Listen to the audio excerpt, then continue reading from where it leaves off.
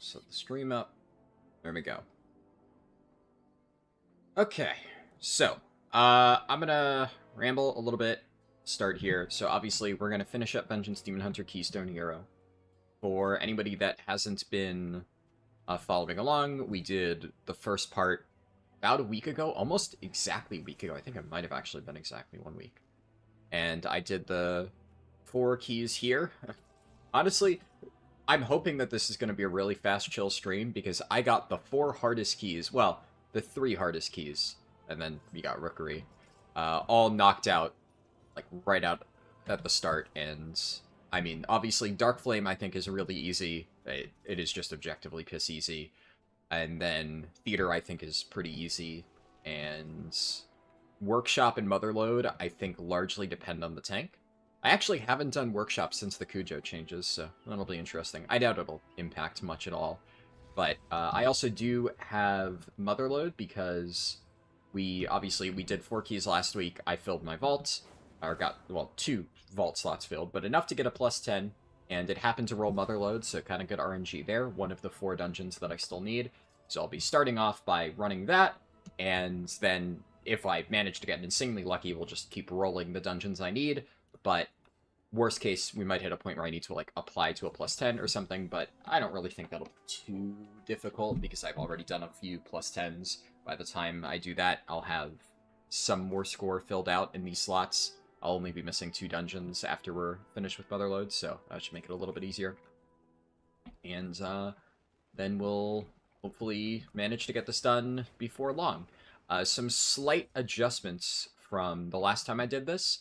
I mentioned on the last stream that I managed to pug normal Gallywix and get this trinket, which was pretty cool. And this is, it's not like an amazing trinket for the levels that I'm doing, because honestly, you don't really need something like Bomb Suit for a +10, really, but it's gonna be nice to have, and my other trinket was just kind of shit, so anything is better. If anything, this just makes the dungeons even freer. And I did finally manage to get a better than average Delve Trinket Funhouse Lens, so this will just be nice to have. Obviously, you know, most people probably know that this is just a pretty good trinket, so I will be running this one instead of whatever I was using before, which I don't even remember what it was. So the main issue I had here was with trinkets, and that's fixed, basically. Also, I thought about crafting something, because I have now 99 Gilded Crests on this character, and there is another Spark. And I thought, like, well, I could technically make Myth-Track boots, but this kind of brings me to another problem that I have right now, just in general, which is the new event that they announced just has 100% murdered my motivation to do the rest of this challenge right this moment. Largely because of the crafting stuff. The Dinar stuff is cool.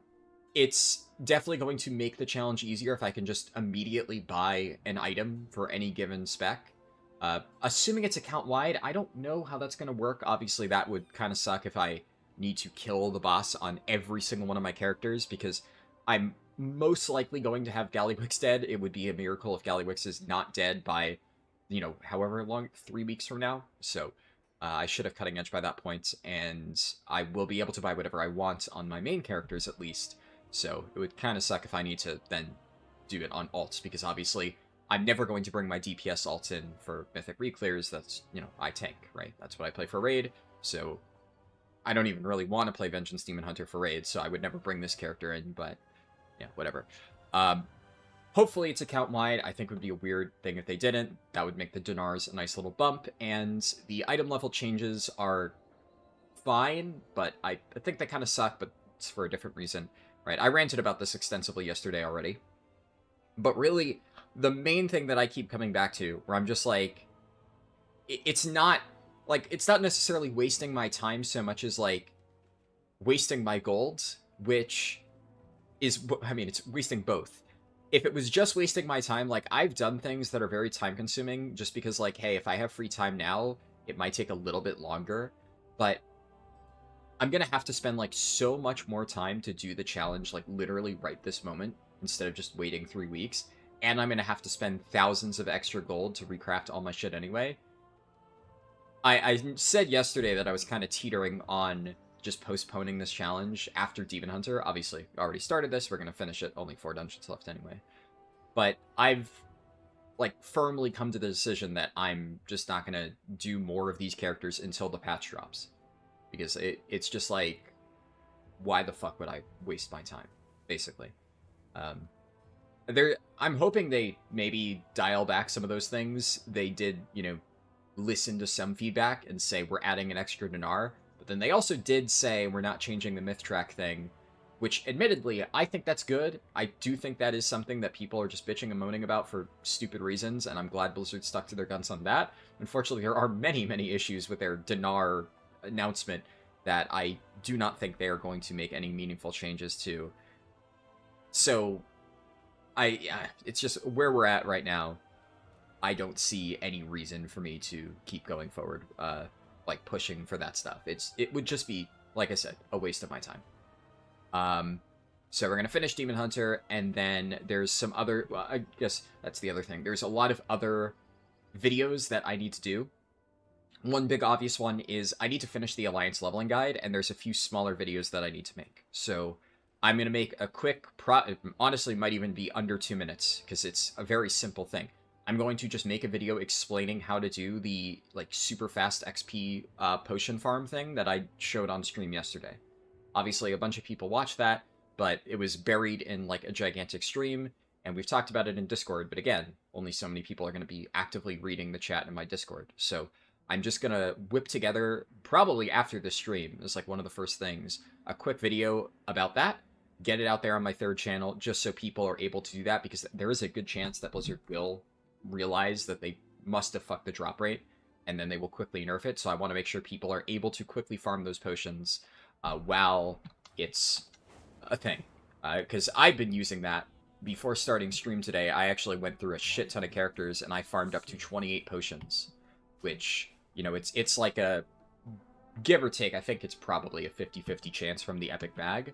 So I have like 30-something characters, and I did that across like the past 2 days. I've gotten a bunch of potions from doing that. So I'm already set for like all the runs that I need to do over the next week. But I'm probably going to continue farming that because I would like to have a healthy stockpile before Blizzard inevitably nerfs it, because they always nerf efficient farming shit like that. So that is like a very high priority for me. It was either I do that like right now, or I do that later tonight, and I figure I'll do the Vengeance Demon Hunter thing at a normal time, and then we'll finish the video later. But the end result of that is I'm probably not going to be doing a super long stream today. We're going to finish Vengeance, and then that's it.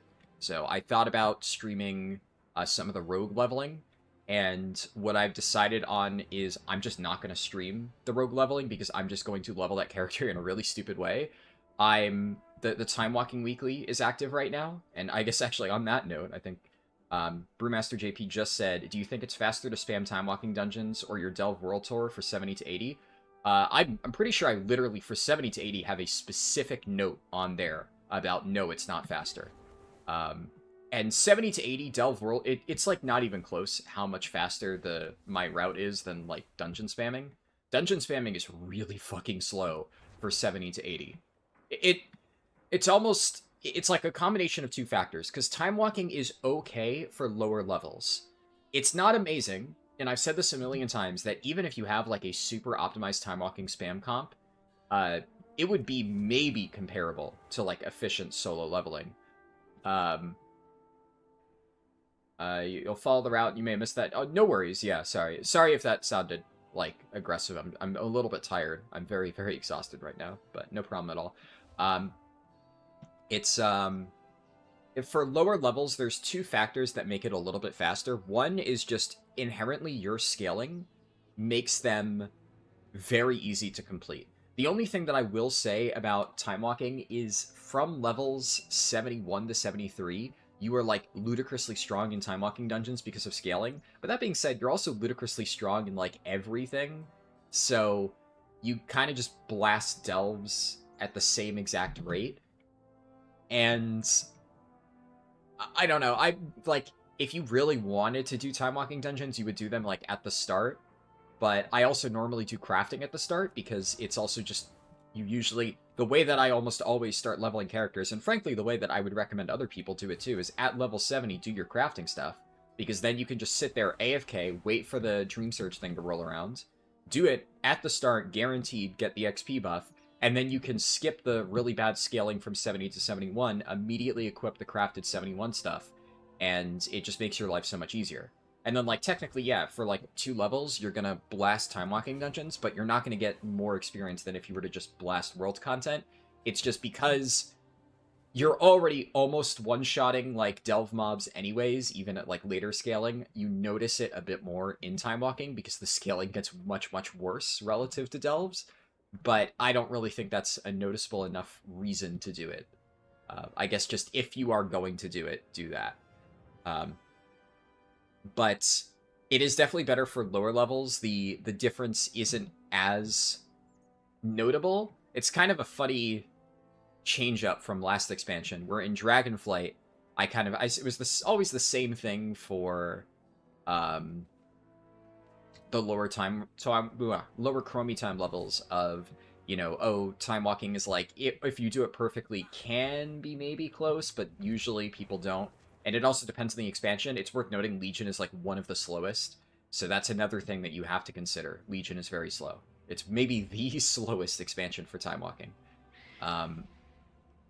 So that usually ends up being a bit slower than chromie time, but not abysmal. And like back in Dragonflight, I would say time walking was actually competitive with Dragonflight leveling, just because Dragonflight leveling was like kind of shit, because you were so reliant on getting good Dream Surge RNG, and even then the zones were like so sluggish.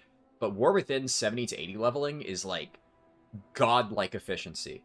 It's the first expansion in a while that I'm like, when this rotates into chromie time, this might have potential to shake up the route. Because when Shadowlands ended, people were like, are you going to change the chromie time route? Nope. When Dragonflight ended, people are like, is this going to change the chromie time route? Nope. There's like no real consideration for that. The only potential Dragonflight consideration is small sections of Azure Span for Alliance specifically, because Horde's route is hyper-optimized. Alliance just doesn't have as many amazing zones.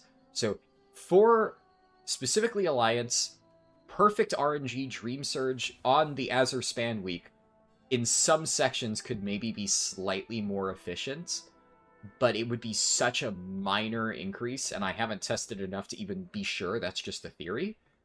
That's the only thing that would even potentially be worth it. It's just there were sections of that were genuinely efficient.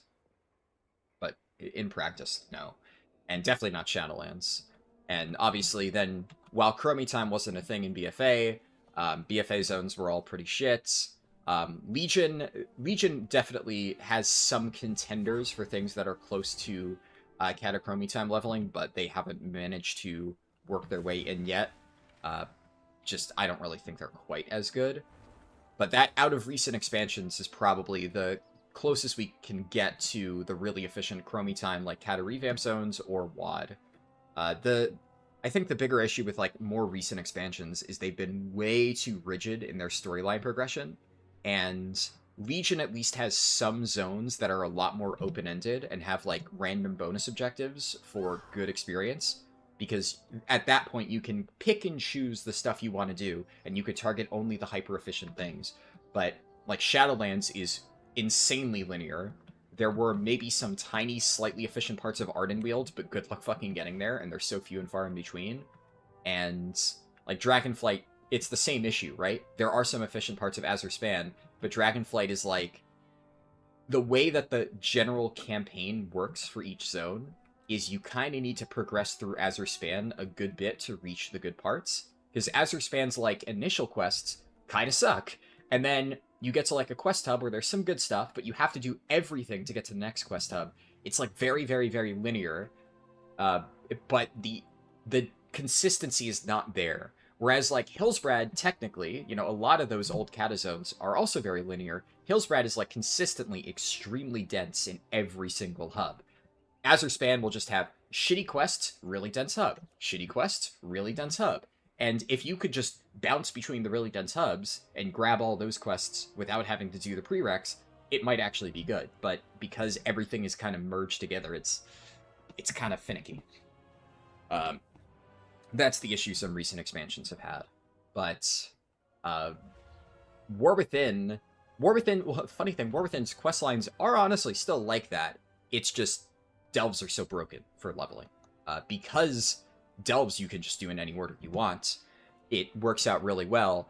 And Isle of Dorn is interesting in that most of the good Isle of Dorn hubs are not connected directly to the campaign, which is one of the main reasons why Isle of Dorn ends up being so good. The campaign in Isle of Dorn is, like, very light and just kind of takes you through a few parts, and then there's just these random, completely disconnected, super dense quest hubs, which is why it's so good. Azure Span felt kind of like that, except a lot of those dense quest hubs needed to be unlocked by progressing the campaign. Iskara is a great example of that. Iskara is a fantastic, super quest-dense hub, but a lot of it is locked behind the campaign.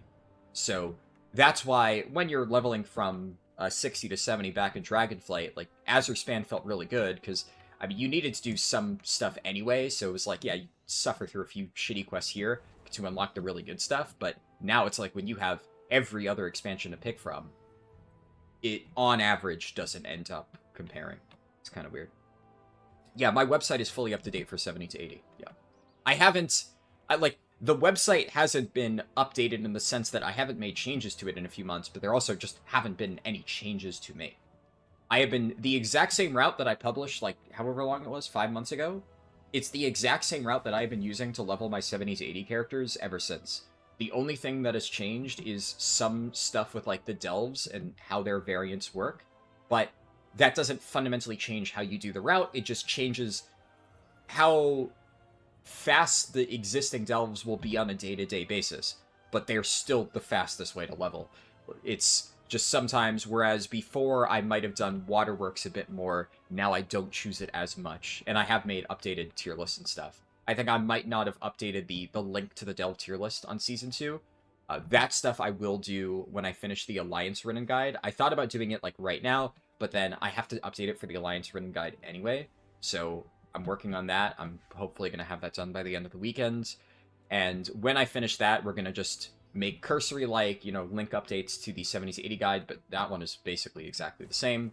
Some very minor updates to both the Horde and Alliance guide, mostly wording changes. The route hasn't changed, but, like, clarification stuff. And then obviously update the video guide links and stuff. And yeah, no problem. Glad I was able to help you with that.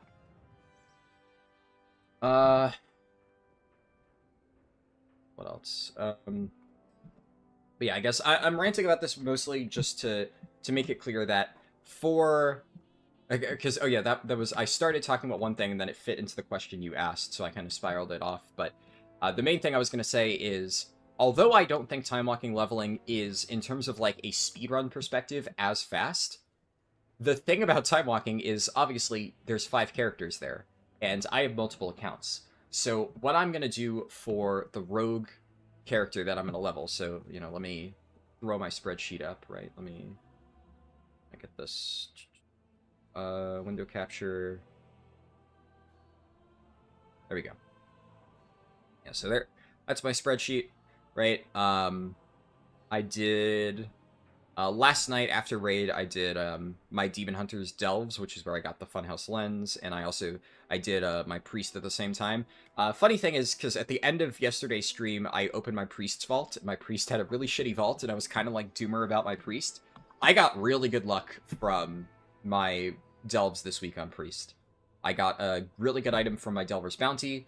It was one of the 2 slots I was missing, and then the other slot that I was missing a champion track piece in, I got out of one of those things, and then I got some, like, other good slight side grades, like I got a socketed item in, I think it was belt, socketed belt or something.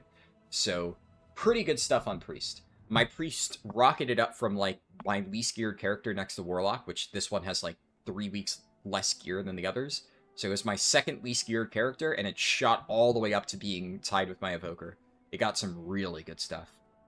So Priest is actually in a pretty solid spot, though it doesn't matter a lot because I'm gonna do the challenge later on, regardless. But what was I gonna say? Yeah, so the Rogue is the last character that we need for all classes to just have it leveled up. So I want to get that done ASAP because especially with the Nightfall scenario being a thing, if you haven't done the Nightfall scenario, I didn't make a video on this and I probably won't because it's like there's not really a lot to talk about, but it is very good for catch-up stuff. It's like super bare bones, but it is like loaded with catch-up gear. Though the weird thing about it is it's loaded with like low tier catch-up gear, so if you're doing it on your main character, you're really not going to get a lot from it, but you get shit tons of warband stuff. So it's perfect for people like me who are gearing up a lot of different characters because effectively by doing this on like 10 characters, I will get enough gear to fully kit out a character of my choice in veteran items. That's like very, very, very powerful. So for my purposes, it's an absolutely cracked event for the stuff that I've been doing. And I want to make sure that I start doing that now. The main advantage of it is you get the token from doing the weekly quest, which I think I mentioned that people were reporting it was once per account. That apparently was a bug. It is once per character. So every single week on each character, you can get a token to eventually buy something from like the vendor. So the way that I'm going to go about it on my rogue is I'm going to get this character to level 80. I'm going to do the Nightfall event. I'm not going to spend my token. And then I'm just going to keep doing the weekly and doing my delves and stuff every week. And then 3 weeks later, whenever the event rolls around, if, you know, I decide to do my rogue at some point around then, if I'm missing any slots from delves, I can just target individual slots with those Nightfall tokens, and then I will be full champion track, like, with mixed of hero and stuff. And this character will go, like, from virtually 0 gear all the way up to, like, mix of champion hero in no time at all. No play time at all. Obviously, I'm going to have to play it over the course of multiple weeks, but I will be only doing, like, 10 minutes worth of weekly stuff every week. I guess 10 minutes per thing, like 10 minutes per delve, 10 minutes per thing. So it would be like maybe I play the character for 2 hours a week and get like an insane amount of gear in that playtime. And that's how I've been approaching this challenge like as a whole.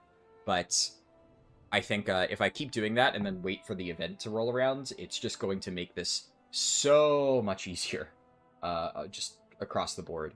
So I'm gonna go with that for the challenge. And because of that, I should note, main reason I did this is the Time Walking Weekly is up. Obviously, we just talked about that, right? So if I look at my quests, where is it? I know it's not showing on my whatever quest, but yeah, Fell Path Through Time. So the 5 Time Walking Dungeons thing is up. You can do this. You can get a piece of gear from the raid. And obviously this is nice because it can be like a trinket that I wouldn't really be able to get otherwise, because obviously I can get really good item level gear on all of these characters, but I can't realistically get something like House of Cards, Eye of Kazan without trying to pug normal, and I don't really want to try and take these characters into the raid before I've like learned them. I've talked about this before, but people have asked like, why don't you try and do 1+10 key on each of these characters or something like that. The part of the point of this challenge, if I'm gonna stream it, is to show the learning process, right? Like, I made a lot of mistakes on BM Hunter when I first started playing it, but then over time, I figured it out more, because that was a spec that I just hadn't really played. So something like Fire Mage, I'm very unfamiliar with Fire Mage. I only played it briefly, like, way back in Nyalotha, and even then, I wasn't, like, amazing at it. I was, like, okay. But it's not a spec that I'm super familiar with. I don't know how it plays now very much. Obviously, I played it for leveling, but I haven't played it at endgame.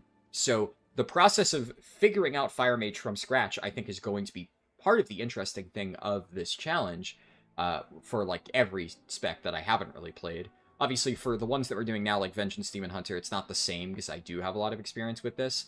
But for ones like that, I don't want to, like, learn them off-stream and then start, like, farming +10s, and then by the time we get around to the challenge, I only need, like, a few more dungeons. Like, kind of defeats the purpose if, like, all of the interesting stuff is not actually streamed. So, yeah, I can't really, outside of things like the time-walking thing, which I'm not really playing the character, the way that I do that is I take one of my main characters, so let's say my Demon Hunter, which I already know how to play, I group up with my alt account character, so my mage is on this account, so that I wouldn't be able to do, but like my priest, for instance. My priest is on my second account. It's not on the same account as my demon hunter. So I could invite my priest to a group, and then I could invite like my other alt accounts to a group.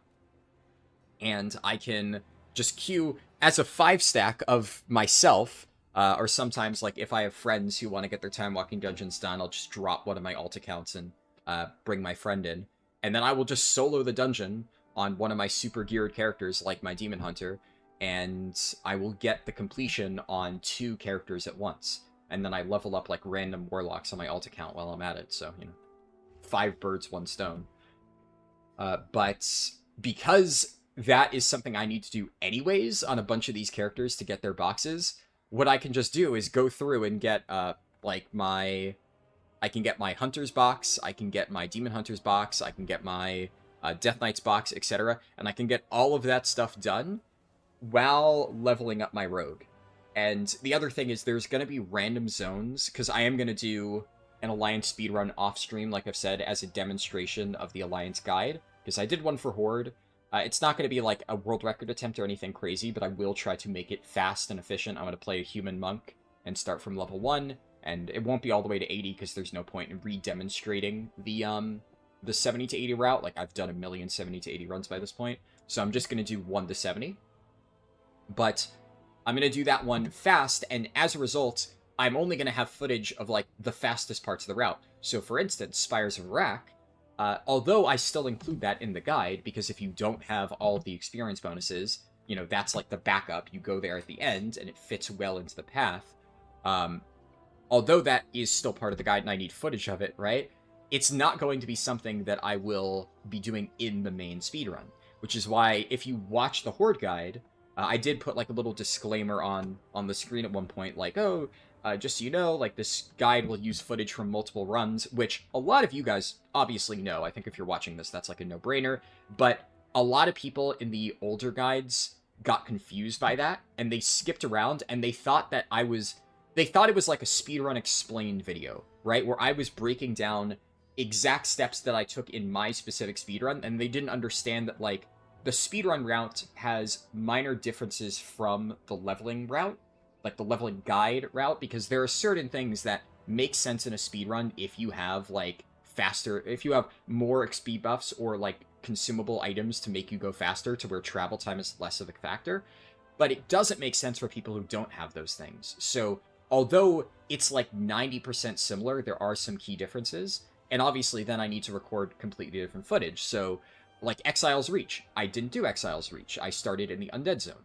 So I had to take footage of a run where I did Exile's Reach, but it was like a completely different character. Something like that. So, as part of the leveling the Rogue, I'm just going to level the Rogue through Spires of Iraq, just so that I can record that, and then use that footage in the Alliance guide. So that way I at least have Alliance Spires of Iraq footage, because the last time I've done Spires of Iraq on Alliance was my Affliction Warlock from, like, Dragonflight Beta, which was 3 years ago or something. So, like, technically I could take that footage, but it's so old that I'd rather just, spend the 30 minutes required to record, like, another run of that. It's not that hard.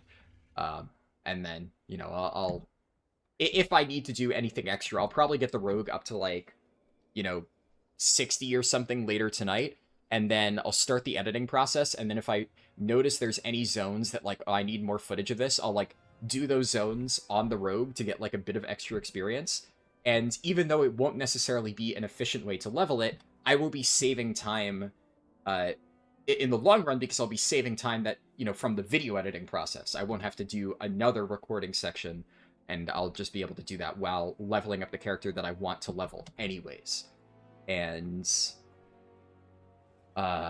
then hopefully I'll have everything I need to get the Alliance guide done. And I should note, that's probably going to take me the better part of the next 2 days, so I don't really have anything major plans for, like, streams or whatever for the next 2 days, because I'm just going to be in Adobe Premiere grinding away at that video. I might, on Sunday, because I do plan, like, tomorrow to do the Alliance run, so on Sunday I might have the speedrun posted. I don't think I'm going to post the Alliance speedrun on the main channel. Normally, for, like, somewhat efficient speedruns, I would post them on the main channel. The only reason I don't want to is because it's gonna be, like, around the exact same time as the leveling guide, and it's, like, the whole algorithm thing. I want to give the leveling guide room to breathe. I want to make sure the YouTube algorithms are recommending the guides and not, like, the random demonstration speedrun. So I'll probably chuck that up on the third channel. That way, at least, you know, it has its own area on YouTube, and I can still reference it in the guides and stuff like that. But not going to be doing too many crazy things after we finish this and before I upload the Alliance Guide, because that is, like, #1 prio. The only other small thing that I'm going to do is pretty much, like I said earlier, the moment that I'm done with this, I'm going to work on a very short video explaining how to, like, quickly farm the 10% XP pots, because that is, like, very, very, very simple to explain, and I want to make sure you guys have access to that info. So I'm just going to throw together a very quick video saying, like, do this now. And I thought about doing that last night, but I was also very tired. And another thing, I like to wait until Friday or Saturday to post those videos, because guess what Blizzard tends to not do over the weekend? Emergency hotfixes for fun detected shit like that. They will do, like, emergency hotfixes for absolutely earth-shattering things, but an example is, like, the broken questline in Thaldraszus back in Dragonflight, for anybody who remembers that, where somebody discovered that, shared it with me, and then I made a video about how you get, like, 3 levels in 5 minutes or however much it was by doing that questline. It was, like, ludicrously fast. And then Blizzard nerfed that in, like, 3 days. But I posted the video, like, late in the evening on a Friday. It lasted the weekend, and then, like, first thing Monday, Blizzard nerfed it. But at least it lasted 3 days. So generally, that's, like, a safe bet to give people some time to do those fun detected strategies before it gets completely gutted. The 20% XP buff is probably not enough to skip the War Within quest you do before doing Delves, right? Without craft XP.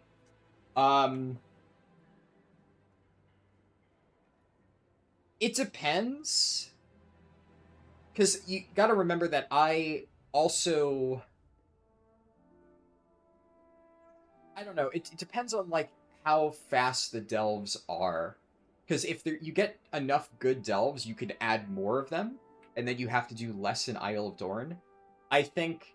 Honestly, I would say it is, but I think it's less to do with the XP buff itself, and more to do with, like, because of the way that delves have changed, I think that right now, if I were to do the run again, the difference would be extremely marginal, but I would probably do less. I might drop the entire Isle of Dorn campaign for those, like, ludicrously fast speedruns, and I might just do, like, one extra delve and, like, another side quest hub in Isle of Dorn to make up for it than I did, like, in my 1 hour, 5 minute run.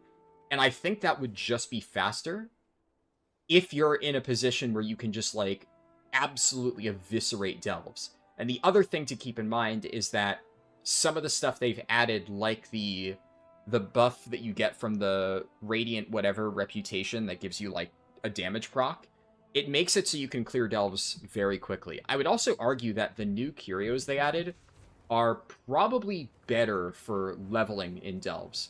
Honestly, they're probably better across the board. Because what were we using last season? We had the Arrowhead Idol, which is, like, kind of just did nothing.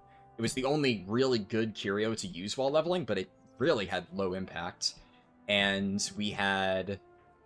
I think I was using the one that gave you a bit of haste and out-of-combat movement speed, but it wasn't, like, that good, and you weren't benefiting from the movement speed a lot, because a lot of times you were just chain pulling regardless. So it was fine, but they were very low impact. And now, for delves, we have... what's it called? The grenade is just good single target, so Brand's just randomly going to kill stuff for you. And the big one is the biofuel rocket gear, because if you're chain pulling delves, you can get, like, a ridiculous stacking bonus of this and just blitz through the delve. So I would say that delves as a whole are probably even faster if you are, like, very geared and making use of this, because this gets better the better you are at delves. The quicker you are killing mobs, the more you're able to just ramp this up quickly to its maximum stacks and just cruise to the end.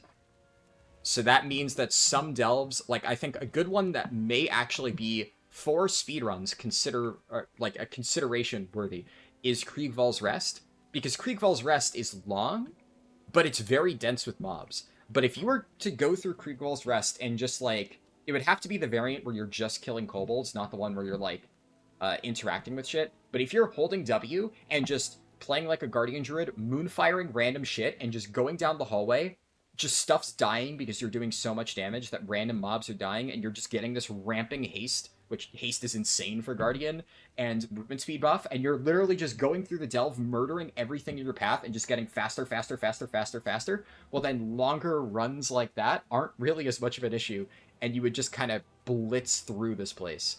So, for speed runs, yeah, something like this honestly might end up being better.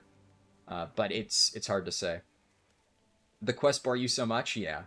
Honestly, I just kind of like doing delves. Even though Krieg Falls is like a little bit of an annoying delve, I agree that like when you are insanely overpowered, it's kind of good. Another thing to consider that I'm pretty sure this is a recent change, that I don't think it worked like this at the start of the expansion, though I could be wrong. Maybe it always worked like this and we only just noticed. But a lot of people have pointed out to me that delve gear you get while leveling, it might be bugged, maybe not. It works like an heirloom. Delve gear item level from the leveling delves scales with you as you level up.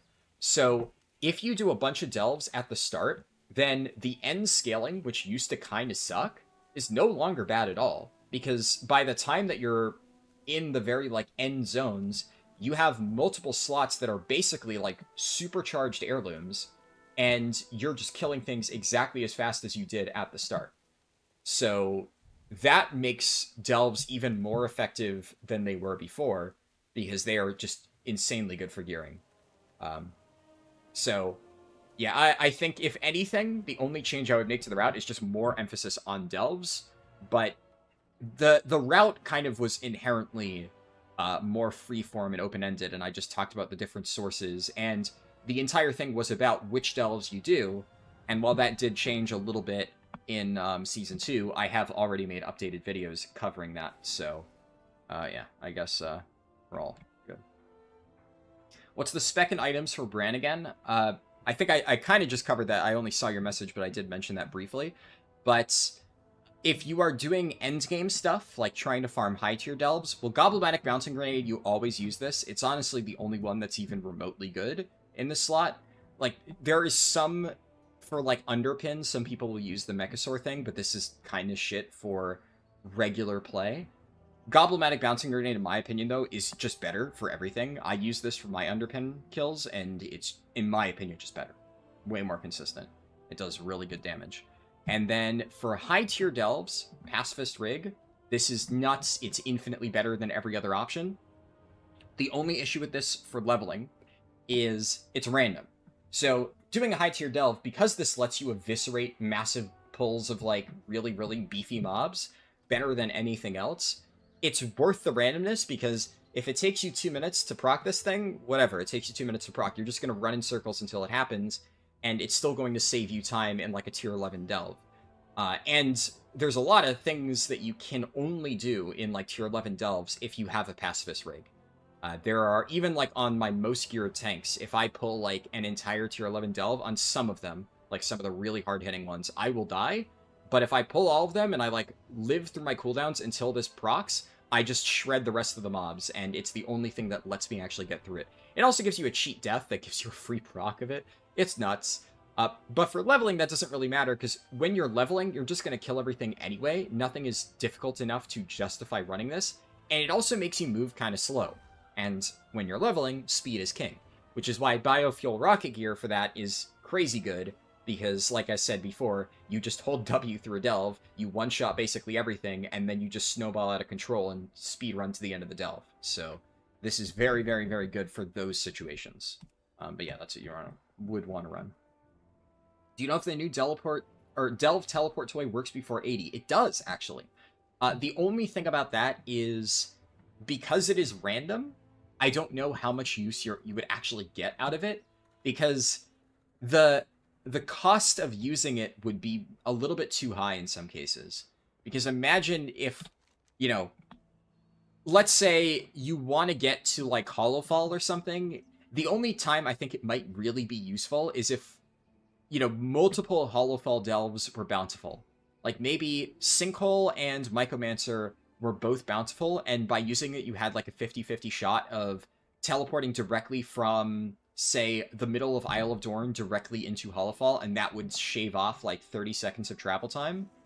But then there's also a chance that it takes you honestly, I don't know if you would ever want to use it while you're in, or while Side Street is active, because I don't know how that would work, but I think if on a leveling character you get taken here, it would be a real slog to get back out, and you would lose so much time from that. So you would maybe only want to do that if Excavation Site 9 was active, because in worst case you get taken here, but then you have to fly all the way out. This is like bumfuck middle of nowhere. So that would kind of suck. That's always going to be like a 1 out of 4 chance to get fucked over. And then, you know, it maybe if you're trying to get to Hollowfell, if it takes you to like Underkeep or something, then again, bumfuck Egypt, that kind of sucks. Like today, if I were to use it, honestly, it wouldn't be terrible, because like Waterworks I usually do, so I don't know what the variants are today, I haven't checked, but let's say I wanted to do Talkrathon or Waterworks, and I just finished up doing something, and like, let's say I'm in... Rambleshire is a bad example, because at that point, if you wanted to do Waterworks, you would just go here. But maybe I'm in Rambleshire, I finished the quest here, because they're very good. I use the Delve Toy. If it takes me to Waterworks, I save 15 seconds, cool. If it takes me to Talkrathon or Underkeep, then I fly from Underkeep to Talkrathon, and I save, like, a few seconds from traveling there, and then I just kind of do the route in reverse order. So there's, like, potential there, but it is a very finicky thing to use, because it is completely random. You don't get to choose where you go. What spec do you put Bran on if you're DPS? Always Healer Bran. I would never recommend using Tank Bran if you're not healing. It can work. People have said, oh, I do it, and it works fine. It will never be more effective than just using Healer Bran and just killing stuff. So. Let's see. Yeah, that's what I recommend. You love that they made a curio that highlights the misplaced curios, which are already highlighted. I will say, credit where it's due, it's not as bad of a curio as you may think. I have actually used this. I actually used Loot Raider a lot before my Bran was max level. These days, I don't bother, because, like, when I was just trying to farm Bran XP, like, for running, like, basic delves, I would run with this because I didn't need Pacifist Rig. And there are some mislaid curiosities that are, like, wedged into a corner and hard to see, and they're guarded by, like, 3 packs of mobs. So, it's like, do I even bother going back there to check if there's a curiosity? Well, if I have this, it will very clearly highlight it. Like, they technically do have a highlight, but this makes it so obvious. There's a big glowing thing that shows if there's a curiosity nearby. So it's not that bad. It also does give you some damage, so it's not, like, complete utility. It's something.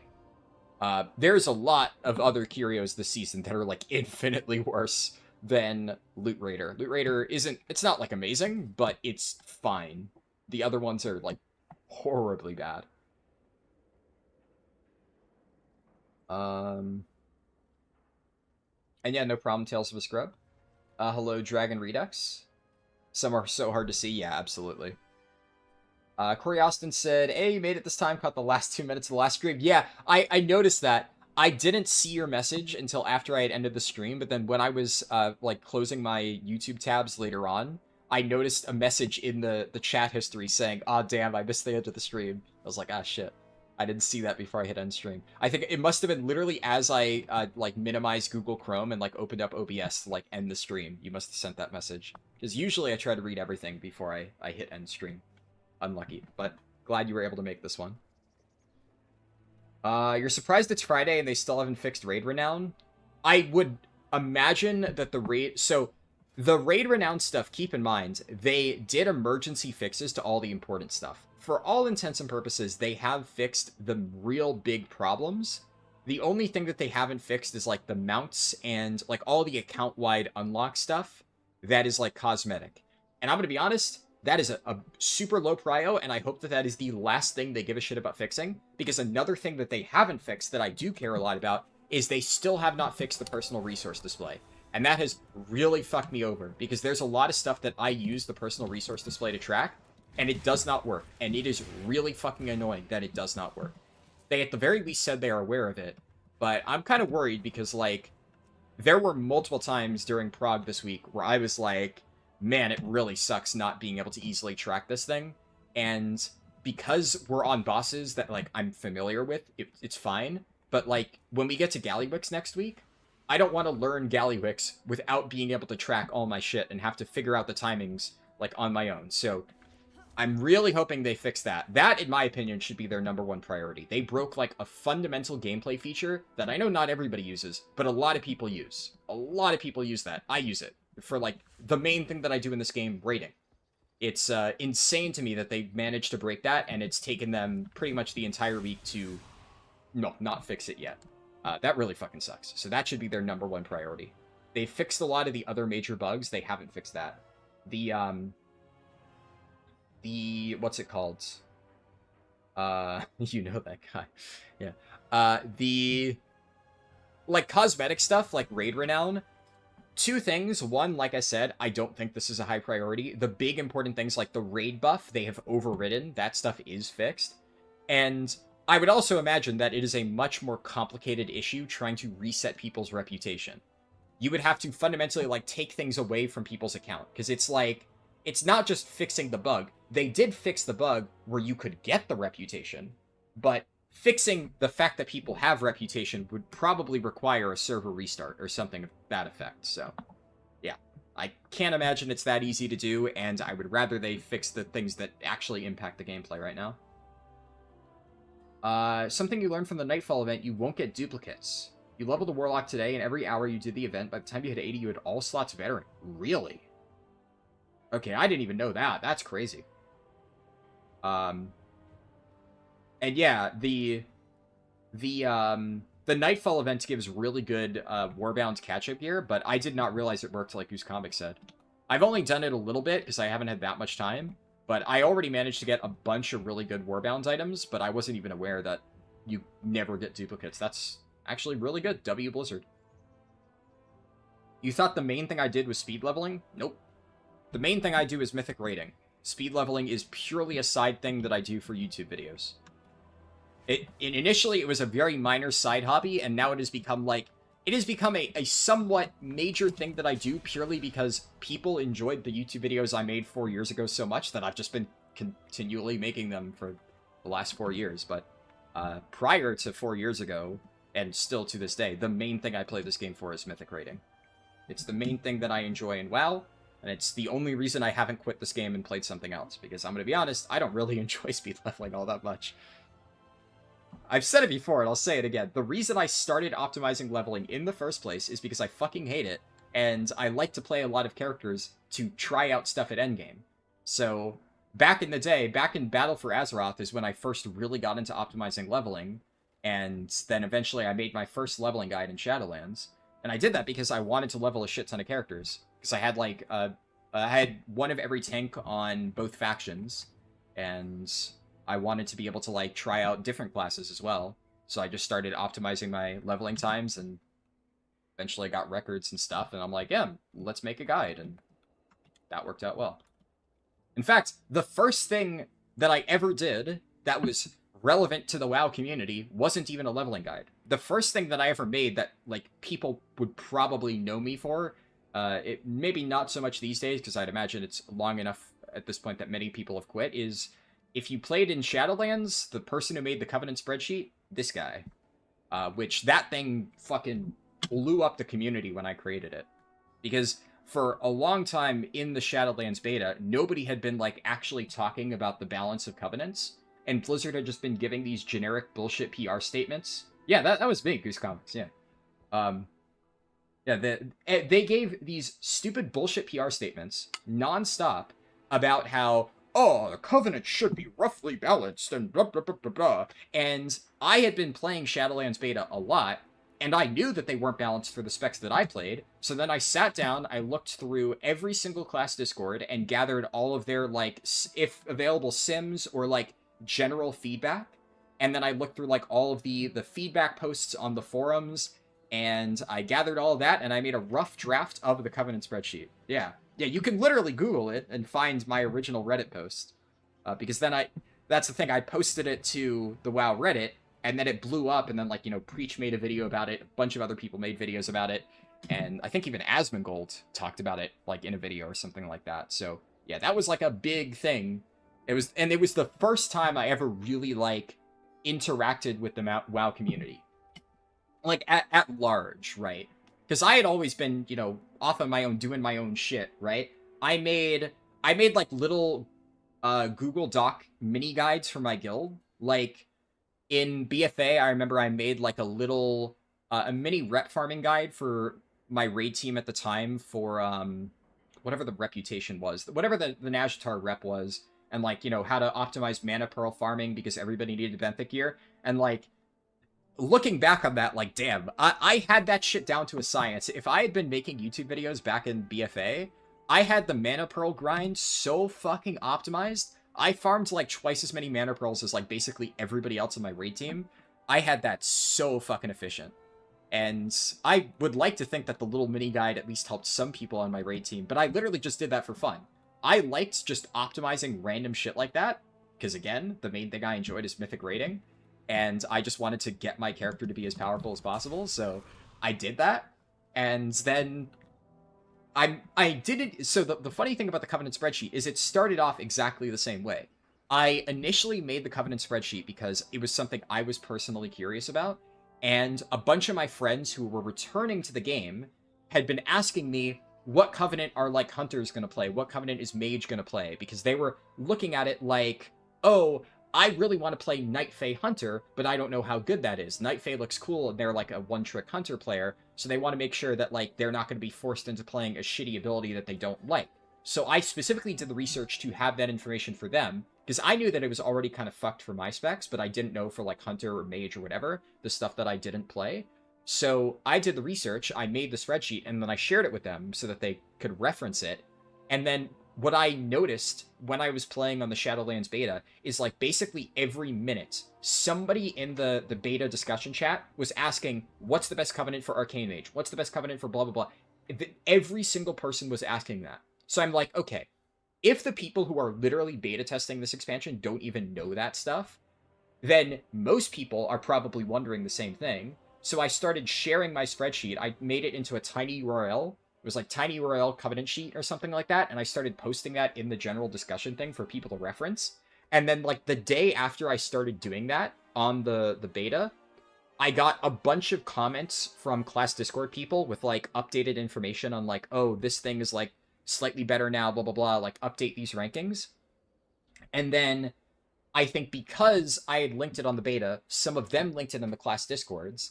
And then from there, it just kind of spread like wildfire. That's when I made my Reddit post. Then it got picked up by YouTubers and shit like that. And that's when it, like, took off.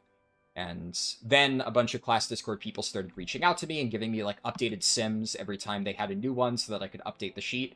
And I worked my ass off to keep that sheet updated all the way up until the release of Shadowlands. And that is, like, a small reason why my channel growth worked the way it did. Now, obviously, my first ever speedrun and my first ever leveling guide, I still think that they were very well done and well researched. I did put a lot of effort into it. But the thing is, most people who start doing stuff on YouTube, like, their first video ever is not going to do well. It's very difficult to get noticed in the algorithm if you have literally no videos ever on your channel. And the other thing is the quality of my video in terms of, like, the editing and the audio and stuff was really not that good. I had to make some major changes to, like, my mic and other recording setups after I really started doing YouTube. But those first two videos that I made took off largely because I linked them on my Covenant spreadsheet. So when I published the video, I had, like, a section on the Covenant spreadsheet. It was like an updated message or whatever. Like, every single day I would update that. And I think when I posted my video, I was like, unrelated to the Covenant stuff, but I got a new speedrun record and I, uploaded it to YouTube. If you want to watch it here. And considering my Covenant spreadsheet had, like, 150 active users every single day, a lot of people checked that out. And then I think after I posted my guide, then I'm guessing somebody from Wowhead who was watching the Covenant sheet because it was being used by the community, saw my guide, then wrote an article about it, and then I made a Reddit post, and then those two things just... That's when my YouTube channel kind of blew up first. Long time ago. That's like the origin story, I guess.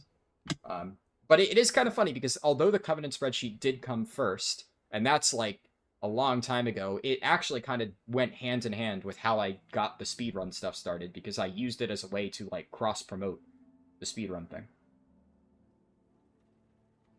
And also, like, at that point, a lot of people already knew me as, like, the guy who made the Covenant spreadsheet, so it's like, okay, well, you've already made this one really helpful, informative guide, I may as well check out your leveling guide, because there's probably a similar level of research in it, so I think that gave me an air of authenticity, right, rather than, like, all of the generic schlop leveling guides you see out there, even though it was the first video I'd ever made.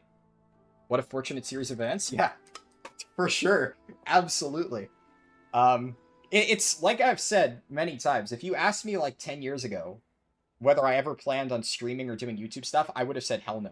I used to never, ever, ever, ever, ever want to do this stuff. I just never even considered it as a possibility.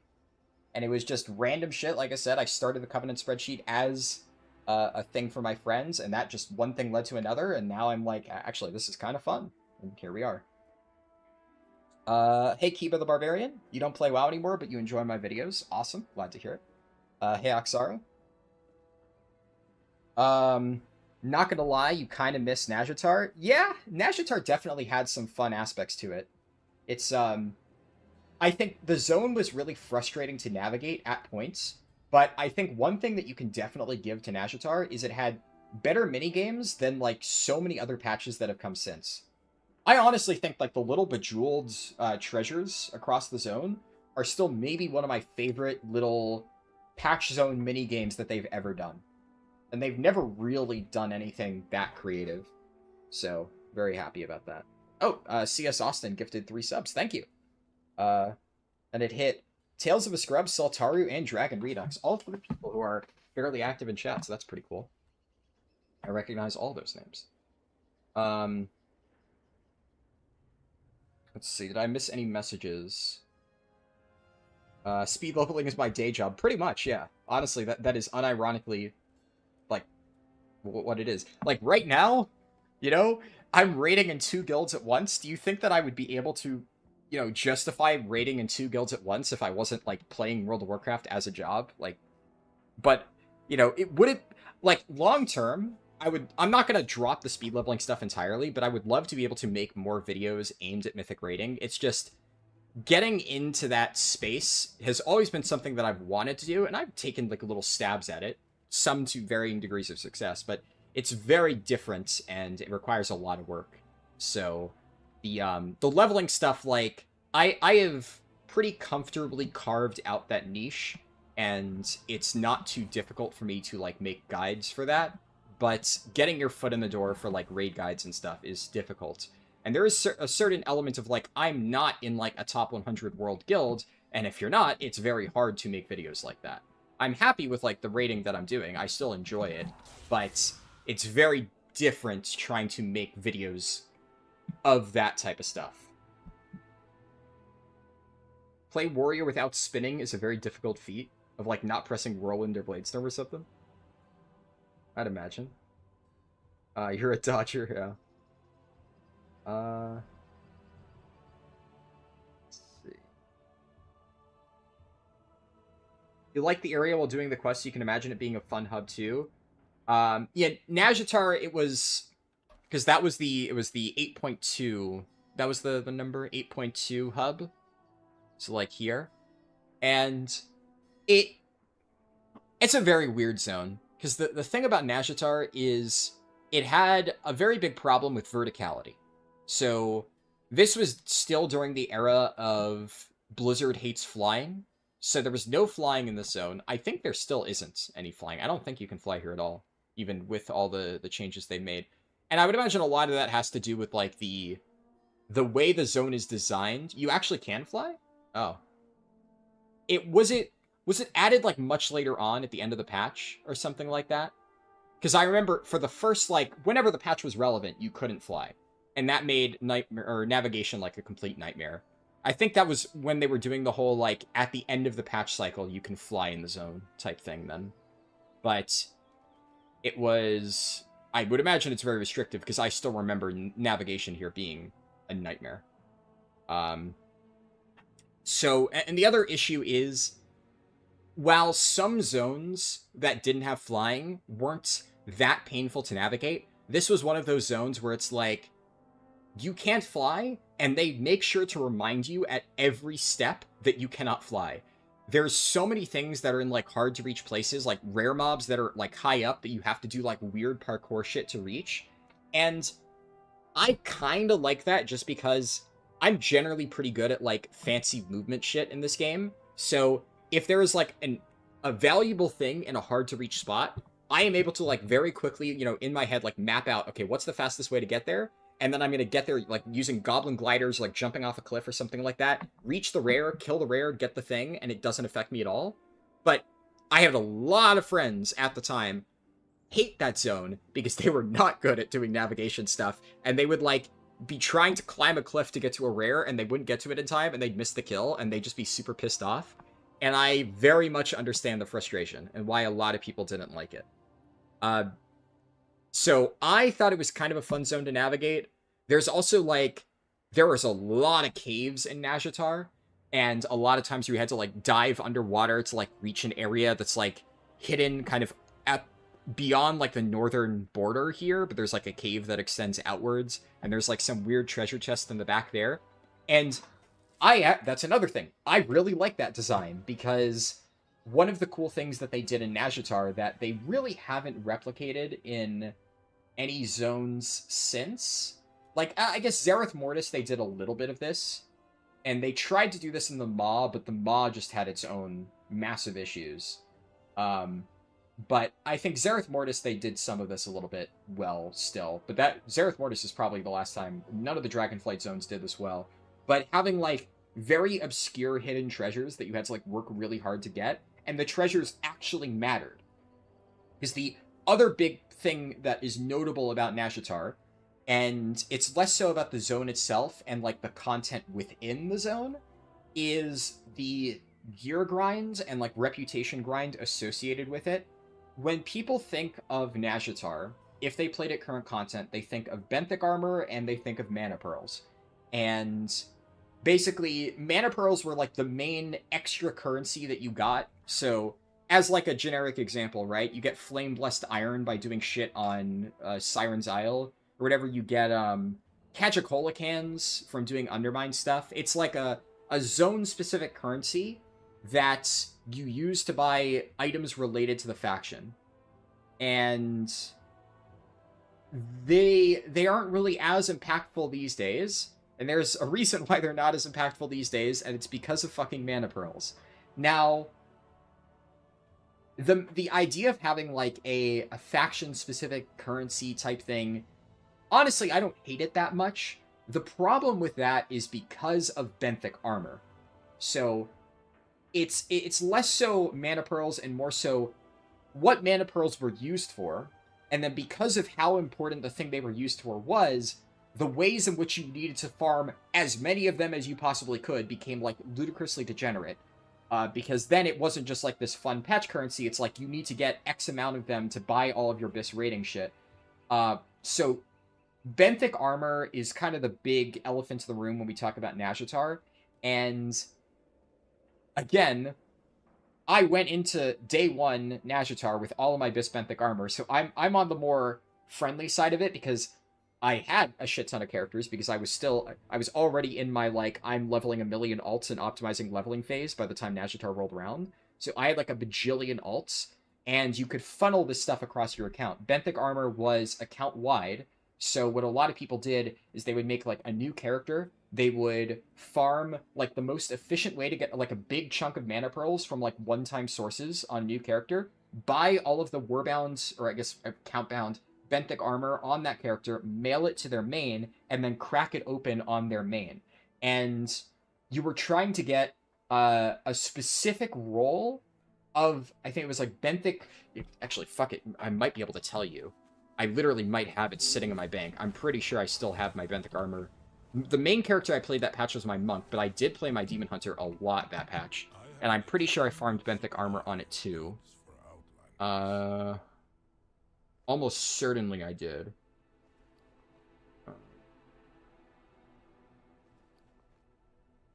Surely I did some stuff back then. Maybe not. I'd recognize the icon if I saw it.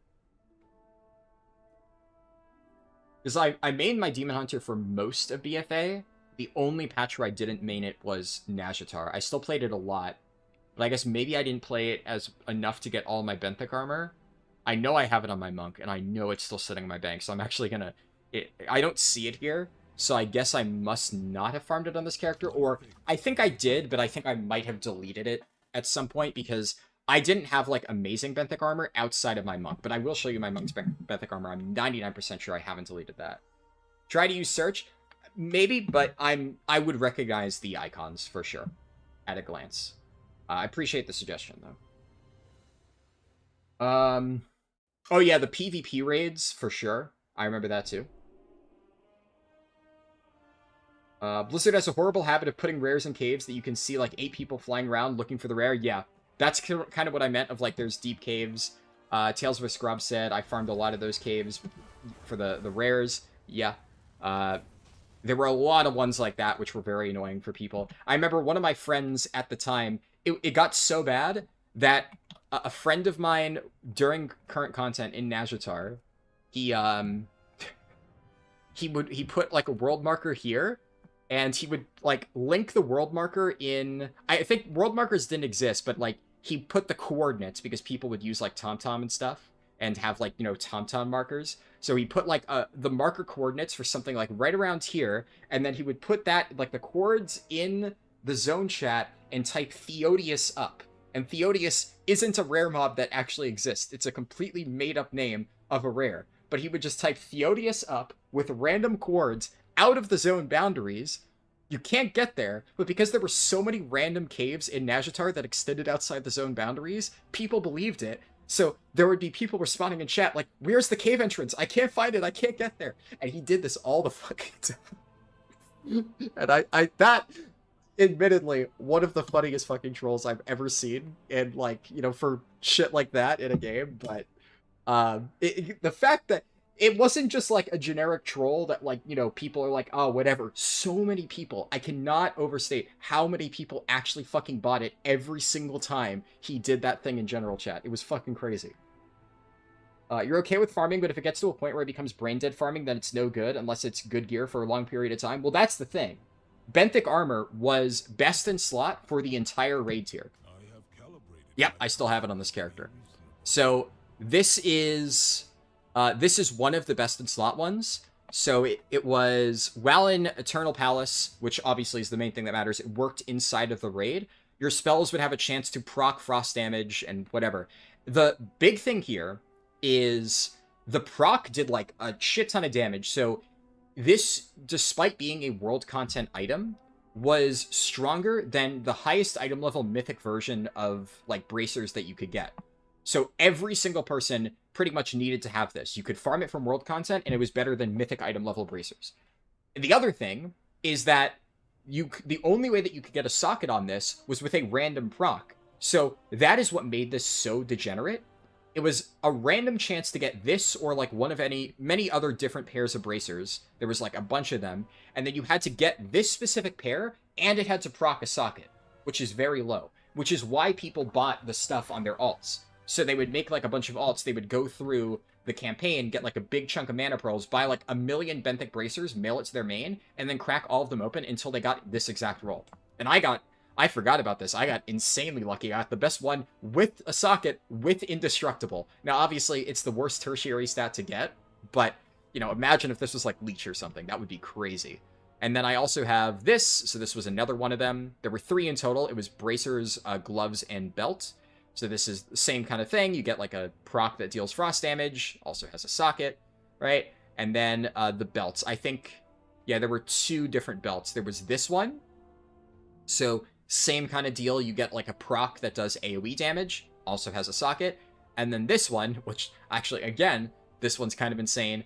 The good one with a socket, and this one I did roll leech, and this is 2% more damage to aberrations. If I remember correctly, I think this was specifically better for Zakul. It's been a while, but I think Zakul...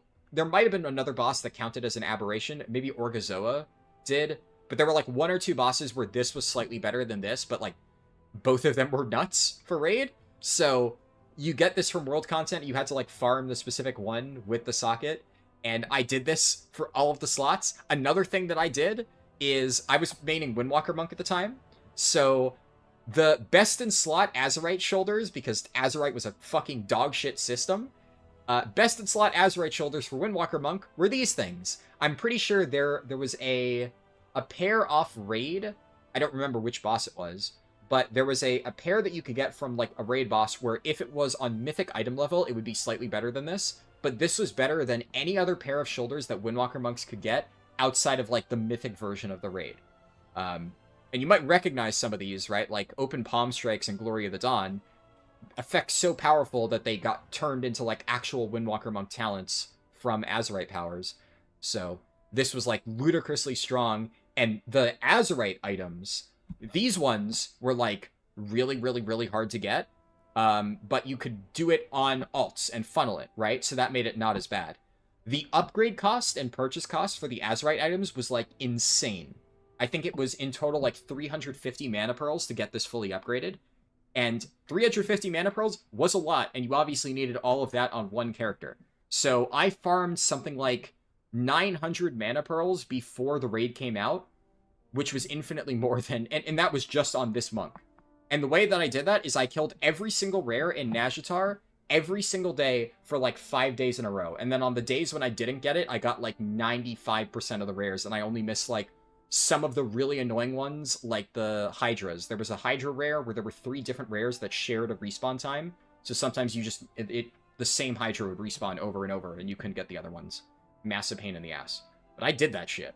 Because I really wanted this, like, best-in-slot Azerite shoulder. Another fun thing, what's it called? The Azerite helmet that dropped off Hard Mode King Mechagon was also best-in-slot for Windwalker Monk. So... that's here. I picked a spec that had 2 of the most AIDS acquisition sources for their best-in-slot Azerite pieces. Most people didn't even bother farming these things. That's how toxic it was, trying to do Hard Mode Mechagon every single week to get this stupid thing to actually have a chance to drop. And then I barely anybody even bothered doing this. Because technically, this was a marginal upgrade over the raid one. So I think most people didn't bother. This one technically was, I remember, much better. But... a lot of people still didn't bother because it was a pain in the ass to do Hard Mode Mechagon. But I actually really liked that boss, so I farmed both of them. And then Windwalker Monk was one of the worst specs of the game, that patch. So I was getting 99 like top 5 world parses, and I was still like 5th overall on damage because my spec fucking sucked. But I had a blast. I love Windwalker Monk. It's always been one of my favorite melee DPS to play. And honestly, it's one of the only melee DPS I've ever progged Mythic with. Just, normally I prog as a tank, so the 2 times that I've progged Mythic on a melee, it's either been Havoc Demon Hunter or Windwalker.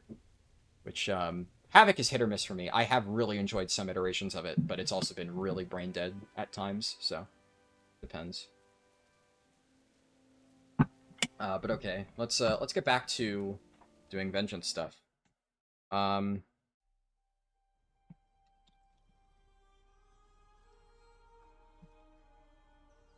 Spawning on Discord real quick.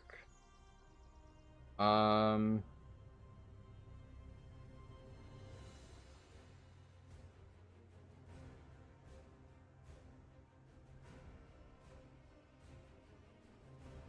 never got your Razor Coral? Yeah, I think I had it on my Monk, but because I primarily played... like, I mained Monk that tier, so I managed to get it current content.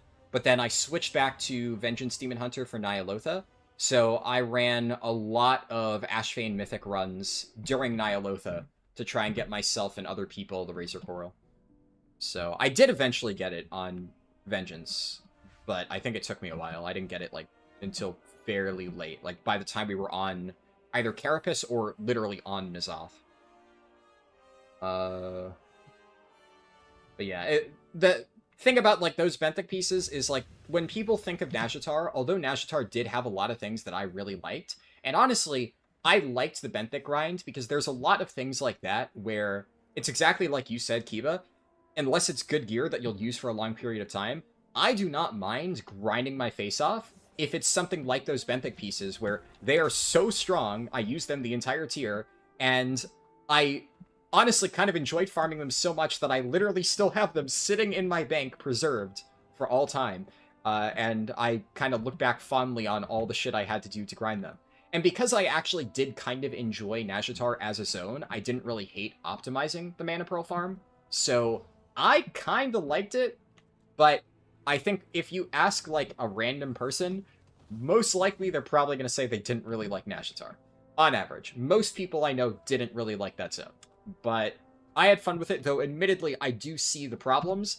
I just know that I am uniquely deranged in a way that I'm able to enjoy zones like Nashitar. And it will also have my eternal respect for introducing me to Bejeweled. Like, obviously I knew about Bejeweled, but playing those Bejeweled minigames, I got, like, so addicted to doing them that I literally just started playing Bejeweled, like, for fun in my free time. And then, when the Honkai Star Rail Bejeweled minigame rolled around, like, last year, I just absolutely shit on every single person at that game, because at this point in time, I am a fucking monster at, like, those Bejeweled games. I've been playing it for so long for fun. And it all started back in Eternal Palace. So that tier has my eternal respect for that reason.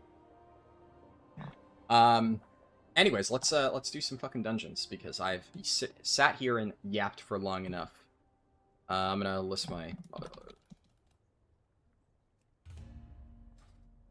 just waiting for them to eventually add Peggle as another minigame. Yeah. I was ranting about something else. I guess to summarize, because I kind of started saying this, but I didn't fully say it. So I'm not gonna do the rogue leveling run on stream because I just want to get the rogue to max level so I can start farming gear for it. And I don't think it's gonna be interesting, but like I said, I will within the next 24 hours be doing an alliance speedrun to use for the guide. And some of the rogue footage will make it into the guide. Then I'm going to get a video out on how to efficiently farm the potions, like ASAP. And then obviously the Alliance leveling guide is my top priority, but I also I want to make a video on generally like what I am doing to gear my characters, because I was gonna make a catch-up gearing guide, like a detailed one, but I'm gonna postpone that because of like the new leveling event, or the new the gearing event. But I want to, in the meantime, like make an unscripted, I sit down and I just talk you through like basically how I've done all of this, right? Like how I've managed to gear all of these characters, the exact steps that I'm using, because it's one of the questions I get asked the most, and I think a lot of people would benefit from, you know, how to navigate all of the different systems in place right now. Anyways, let's start sorting through some of these folks. So, I don't think anybody in the guild's online right now.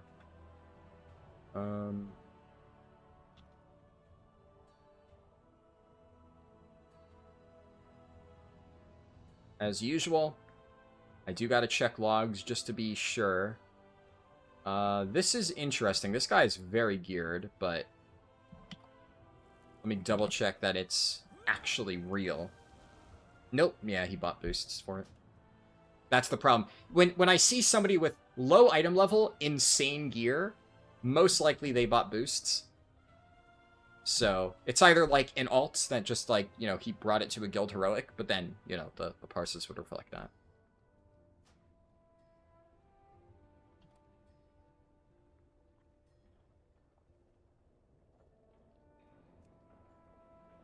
That guy's good. Let's see.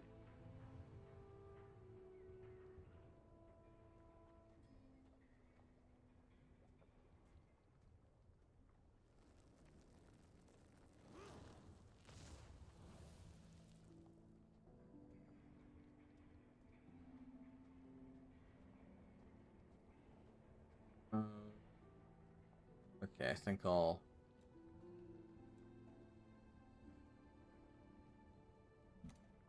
pick out a random, you know, greeting just so that they know I'm a, you know, living, breathing person.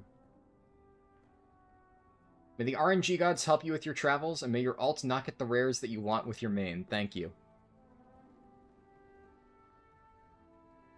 You'll see if you can film another tune getting non-duplicate vet gear if you want for the Nightfall event. Yeah, if you... like, because obviously it's theoretically possible you just got insanely lucky, right? So if you do want to test that just to confirm, it would be good to know. But I will probably test that myself over the weekend regardless. I just haven't had time to mess around with the event a lot.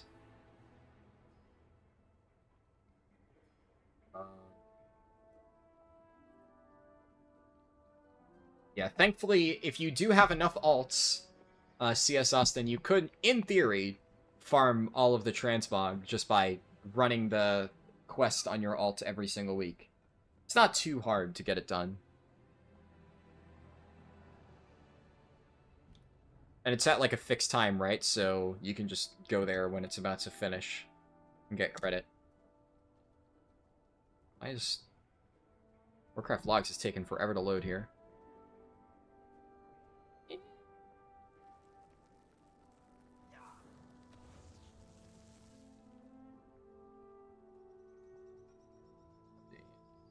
Okay, yeah, fair enough. Oh, shit. Well, that makes my life a lot easier.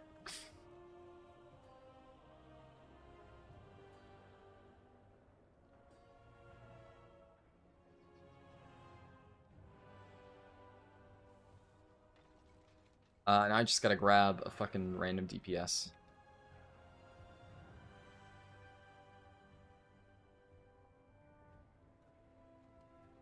Shaman's okay. But, like, emphasis on okay. What do I need? We have a Lust. We have a Battle Res. I don't really want another Shaman.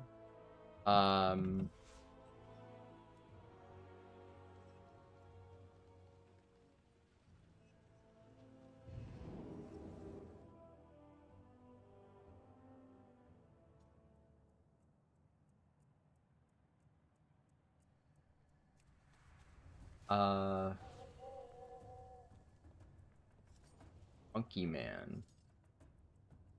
Two potentially good ones. What server? Lightbringer. Yeah, fucking good enough. I could have checked the mage. They seemed potentially good, but I figure the monk buff would be nice.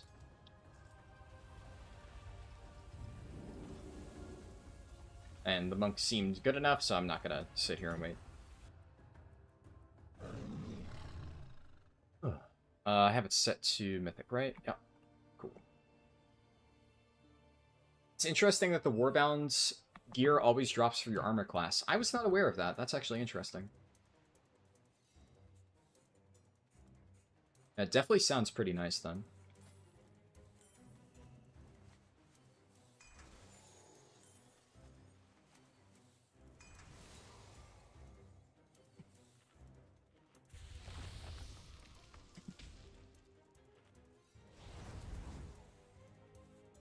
This group seems promising, so I'm just going to drop a feast.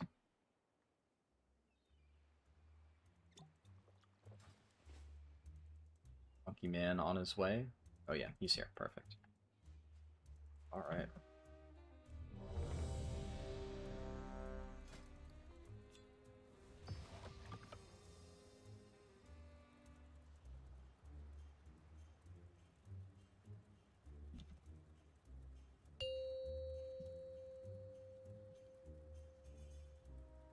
Five, 4, 3, 2, 1.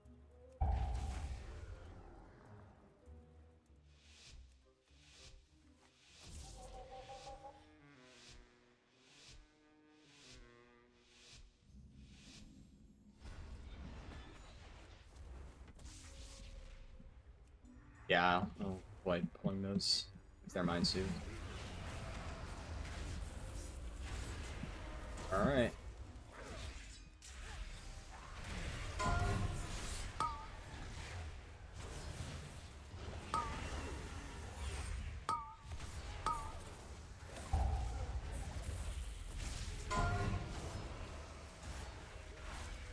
How the hell?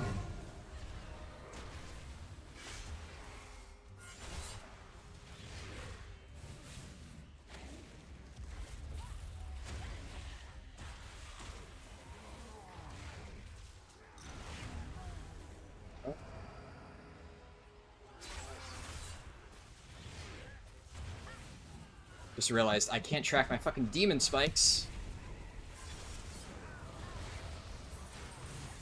Because it's not on my personal resource display. No. Blizzard.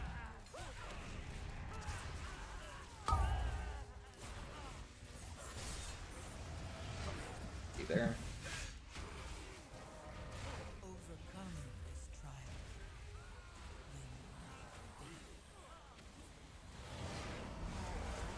Shit, it's that thing this week.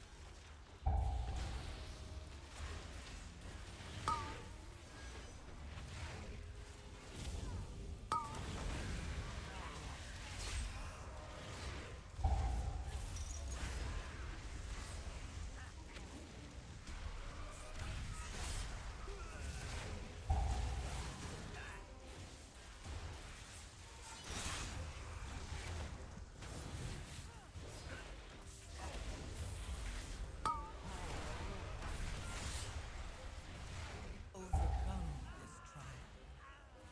Win my fate. Okay, nice. Not getting knocked anywhere bad. Gonna be a little bit unlucky on the pathing, but honestly it should be fine. By the time everybody else gets here, the mob should have pathed back, so... Chill.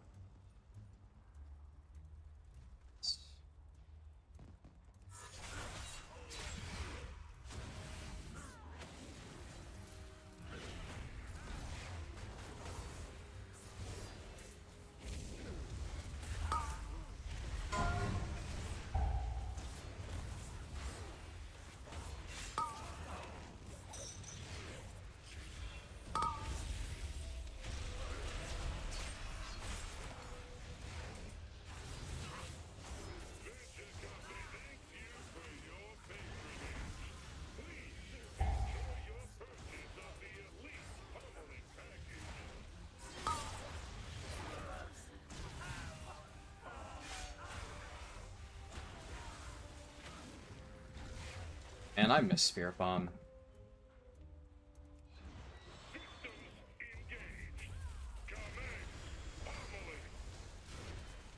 The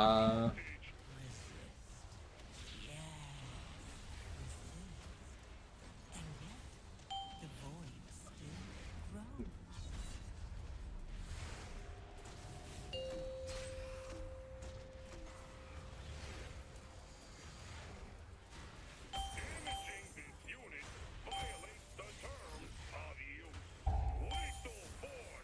That's awkward. What the heck? Oh, we're dead. Oh my god, we're alive? Nope, yeah, second one killed us. Man, what were those? Those were the worst kicks I've ever seen. Oh my god, dude. I'm just gonna reset the boss. We also didn't use Lust. Okay, this is suddenly gone to shit, man. Come on.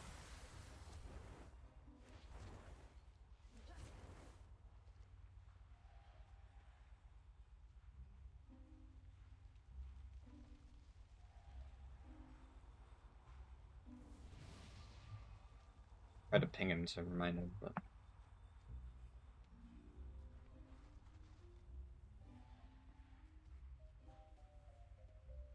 Priest is not thrilled. Don't blame him. That was very bad.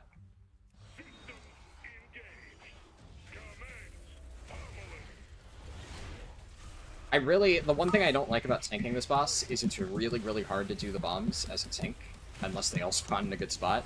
And, a lot of times DPS just don't fucking do the mechanic. And, like there, just somehow decide to yeet them into literally the wrong direction.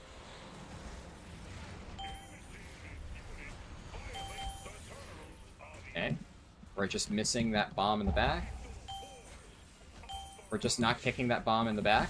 We're just not kicking that bomb in the back. Jesus fucking Christ, dude. Just, what is happening, man? I've never seen everybody in my group just completely ignore the one fucking mechanic of the fucking fight. Holy shit. It's just sitting there, menacingly. They're too afraid to fucking touch it. I'm gonna scream.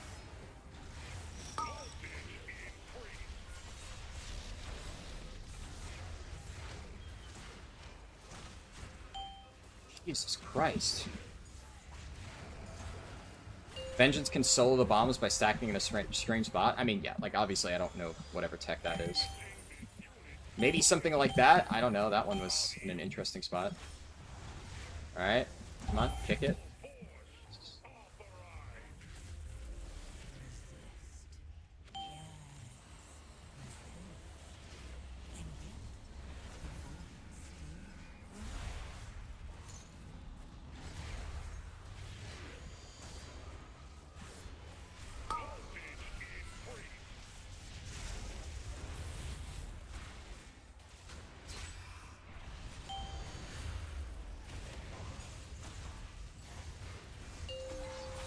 Stay. This time we just focus the boss.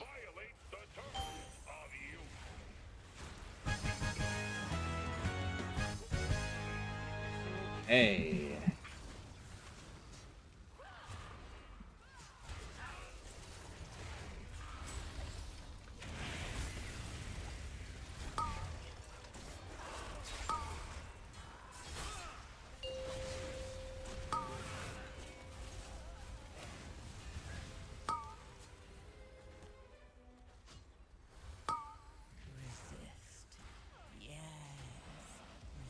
Dude.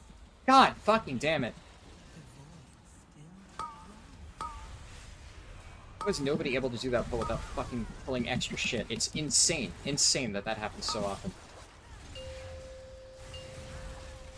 You can't realistically double this pull normally, though, so there's no other way to do it except hope that people just aren't dumb. Or just drag it all the way back at the start and lose, like, ridiculous uptime. But that's, like, so bad. So bad to lose all that uptime. It might just be the only way to consistently do this pull without pugs just chimping out. God, I'm gonna fucking lose it, man.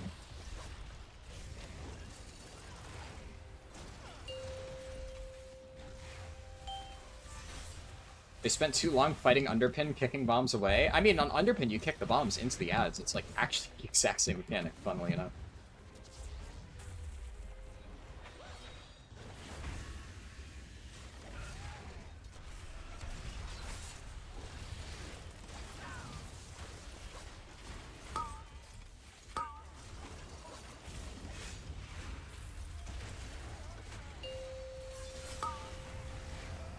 Overcome this trial.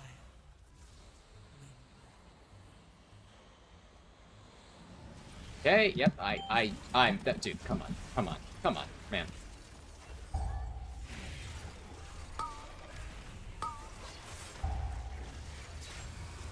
At least I won't need to pull as much on the next area, I guess. They're lighting. And I had, like, the sickest baits ever. Fucking Demon Hunter gliding over the fucking abyss. I made it so easy. Literally took one chunk of the circles out of the equation. Infinitely less to dodge.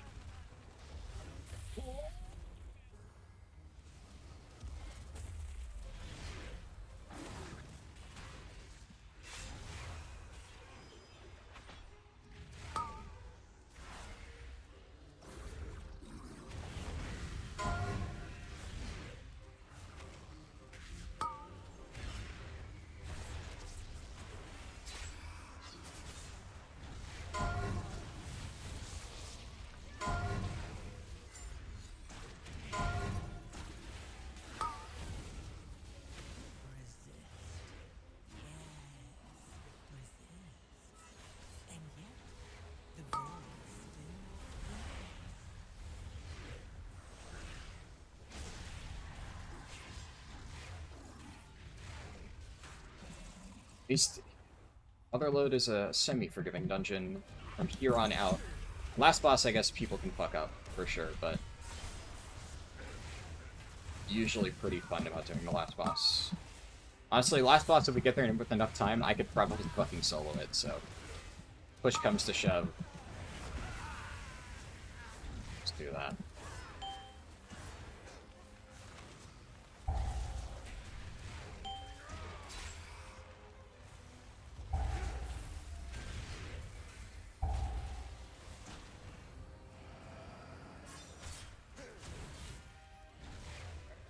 Hope that somebody doesn't face check the boss before we're ready to pull.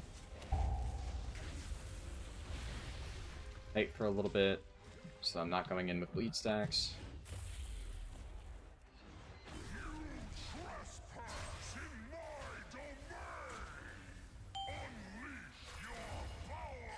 I got one of them.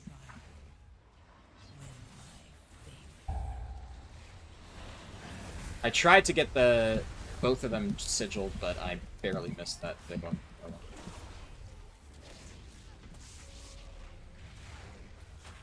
Chucking a stun. That's the best I can do. You always hate it when the earlier bosses are more difficult. Honestly, well, the thing with Motherload is I don't think the earlier bosses are difficult. I would say Azrock isn't necessarily hard at this level just because it's a pure damage check, right? And if you just do the damage check, it's not hard. But this is probably the harder boss, like, the higher you go. And it definitely was, like, a little bit tricky on week 1 when people weren't, like, knowing what to hit. I would say, by far the hardest boss here would be Mogul Rouse Duncan Bugs. Just because so many people fuck it up. So it's definitely the last boss. But the trash bowls at the earlier part are harder. So, like, technically the end trash can be hard. Honestly, Motherload has a lot of really, I don't know if I'd say really tricky, but like potentially hug breaker mechanics that could fuck you over. The last section, I think, the way that I do the last section, I am very comfortable with, and I think it's like extremely pug friendly. Like, there's a lot of people who do like crazy shit at the end there, and the mines can be really problematic. I do like a foolproof method of just making sure the mines are not a problem at all. And so I'm usually not concerned about that. Like, this next section can be only problematic if people don't crowd control, but I mean, I have a lot of stuff as a Vengeance Demon Hunter that I can use to crowd control them, so like, as long as I don't do stupid pulls, we should be fine. Which, obviously, as the tank, I know that I'm not going to do stupid pulls. But if I'm in here as like a DPS, that's not the one I was trying to fiery brand. Spreads anyway.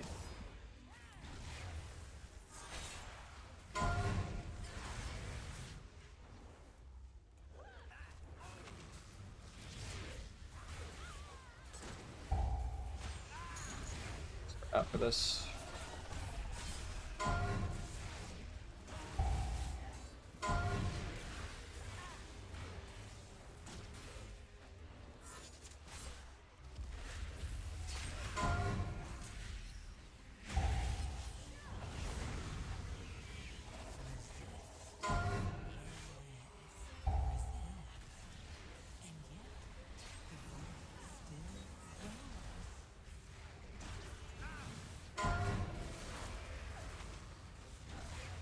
As soon as that alchemist dies.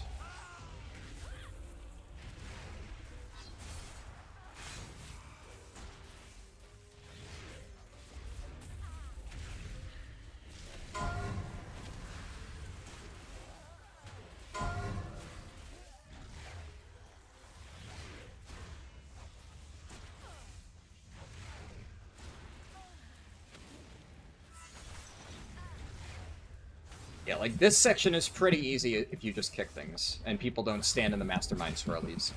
And, like, I mean, standing in the Mastermind swirlies, everybody should be able to avoid that, but some people do it.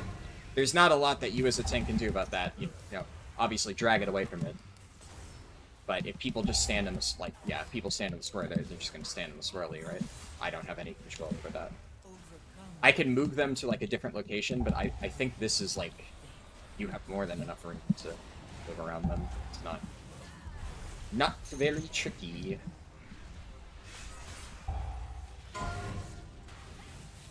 Really, it's just enemy to go if people don't kick that, but you can CC it, so it's fine. You can do bigger pulls here, right? And then it may get sketchy if you do really big pulls and people miss like a kick and then it spirals. But I do very careful safe pulls there because as long as people get the one or two kicks you need, it's not that bad.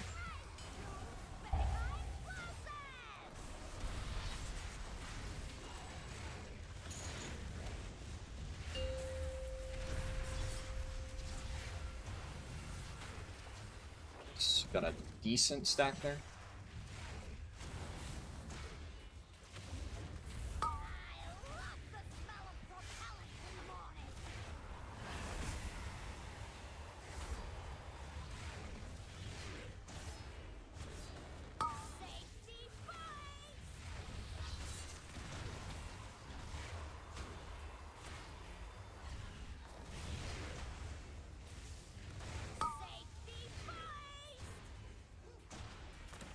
Overcome this trial. Win my favor. It'd be fine. From here, with the amount of time we have, it's so hard for people to fuck up the ends. Like, with this amount of time, my strat is foolproof. Like, unless people literally just intentionally hold W into the mines, which, again, it's like the same thing with the tornadoes. If somebody is just going to stand in everything, there's nothing that you can do. All I can do is best set the group up to a point where it's basically foolproof. And I'm comfortable in my ability to do that. But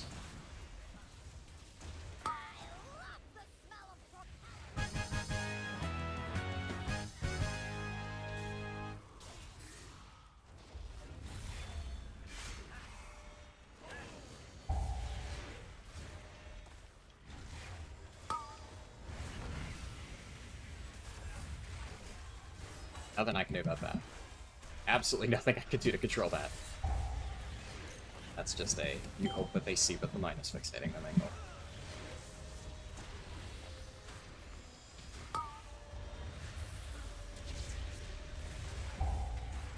Focus the crawler mine. I have chains in an emergency, but shouldn't need it.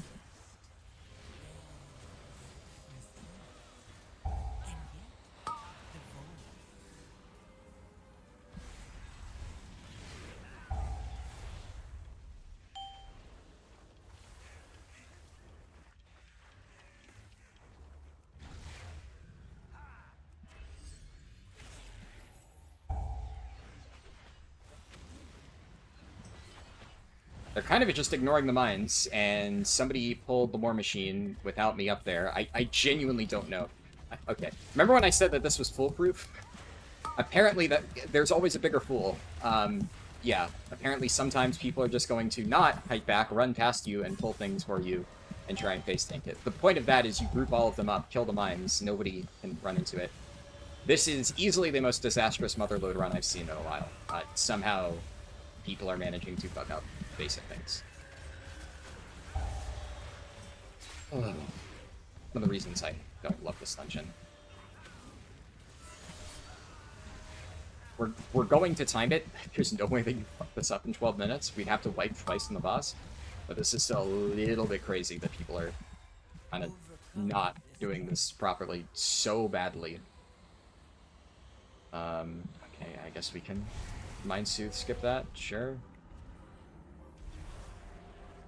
Oh, wait for everybody to go. Oh, nope, can't.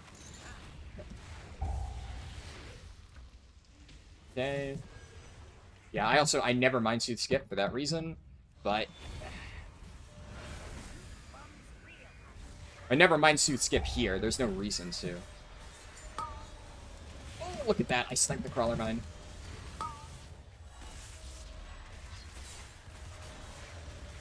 Okay, nice. Oh. Fuck this dungeon, man.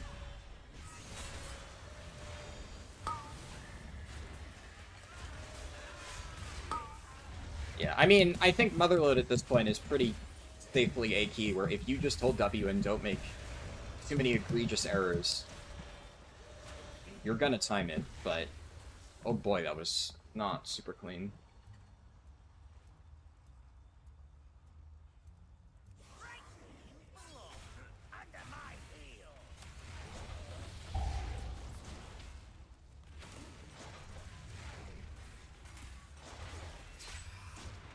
Gotta bait the,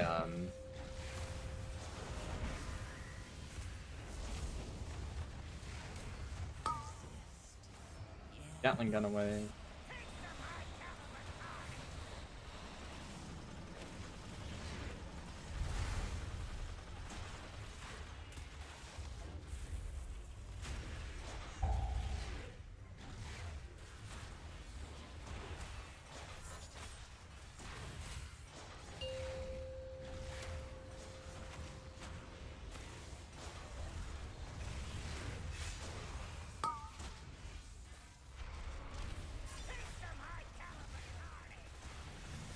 What the heck, man? Holy shit.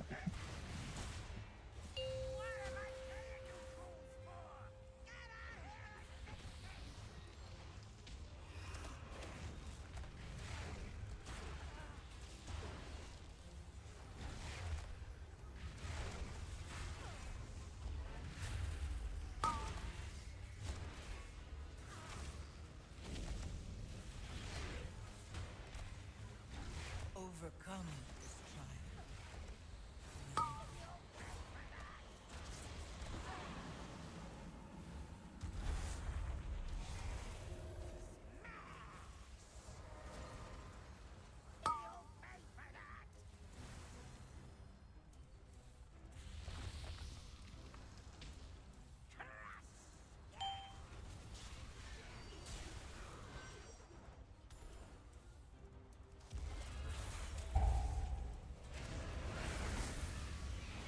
I miss Flame Crash. I honestly, Flame Crash is like one of the most iconic Vengeance Demon Hunter talents, and I really don't understand why it's not on the talent tree in any shape or form. It's very weird. It, like, genuinely feels strange. Especially considering they added a bunch of random bullshit that feels like filler just because they don't have enough historical Demon Hunter abilities to pull from. And then they just didn't add one of our most iconic talents. I'm pretty sure it's even named after an ability from Illidan Stormrage's encounter. So, like, I don't know. It's weird. Alright. Hey, cool, I got the quest done for a big chunk of Gilded Crests. Fun. Nope, don't need any of those. Alright. And I got a Floodgate, which, unfortunately, I do not need. So, yeah. We start the pug process.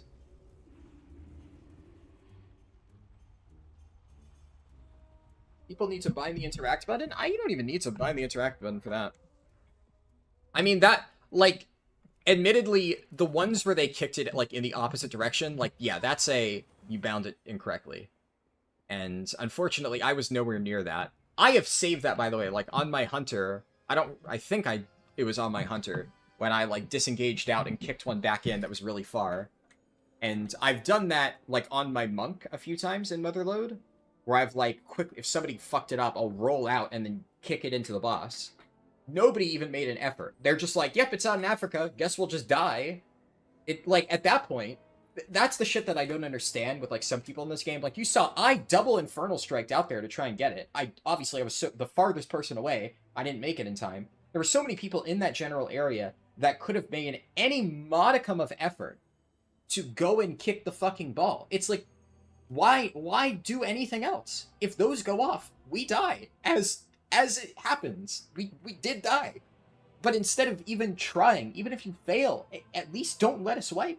Because obviously we were able to live one bomb going off. So if one of them had jumped out there, kicked it, not even like, you know, at the boss directly, but close enough that I could have Infernal Striked, I might have been able to Infernal Strike, done the final kick in, and then one goes off and we live.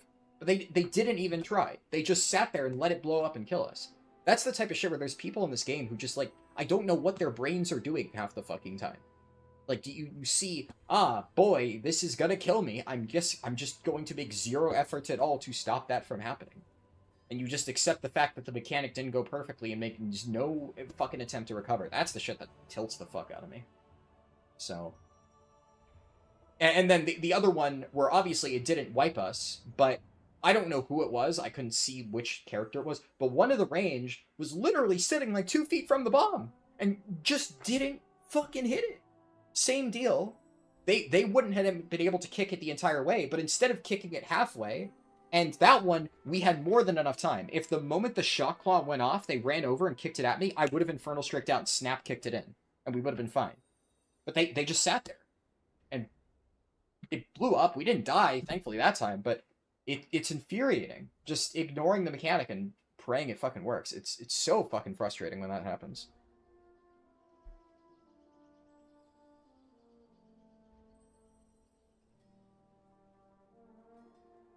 Let me scroll up a little bit, because I missed some stuff. You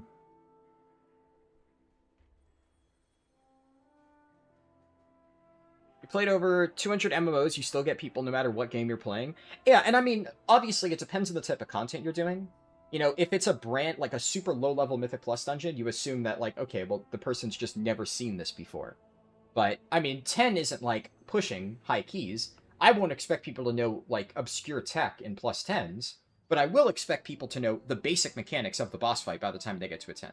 If you get to a 10 and you don't know the fundamental mechanics of this boss has bombs that you need to kick at the boss, and, like, they clearly understood that, but also a lot of them were just still on the boss, and it, I don't know. Like, I am the biggest parser ever, right? Except I parse in raid on farm fights, when that's the only thing to do, and the boss is like a guaranteed kill. There's no such thing as a Mythic Plus parse. Technically there is, but nobody who actually cares about dungeons gives a shit about that score. So, doing damage in a Mythic Plus dungeon means absolutely fuck all if you don't do the mechanics and you just wipe. So, it's technically the same thing for prog bosses, right? Though, obviously, you know, most Mythic prog bosses will have some form of a tight damage check. Now, generally, there are people who will tunnel, and there's a lot of Mythic prog bosses where it's like, literally, if every single person just lives, your damage doesn't matter. But... Oh.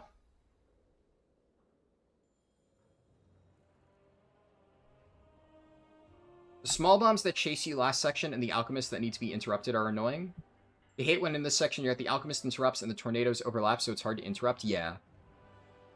Yeah, depending on what spec you're playing, it can be annoying if you're, like, helpless to do it. As a Vengeance DH, obviously I have a lot of control over that, so I wasn't scared at all, but if I'm playing a spec that doesn't do that, you never know if the Vengeance Demon Hunter is going to use their utility properly, so you might be forced to get all the kicks yourself as, like, a spec that's really bad at getting the kicks, so that can suck sometimes. I personally wasn't scared. It entirely depends on the spec that I'm playing and whether my tools are enough to, like, solo the difficulty there, because I just don't like to rely on hoping pugs do it properly. Priest notices a bomb out in Narnia. Yeah, I'm not walking out there. Yeah, I don't know if it was the priest, but somebody... I guess maybe it was the priest, because he was the only ranged, so... Didn't even think of that, but... What? You think you wrote that when somebody stood on a bomb and didn't kick it? Yeah. I mean... I guess, yeah, if they're just completely unable to hit it, that's possible that they just need to fucking interact bind. But I mean, I kicked multiple bombs in, and I didn't use the interact bind, I'm fine. Realistically, I probably should, just to make it a little bit faster, but that mechanic is so forgiving, you do not need to have the interact shit bound.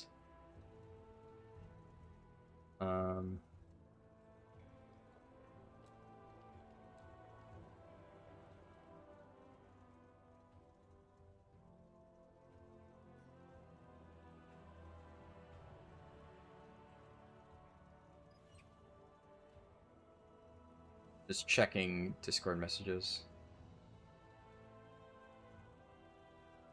Bye.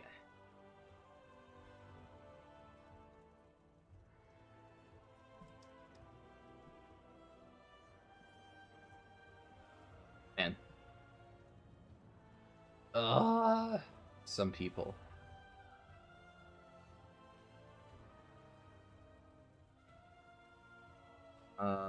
Let me fix something real quick. Okay.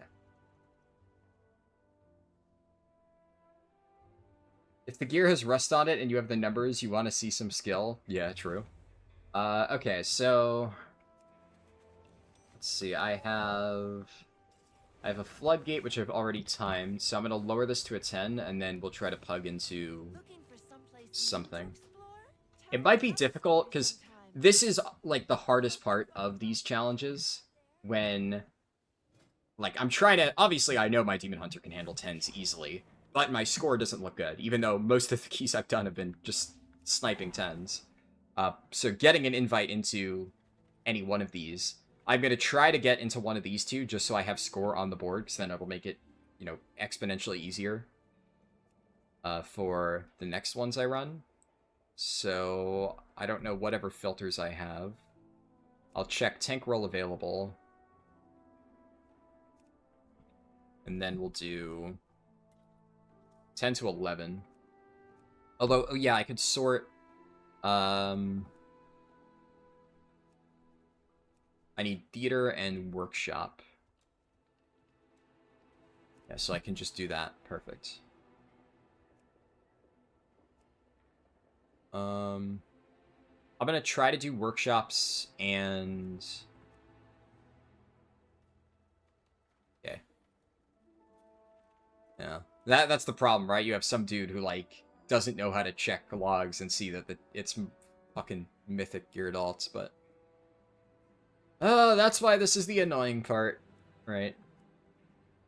At this point, anybody who doesn't invite my Demon Hunter to a +10 is just like, you know, doesn't know how to look at logs, period. +11, I can maybe see not getting invited to that. The only reason I'm searching +11 is realistically for a Dark Flame. In fact, I'm actually just going to lower it, because I would rather not do Dark Flame right now. I think I will app to one, but... realistically speaking, I would rather do other dungeons just because I've already gotten some score for that. But if that's the only thing that I can get into, then at least I get a chance to re-roll my key and... yeah, fuck it, whatever. Because I could always re-roll this into one of the 2 dungeons I need. And worst case, it'll put me, like, a little bit further. Like, maybe closer to 2k.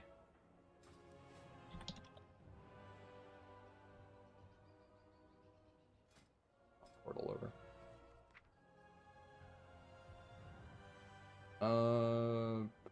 I'm blind. There we go. Before somebody says that you can search the portals, I'm aware. It's just normally I'm able to pick them out at a glance. Just every now and then your brain just lags and you can't... I don't know, I looked at the icons of just like, what dungeon am I looking for? And then I remembered Dark Flame, but by that point it took me a second to process. Just be like that sometimes.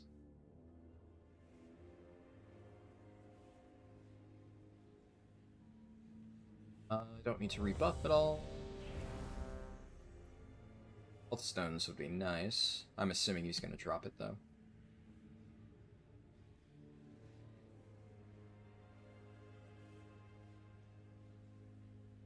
They do like a... yeah, perfect.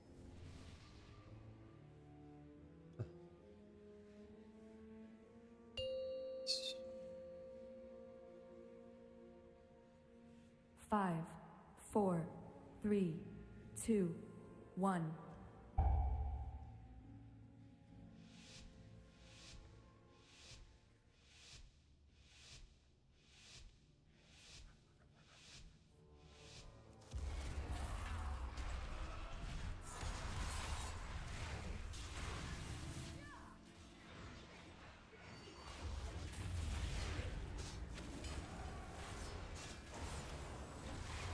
That was pretty clean. The last time I did this dungeon, I really fucked up the pull here. And I did it, like, really poorly. I'm very happy with how that came out.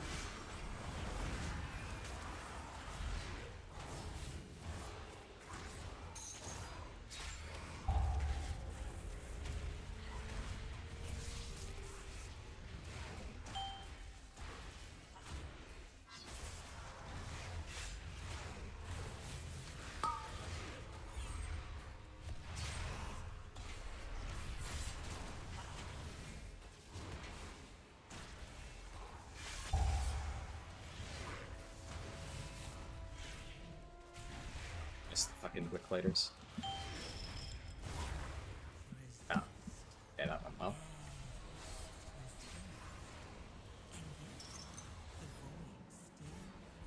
Vengeance OP.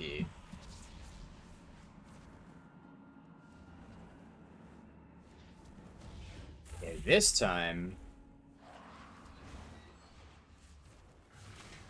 I'm kiting all the way back. Not making the same mistake again. I think I should be able to get the Overseer. Oh shit, it didn't get the Overseer. Okay. Thought it would pull.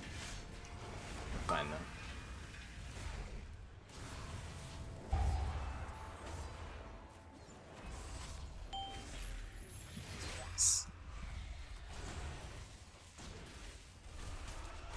I fucking overrode it.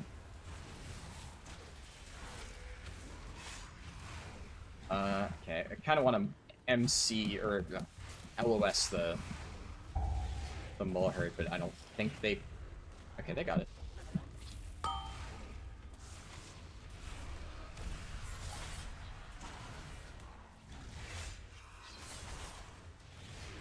Overcome this trial. Win my favor.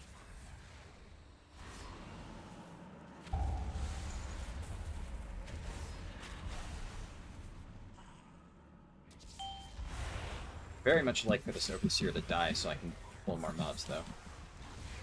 It is not getting focused. Good enough.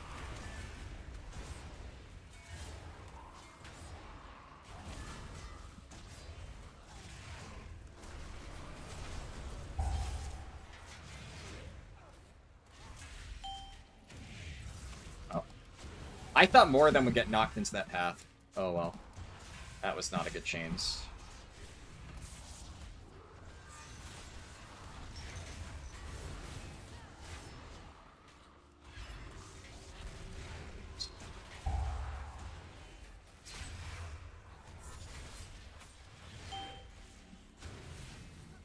Where are that?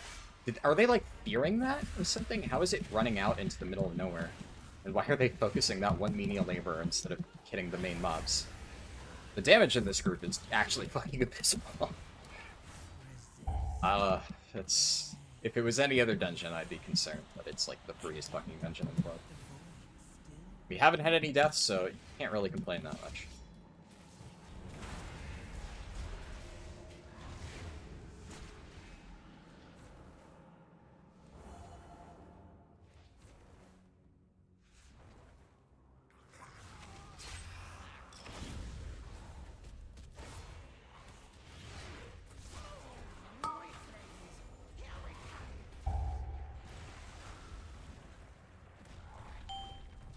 Which character was it? It was my hunter, right? Where I rounded the corner and disengaged straight into the overlapped circles there. God. That was, like, actually one of the fucking unluckiest things I've ever seen happen to me. Okay, I'm gonna try to snipe it with the chains this time. I tried to do that before, but I fucked the timing. It should work. Oh, let's go!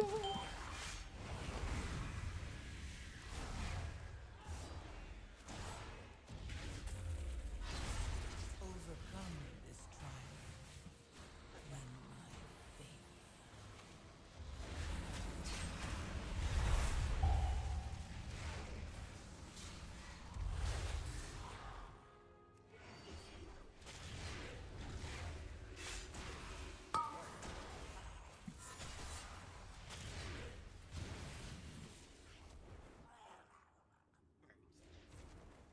If death's the first boss, it's probably fine.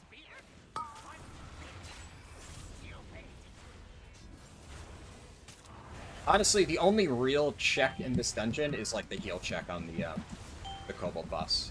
So, if nobody's died, then at least the healer knows what they're doing, and that's, like, the only really important part.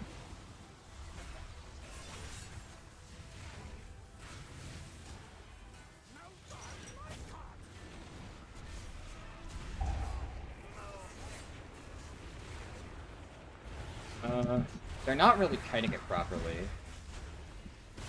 Yes, that took out a bunch. Something that I could do if needed is I could, in theory, if a minecart's about to hit, I missed it there. I was thinking I could, like, sigil chains them onto the tracks. Dude.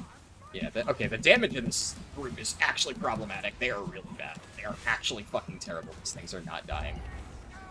The Warlock is just hardcore patting on these laborers instead of anybody making any effort to kite it across the tracks. I think that rock... Yeah, that rock sniped a bunch of them. Okay.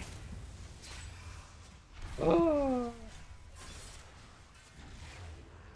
I should have done the other order for the combo. Do it this time.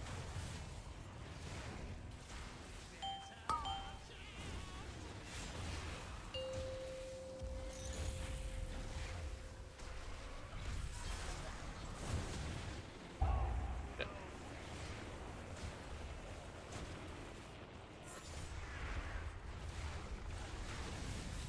This should kill a bunch. Oh, they all walked out the last second. Oh, you know, if I tank it here, then whenever a minecart's about to go, if I change them into the center, if they're close enough, that might work. Oh, come on, come on! Yes! It worked! Okay.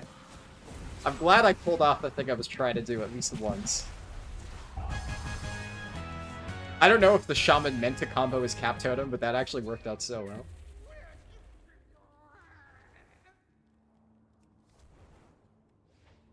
I'll wait a little bit, because Demon Hunter.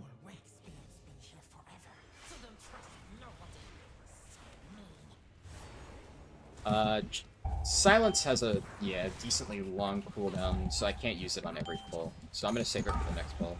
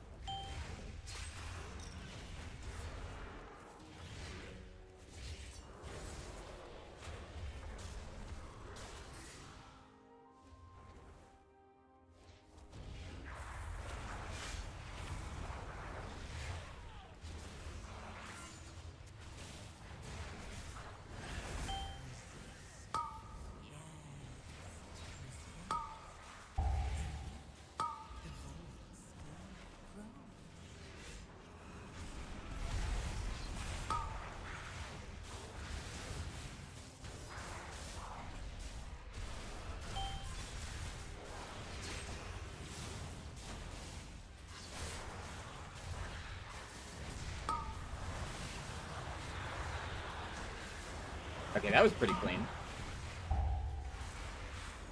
Tab targeting has not been my friend today.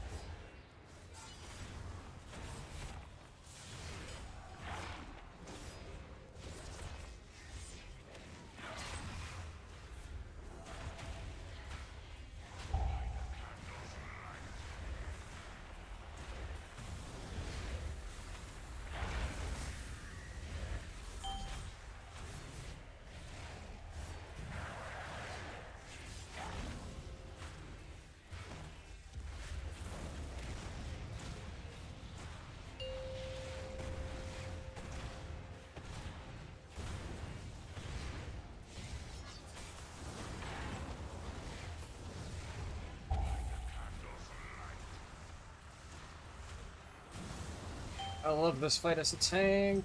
There's nothing to do. Just sit here and get slapped in the face.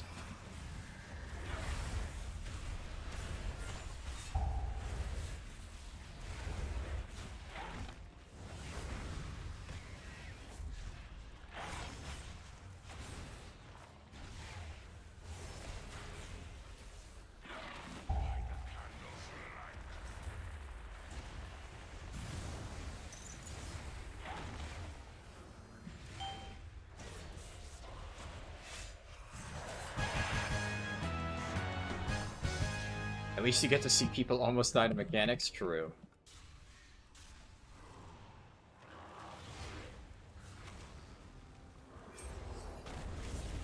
Oh, I missed some of them. That's not good. Okay.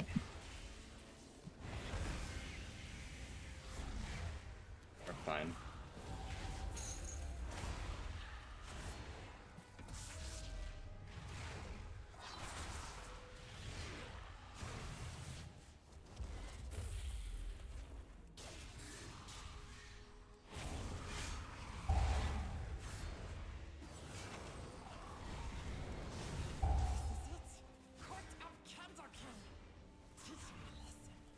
Nice. Snipe.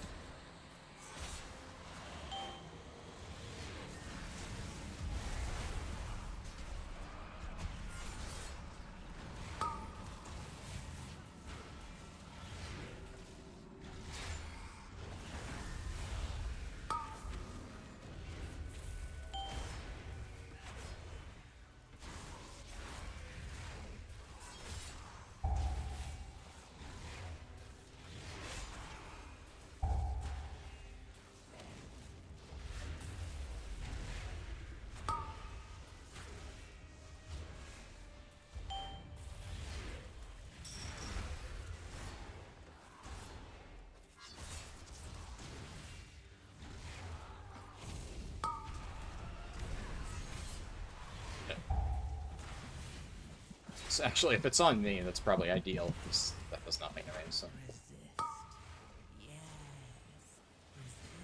The low DPS in the group, you think it might have been better to skip this pack? I mean, you're not technically wrong, but, like...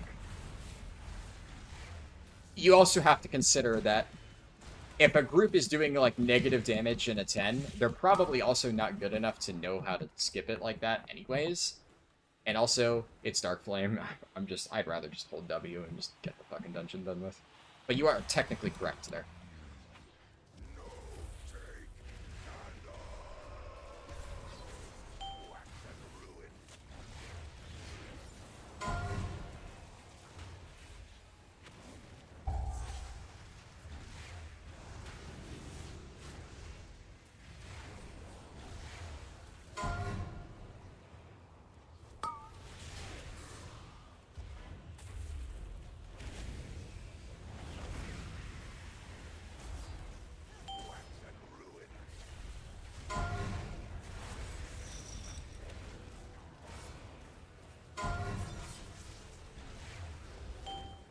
Oh shit. Forgot about that. We should be fine.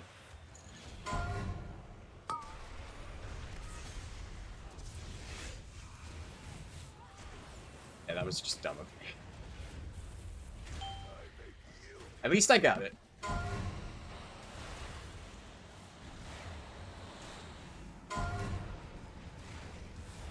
Hey, this is an awkward one. What? Oh, bullshit. Bullshit. Bullshit. I call bullshit, game. There's no way that that did not hit one of the... Oh, there's... That has to be a fucking Z-axis thing. Fuck this game, dude. They also... I somehow managed to completely whiff every single one directly in melee. Dude, why? Why? Why does it keep targeting me? I have no fucking Infernal Strike charges left, game. Please. Fucking Christ. Pick one of the ranged. Oh my god, I hate this boss. Why can it target the same person 3 times in a row? And the tank, so I can't fucking build any frailty stacks. Dude, this sucks. I've never had this happen before.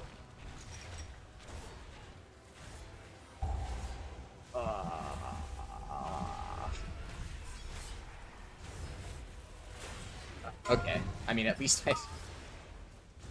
I made an effort to try and get a fucking far one. That guy just stood there and died.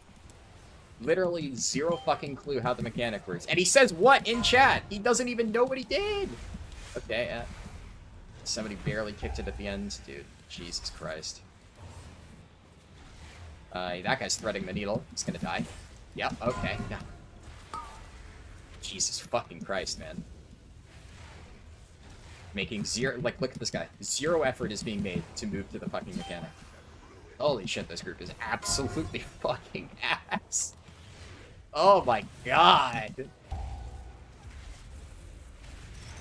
Oh, thank god. Holy shit, if 3 people in a row just ate the pickaxe, I would fucking scream. Maybe it's good that I got all the pickaxes early on. They probably would have just sat there and died. We can be free. But first, Christ, dude. the darkness. Mental loading screen on there. Flee to freedom. Oh. We can use They're finally catching up. They've realized that the boss is dead and that they can hold W and continue with the dungeon.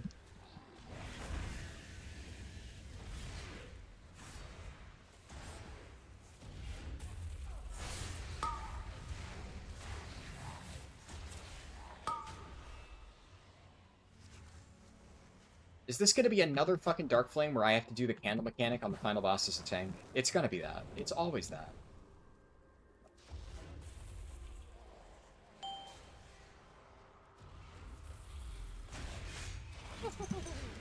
I see.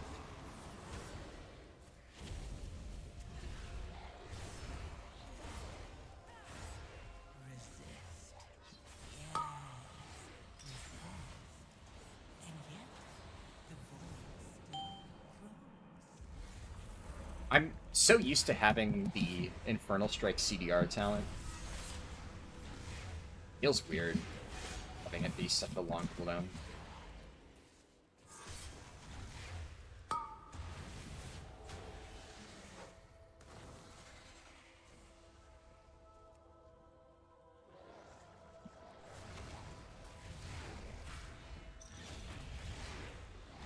This guy gonna do his cast so I can kick him and drag him out?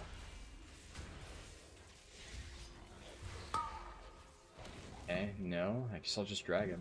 Maybe, did he get, like, insta-kicked and I didn't notice?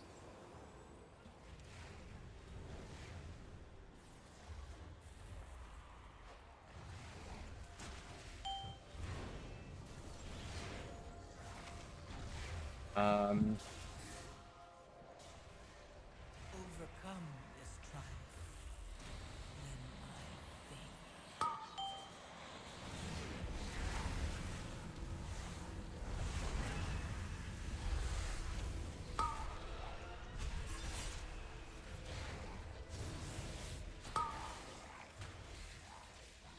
Okay, nobody's gonna make an effort to get a flame, so I need to jump out into Africa. This is rough, man.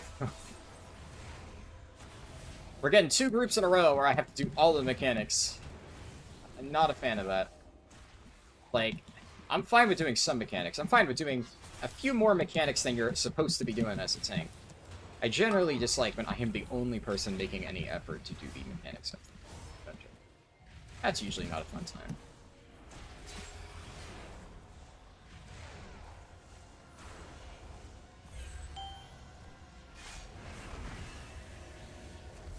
Overcome this trial. When my fate.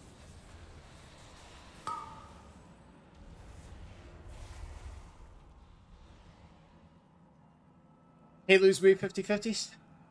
You hope I'm having a good night? Overall, I am. I mean, it's been fine. Like, we're gonna time the key, so, like, I don't give a shit too much, but that's not gonna stop me from sitting here and bitching and moaning the entire time.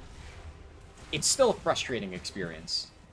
But, I mean, it's not enough to ruin my night, not even close. As long as I get this challenge done without any depleted keys, I will be happy.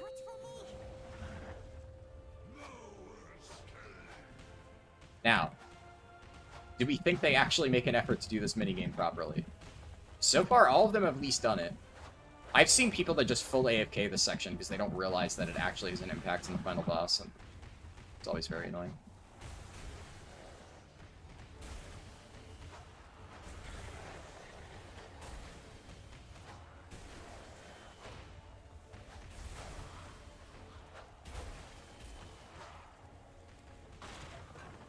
close. Didn't get 19 this time, but I still got the most. Oh, my head.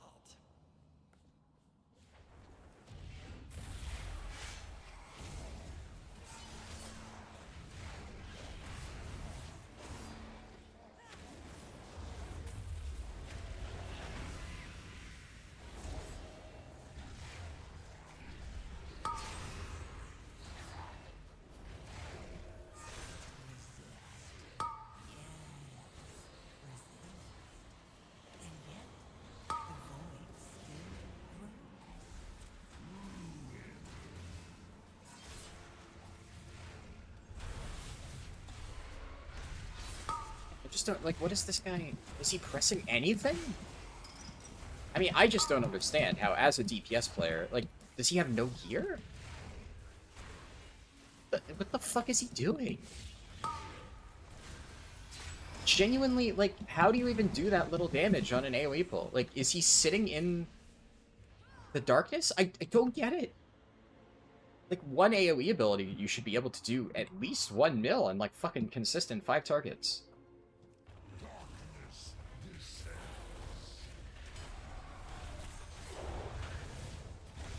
They must be doing the rotation really wrong. I mean, I think any DPS spec, you can do your rotation in any fucking order you want, and you'll do more damage than that.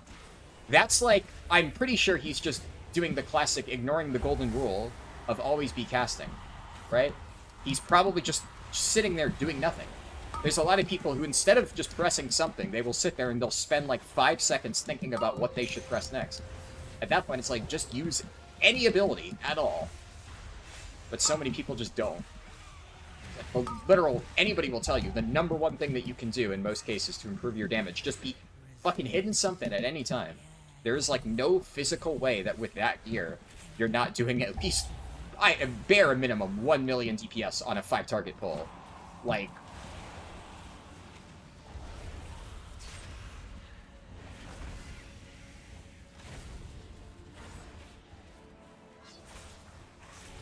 Only using auto attacks as a caster? Maybe. Honestly. Yeah, that could be it.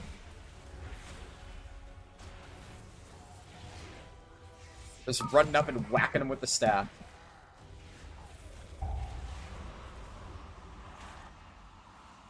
And I will say, credit where it's due. I find it hilarious that how many times have I had to do the mechanics on this boss because nobody knows how to handle the candle?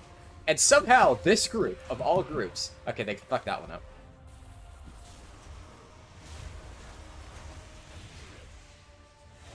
They had the right idea, and then they just walked in before it was ready. But, like, they're at least trying to do the mechanics properly. So, I'm very surprised, because they fucked up all of the other very easy bosses. So I don't know why the boss that most pugs tend to fuck up, they're actually doing it. Mostly correct.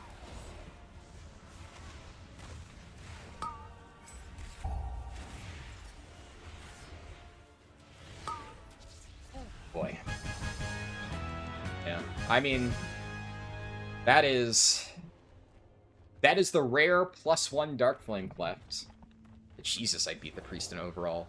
That's fucking wild, as Eldrachi Reaver. Holy fuck. Yeah, that was Keystone Hero for all of them. Must go in. Whew.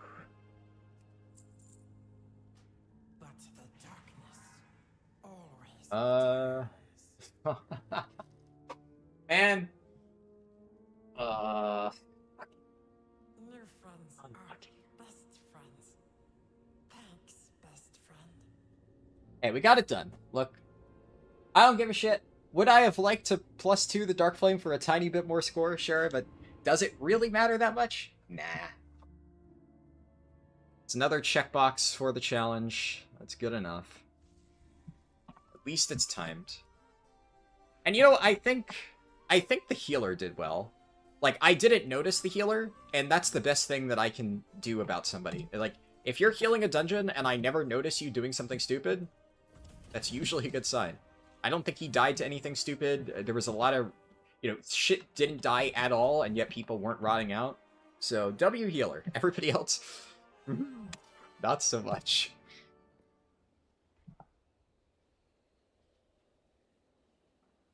Are you getting frame drops? It's fine on my end, so it must be a Twitch or YouTube thing.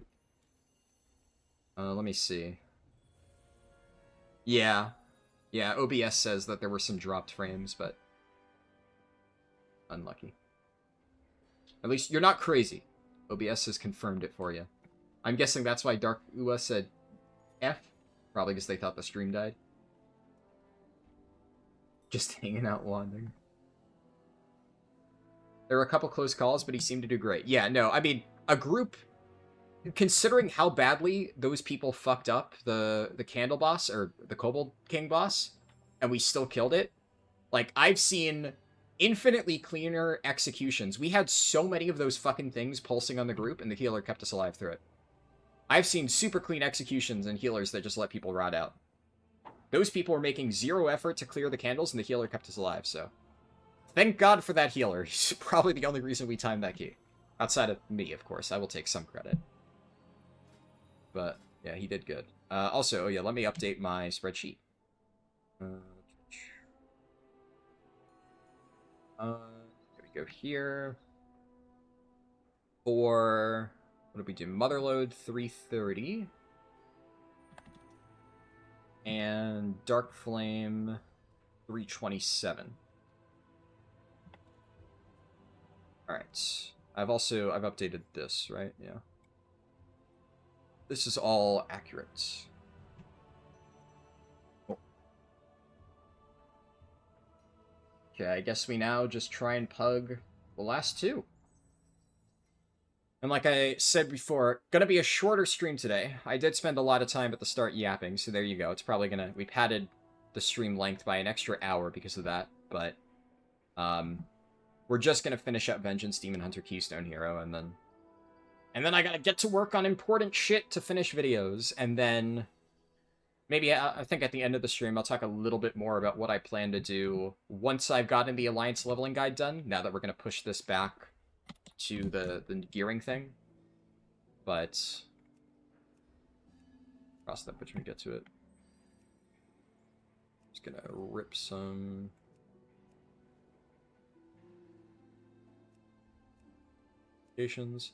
now, this might be tricky because, again... okay, never mind. Like, obviously, I don't have score for these dungeons, but people can see that I main score, and, like, I've, you know, two-chested 10s, right? Obviously, this is an alt, so thankfully this guy seems to understand that. And yeah, this guy clearly at least has some understanding of looking at Raider IO. Okay, Theater of Pain. It is that, right? Yeah, Theater of Pain. Battlelands.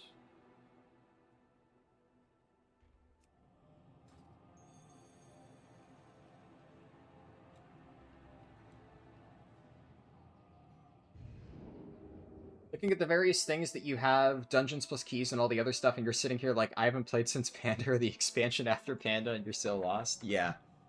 I mean, they add so much stuff every time. I mean, I can explain the stuff on my spreadsheet briefly. Yeah, I think they're all already here, so I won't do that right now. But I could do that after. But yeah, like my spreadsheet basically, obviously I'm tracking the character's item level, and then I have 3 different columns to track the vault. And then, like, so there's the Great Vault, the way that works if you haven't played in a while. So this, like, every single week when you do various activities, you increase, like, the rewards that you get at the end of the week. So there's 3 different categories: raids, dungeons, world, which I have this labeled as delves because realistically that's 5, what the delve column 4, is. 3, So then as you 2, kill raid bosses, this 1. fills out depending on what you've cleared. So I have 3 columns, 1 for each of those categories, to track, like, how far my character has progressed in that. Honestly, random pug, I'm not even going to try and do the skip. I do this with, like, friends, but I've seen this be fucked up way too often in pugs to care enough to try.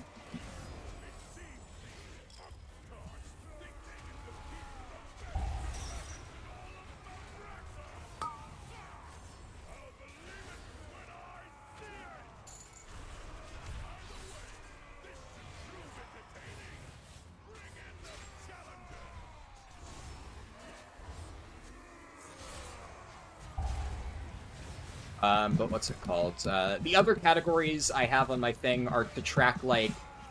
Because, yeah, so the section for keys, that's to track my restored copper keys.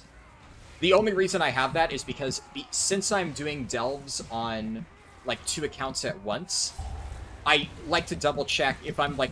I haven't really needed to use that in a little while, but when I was, like, farming delves early on in the season, I would want to make sure, like, I do delves on 2 characters from, like, one of each account that have similar amounts of keys. There we go. That way, like, if one character only has 3 keys and the other has 4, I wouldn't want to have to swap midway, so I just added that column. In fact, after I'm finished grinding delves on all my characters, I will probably cut that column out. I actually, I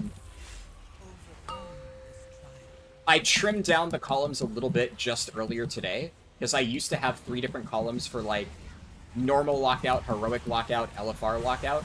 And the main reason I did that is because I was still doing LFR on some of my lower geared characters to get, like, specific trinkets, but I haven't been doing that lately. So I combined it into one column for raid lockout, and then I turned one of them into Nightfall, which Nightfall is the new event that they just added this patch. Because I wanted a way to remind myself if I've done the weekly quest on every character, so.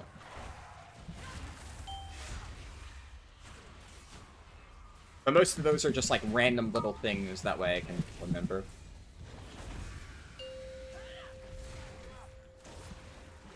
Yeah, I only added that column when, I did it yesterday.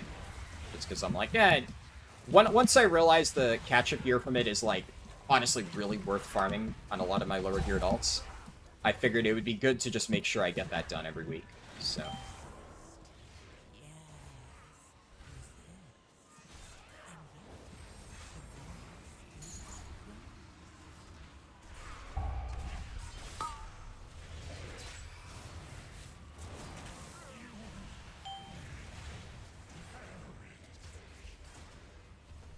Honestly, Eldrachi 3 target is pretty good. This, I think, is the sweet spot for this, this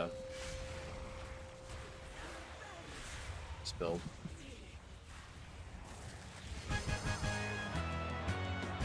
And yeah, like Tales of a Scrub said, the MoP Classic Beta just started, though right now it's still pretty bare bones. I have not gotten an invite, and I'm very salty as a result. But surely Blizzard doesn't spurn me for the rest of it. I will say, though, literally worst case scenario, if I somehow don't get an invite to the MoP Classic beta, I will just straight up say fuck it, and I'm going to... Also, we didn't lust there. That's weird. Shaman forgot, I guess. I normally don't do this next because I like to have lust for Zav, but, I mean...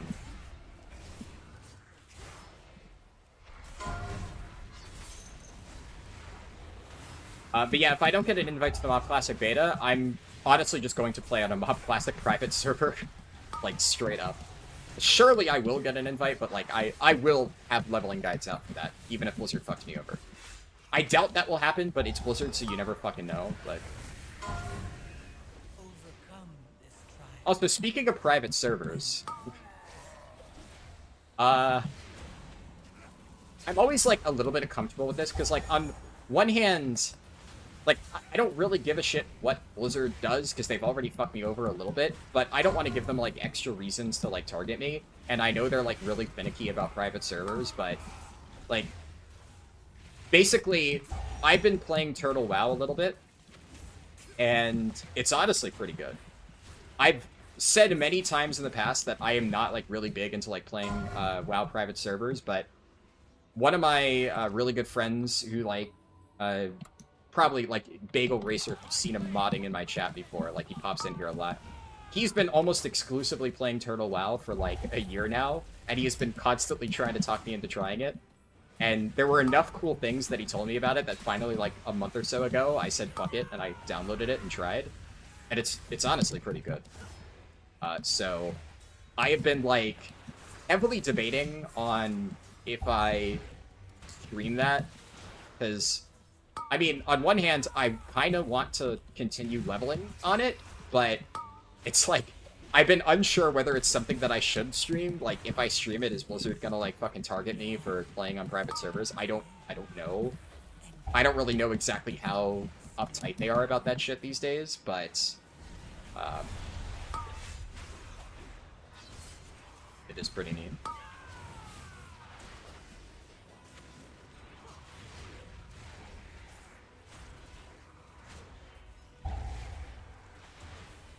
Yeah, I don't really know what the deal is about the Unreal Engine stuff, and honestly, that's kind of the stuff that made me a little bit hesitant to try in the first place, because I'm gonna be honest, that's just a stupid marketing gimmick. The whole, like, we're remaking it in Unreal Engine, that's, like, kinda dumb, and I don't know why they're doing that. I'm sure somebody on their dev team probably, it's, like, their passion project, and then they think that it's, like, good marketing. And it clearly is, to an extent, because there's some people who are, like, you know, blowing a load in their pants over that stuff, but I mean, it's dumb. Like, that, I don't give a shit about. So if that's all you've heard about Turtle WoW, it's, like, completely different. That's, like, some kind of PR stunt they're doing. The actual server is, like, basically a Classic Plus private server, where they're adding, like, content onto vanilla. And that stuff is done pretty well. Like, basically, the two main private servers that I've always heard of is that and Ascension WoW. And I'm going to be honest, I'm still not terribly interested in trying Ascension. I get why people like it, but I've heard people describe it to me, and I'm like, it sounds like an interesting concept, but it doesn't really sound like something that I would really enjoy. There's, like, the design of that sounds very gimmicky, right? And that's kind of how I've always viewed a lot of private servers in the past. They have, like, these very gimmicky designs and, like, you know, weird seasonal things to try and get people to play them. And the thing that honestly finally convinced me to try Turtle WoW is the design of that server seems like very, very heavily focused outside of the Unreal Engine stuff, which is why, like I said, that came across to me as very gimmicky, which is why I kind of wrote it off for the longest time. But that seems to be, like, a completely disconnected thing that they're just, like, marketing under the same name, even though it has nothing to do with the actual server itself. The actual server is a very, very, very, very, very faithful recreation of, like, what Classic WoW would have looked like if it continued past, you know, the original endpoint. Basically, Classic Plus, what literally every single person has been asking for. And they seem to do a really good job of trying to balance it in a way that feels authentic to Classic. Like, I remember looking... One of the main things that got me interested in is because, obviously, you guys know I love a good tank. And I was looking at how they redesigned a lot of the tanks. And, like, Warriors obviously have fairly minimal changes. But the changes that they made to Prop Pally and Guardian Druid, or, well, Feral, it's still... I always just did. My brain jumps to Guardian. But the changes that they made to those two specs to bring them in line, to make them viable for raid tanking, are actually really good, but more importantly, they're, like, unique spins on that style. It takes, like, some stuff from, you know, future iterations of WoW, and some stuff from, like, the TBC Guardian Druid design of, like, you know, it being a dodge tank. And I thought that was kind of neat. It's like, take Season of Discovery as an example, which I do plan on playing SOD again, but kind of the thing with SOD, right, is SOD almost is more of a typical private server design than Turtle WoW feels, which is kind of funny. And I definitely will try it, and there's a lot that I do like about SOD. But SOD's design for a lot of specs is basically they are retail-light designs of specs. And the design for, like, Prop Pally and Turtle uses a bunch of completely brand new abilities that have never been a part of Prop Paladin's tanking kit, but it kind of works.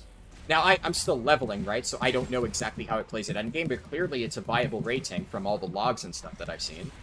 So the fact that they came up with a thematic and a design that, like, makes sense with the original vision of the class, that is not just blatantly copying, like, what Prop Pally eventually got in Wrath, I'm like, okay, that's actually pretty cool. Because that's, like, a genuinely creative way to approach, like, class design on a private server. Effectively, I would be playing an iteration of a tank that has never existed. It's a spin on Prop Pally, but it is a unique spin on Prop Pally. Whereas, like, the way that SOD Prop Pally works is it's basically just Wrath Prop Pally. but with like a few kata abilities thrown into the mix. I'm playing a watered down version of, oh, we still haven't lusted. Man, like, lust next pull. Do I need to like literally tell him to use his fucking... We also have a mage, dude. We literally have 2 lusts, and none of them have pressed it once this entire fucking dungeon. Jesus Christ. Lust. Just fucking press the button. Oh my god. There's also... Oh, there's shaman tanks in, Shaman tanks in Turtle. And it looks like they actually have, like, an interesting design. I kind of got, like, not interested in trying Sod Shaman Tank after I looked at it, and I'm like, it's literally just Enhancement Shaman, but with a shield. And, like, it has abilities with different names, but, it doesn't look like it plays interestingly. I don't know. Basically, I was more intrigued by the design of those tanks, because they are very much trying to design, if in the original vision of 2005, those classes could tank, how would it look like? They don't have, like, these crazy retail abilities. They have stuff that feels in line with the original design. And I think that's a very neat approach, and that's why I decided to give it a shot. But also, the fact that they have, like, original zones and they've added, like, 2 new races, I think is pretty fucking cool. So the first thing I did is I tried out the Goblin starting zone and the High Elf starting zone, which were 2 of the races they added. Now, I will say, the Goblin starting zone, kinda ass. I really didn't like it that much. It was fine. Like, it wasn't... the way that I would describe it is, it felt like just a boring, normal World of Warcraft starting zone. It felt like an actual zone, though. But it felt like just kind of a very mediocre zone. But it felt like a functional 1 to 10 quest hub. It's also very hard to compete with, like, the other... like, the actual Goblin starting zone that we have from, like, retail. I actually do think, like, the whole Kazan into Lost Isles thing is pretty fun. I generally like the Goblin starting quest chain in Cataclysm. So, basically, it had big shoes to fill for me. It didn't quite fill it. But I think the High Elf starting zone was pretty good. I like the general quest progression. In some ways, it kind of mirrored the design of, like, TBC, but it's like a completely different zone. It's basically, if you're one of those people who watched, like, a lot of the, like, exploring, like, hidden zones and vanilla WoW type videos, which definitely is where they seem to take heavy inspiration from, you may remember that north of Stratholme, there's, like, this zone in vanilla that was, like, named Quel'Thalas. And if you go there, like, if you run around the edge of the world and reach it, there's, like, this little section of land where there's just, like, a generic tower and, like, special music plays. And it never really got used for anything, obviously. We got the 2 new Blood Elf zones in TBC. But the High Elf starting zone in Turtle WoW is in that spot. They basically added a new zone inspired by Eversong Woods in the area north of Stratholme. And it's like a little quest hub, and there's like a major city and stuff, so... it's very unique. And that zone I actually did quite like. Also,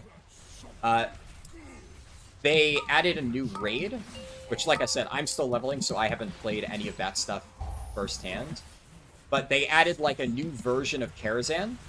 And my friend was linking me, like, a bunch of streams of the people progging Karazhan so that I could see, like, the bosses and stuff. And it actually looks really fucking sick.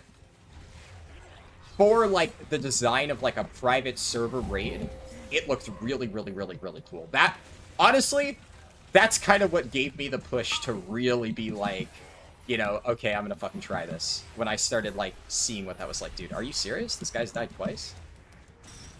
The easiest fucking boss in the dungeon? I guess, actually, Koltharok is the easiest boss. The second easiest boss in the dungeon. But, like, come on, buddy. Fucking, literally, go for the gap. What are you doing? How are we dying to this?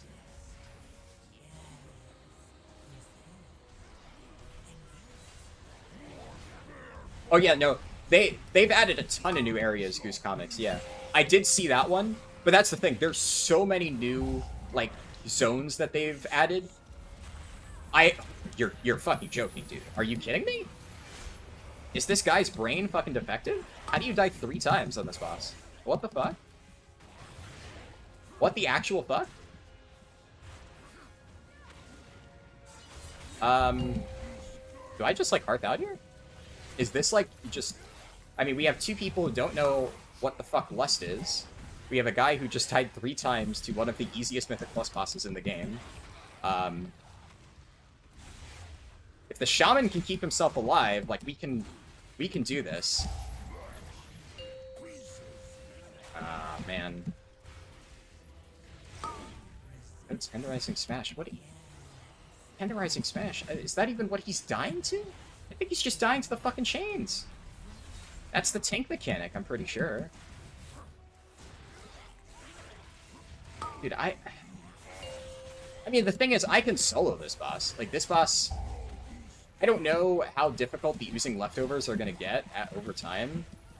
I think they get infinitely summoned. I'm pretty sure after a while this might get a little bit sketchy, but I'm pretty sure that I can just solo this. It's, like, actually just one of the fucking easiest bosses ever. And it looks like the Death Knight's just death striking and keeping himself alive, so, you know.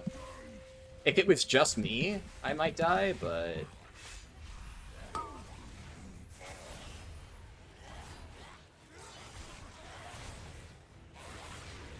God.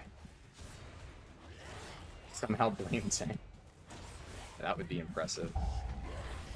I don't know. I mean, Theater is generous enough that I think we can still time this, but... I mean, my concern, right, why I'm debating do I stay, is this guy just died multiple times to this boss. Mordretha farms retards.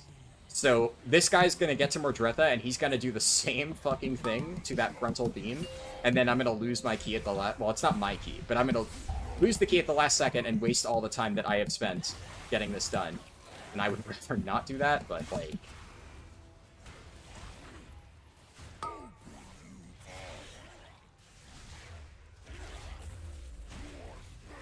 I mean, we all can agree that this guy 1000% dies at least once to Mordretha. So that's kind of the problem. He's already burned through how many V-Reses, so... And it's the healer. That's the biggest problem, right? If it was anybody else, if it was a random fucking DPS, I mean, I've seen that happen. But when the healer can't keep their feet on the ground, like... Jesus Christ.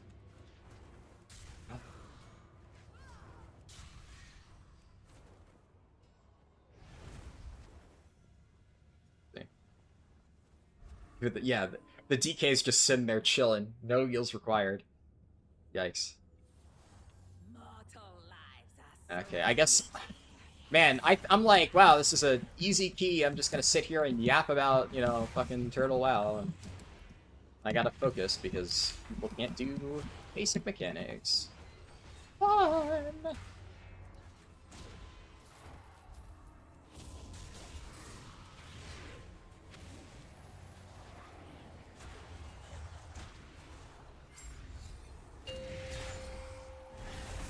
But I'll read through what you guys are saying in chat in a little bit. A little bit, I mean after the dungeon.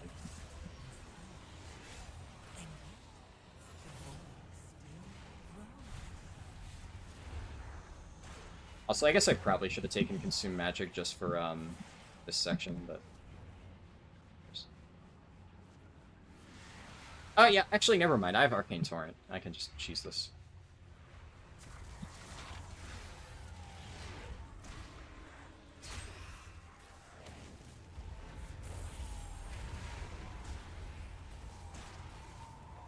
Honestly, if they're aimed at me, I'm not even gonna bother CCing. No, I will CC. Oh, that doesn't work! What? What? Hello? They're immune to that? What the fuck? That's fucking wild. You'll bet a sub he doesn't die? You're on.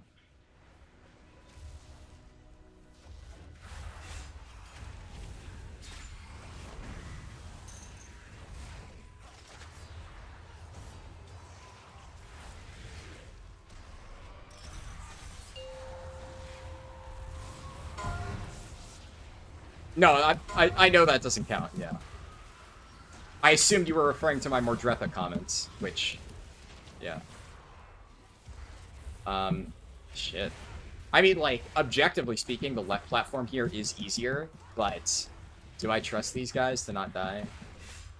Do I trust the priest to not die? The indicators are so forgiving now. Like, you can't fuck it up.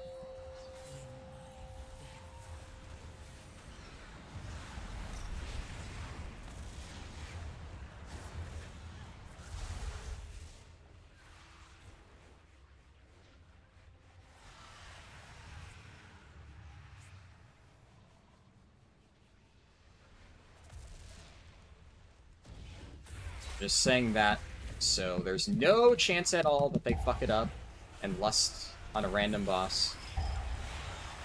Because, like, obviously, part of me is like, okay, surely if they forgot to lust for half the dungeon, they're not going to randomly send it on Kultharok, of all things.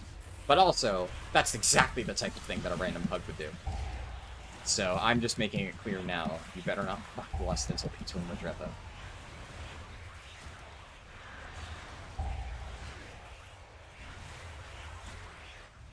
Come on, man!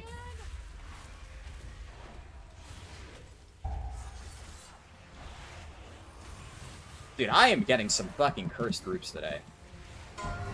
These are maybe some of the worst pugs I've fucking seen in my entire life. At the very least, there's been like one good player in every run.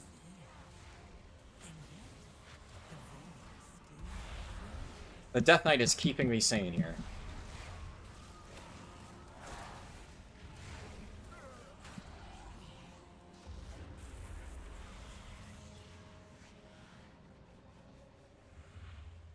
That's whatever, because it's not, we're not in combat. But...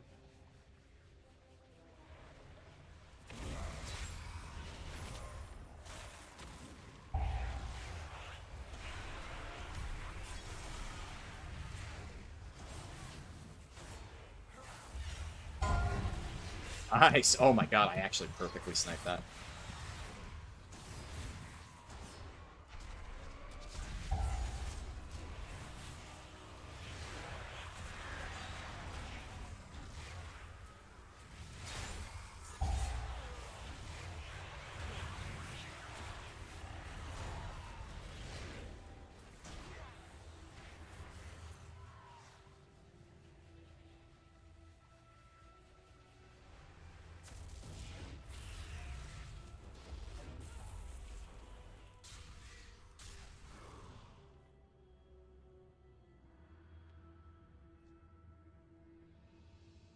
Alright, fingers crossed that we don't waste it. Like, outside of Mordretha, the rest of this dungeon, like, we're done. We don't even need to do the trash pack at the start. It's just, do the easiest boss of all time. Also, I'll have to ping...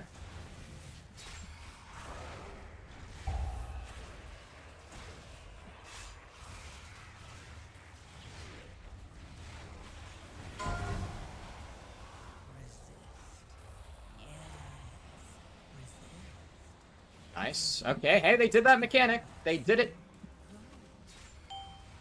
+1 for mechanics.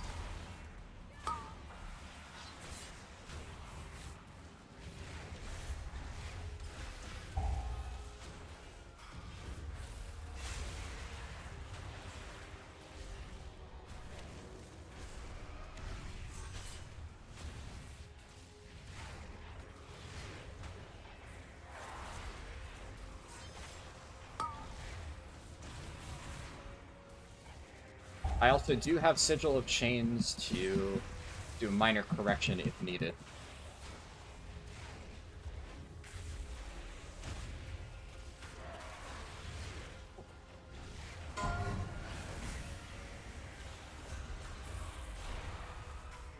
Wow, yeah, they're pixel stacked. Holy. Good shit. I'll be honest, I was not expecting that.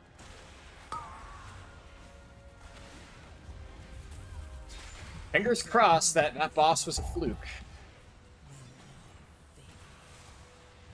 I would really like to be able to not have to rerun Theater of Pain a second time.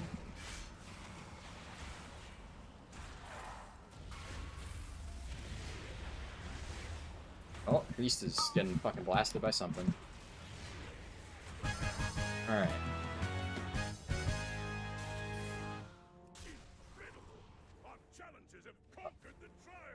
So close to being very clean, and then I fucking hit a flagpole. Alright. Moment of truth.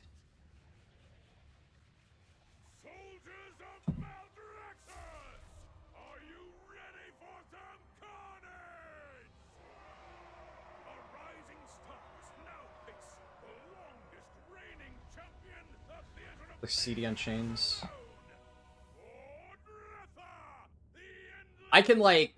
Because the two hardest parts of this fight is people dying to, like, the fucking ram plus frontal thing, and people getting fucked by the ads. I can cheese the fuck out of the ads. I can do that very easily.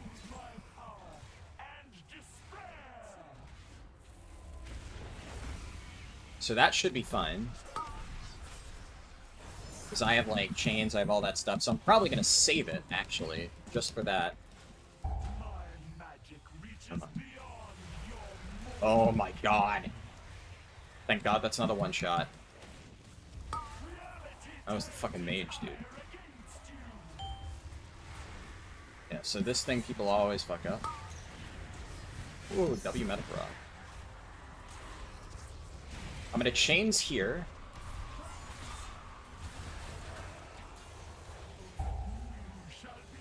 Are you just standing in it? Just standing in it? Priest? Priest, give me a sub. Oh my god. Oh my god. You are so lucky. Yes, Austin. That guy's health is at fucking 1%. He just ate that to the face, second move of the fight. I'm gonna fucking scream. I'm gonna fucking scream.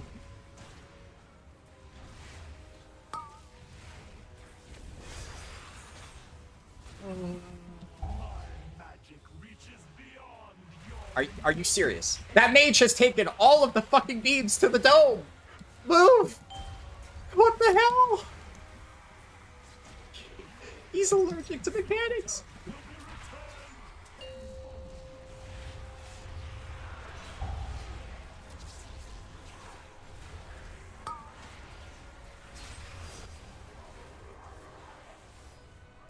Jesus Christ, please.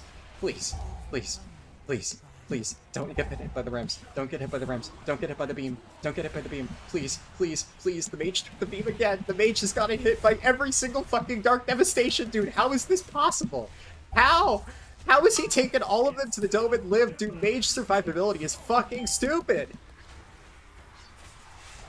I'm not sure whether to be pissed off or just genuinely impressed that he can do that and live. Oh, priest died.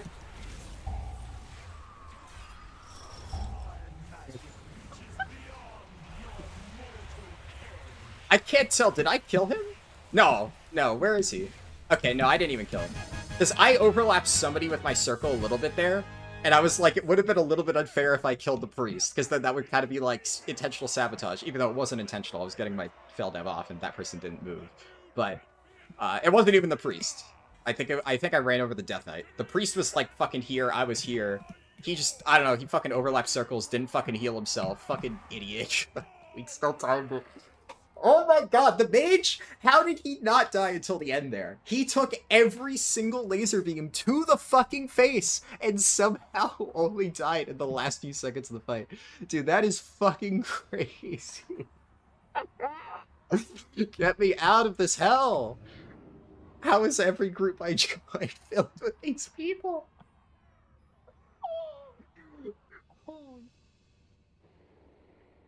Mechanics are for Tinkers and Blizzard hasn't added them yet. That's good. Holy shit, dude. Oh man, the Death Knight didn't even do that much damage. You know what? I don't even care. Fuck it. I don't give a shit. Death Knight may have not done a ton of damage, but he was the mechanic boy. I don't think that guy died a single time the entire key. So he's still the MVP in my book. And thank you for the gift sub, CS Austin. I love the priest somehow lived all the way until like the last 5 seconds of the fight, and then he ate dirt. Priceless. Holy shit, dude. What a fucking key. Also, I didn't really address it, but these boots are a very, very, very, very minor stat upgrade, but yeah, fuck it, I'll take it. I need to get Scouts of March, though.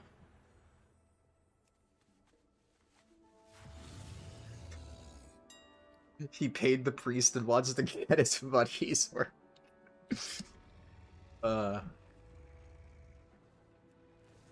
God. I'm actually...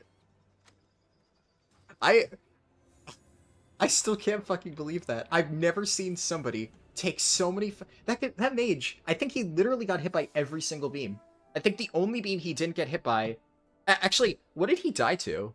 Did he die to the beam? He looked... I was about to say... I think the only thing the only beam he didn't get hit by is the final one, because I'm pretty sure he was dead before it went out. But no, he actually stood in the beam.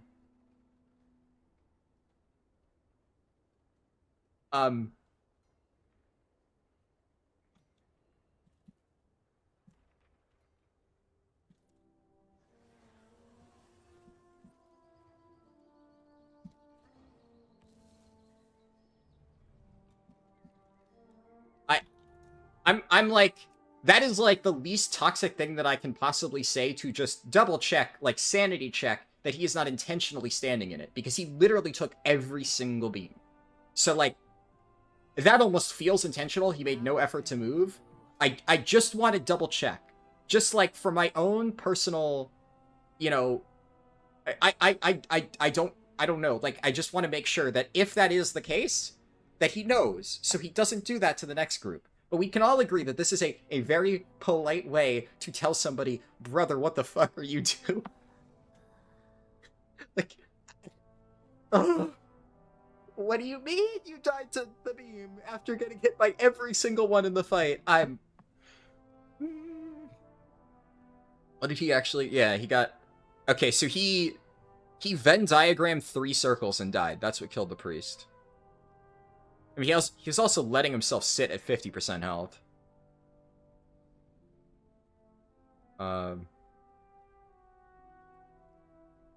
It looks like he hit the mage, because the mage got overlapped. I think I was on the Death Knight, so... It must have been, like... The priest was overlapping both the shaman and the mage, and then both of them got hit. I don't know. I don't know. Dude, that was... I'm amazed that we did not wipe there. Every single fucking beam, and he somehow didn't die until the last one. Fucking crazy shit. Anyways, let me scroll up. Let me read. Oh, God.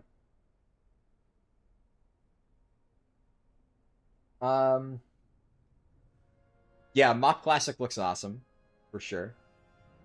You don't think you can stream private WoW servers on Twitch? I mean, I could always stream it on the 3rd channel. Can you stream private... Actually, wait, I know that you can stream it on YouTube, because I literally watched YouTube streams of it. But I'm curious about that. Can you stream private...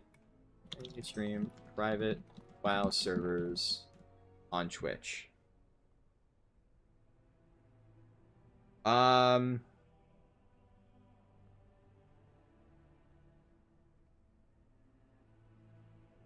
Interesting.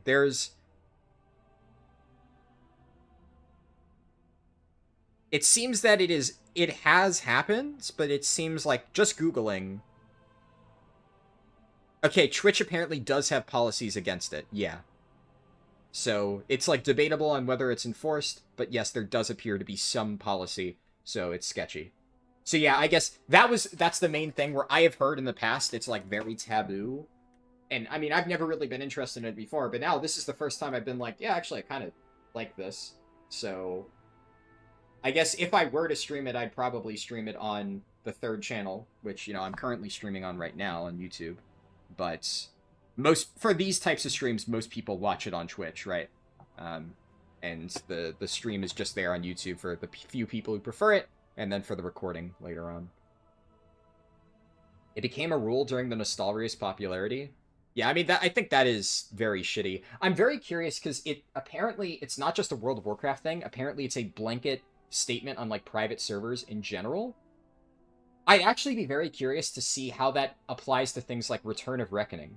Because although I haven't really been playing WoW private servers in the past, I did play a little bit on a Warhammer Online private server, Return of Reckoning, for a little while. And obviously that's different because that game literally doesn't exist anymore. The only way you can play it is on the private server. But if it's the private server specifically that Twitch has a problem with, then I wonder if that would ever be a problem. Not that I plan on streaming Return of Reckoning anytime soon, but just a thought that crossed my mind. Or WildStar. Are there good WildStar private servers? I haven't heard of any. But I'd imagine there's at least some that try to do it. Probably because Twitch is working a bit closer with publishers and stuff, yeah. Russian server called Cyrus brought a lot of ads. Interesting. Yeah, I mean, I'm 99% sure they can't do anything to me for talking about it on stream. Like, yeah, like, whatever, but it does seem that, at least on Twitch, it's a little taboo, so I guess I wouldn't be able to stream that here, just for safety. But there's one in the works, so that's interesting. Eternal WoW speedrun guide when? Well, I need to actually reach max level once first before I even consider that. It would not be a speedrun by any stretch of the imagination. A lot of people stream a Final Fantasy private server. Gotcha. So I think it sounds like it's more, the rule is in place, and if the developer contacts Twitch to try and do something about it, then they'll do something. But I guess if it's like a dead game, then nobody cares. Gotcha.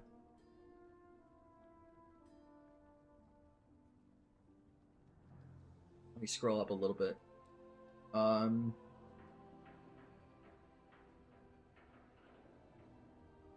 Yeah, it is interesting what they're trying to do with the Unreal Engine stuff, but like I said, that definitely seems like more of a gimmick than an actual draw, for me, at least. That's what you wanted with SOD. Blizz eventually added some cool stuff to SOD, but it's at the tail end. So my biggest issue with SOD, and it sounds like they are kind of doing that with Scarlet Enclave, but it's kind of like almost too little too late for me, is the way that they started approaching SOD is it's like you get to experience amped up versions of classic WoW with retail-like abilities. Effectively, the way that I viewed SOD is like classic time walking, almost. It kind of is the best way I can describe it, because you're playing with these kind of retail mishmash classes, or weird things like Warlock Tank, which I liked Warlock Tank, it was fun, but you're playing things that are very much more on the retail side of things than anything remotely. I think SOD's class design probably falls closer to, like, the Cataclysm Mop era. More the Kata era. Like, Wrath, Kata, some bits of Mop type of design than, like, true retail. But it still is definitely way beyond the traditional classic design. And that made parts of the game feel very weird. Because certain areas of the game they just didn't update at all, and then others they added tons of crazy new shit, especially like the new raids that they added. And I really enjoyed Black Fathom Deep's Gnomeregan and Sunken Temple. The general design of Gnomeregan and Sunken Temple especially I liked. I've gone on long rants about my gripes with Sunken Temple and how they handled its release and balancing, but I guess that kind of is my entire problem with SOD. They honestly had no idea what they wanted to do with it, and they were way too afraid to commit to one thing. I honestly wouldn't have had any issue with a Kata-era design, and you bring up the rest of the content to that. So I'm getting to play basically amped-up versions of, like, Blackwing Lair, or things like that, and the stuff they did with, like, Gnomeregan and Sunken Temple. And the goal is to have, like in Cataclysm and stuff, like, heroic modes, and, like, hard modes of the raids. And you have, like, you basically reimagine Blackwing Lair or something with, like, the same core fundamental design, but new mechanics. And I know that they added some shit to, like, Molten Core and Blackwing, but from everything that I heard from the people I know who still played SOD, it was, like, a generic modifier that really wasn't a challenge at all, and the raids got steamrolled. And ever since Sunken Temple, Scarlet Enclave, in terms of raids, is the first thing I've seen that actually comes close to scratching that itch again. And of course, I've seen a bunch of backlash from people like, oh, SOD's supposed to be easy. And like, no. That was the problem I had with it. I loved the hard design of some of those raids, but then every single time the raids got a little tiny bit hard, Blizzard nerfed it into the floor because people bitched and moaned.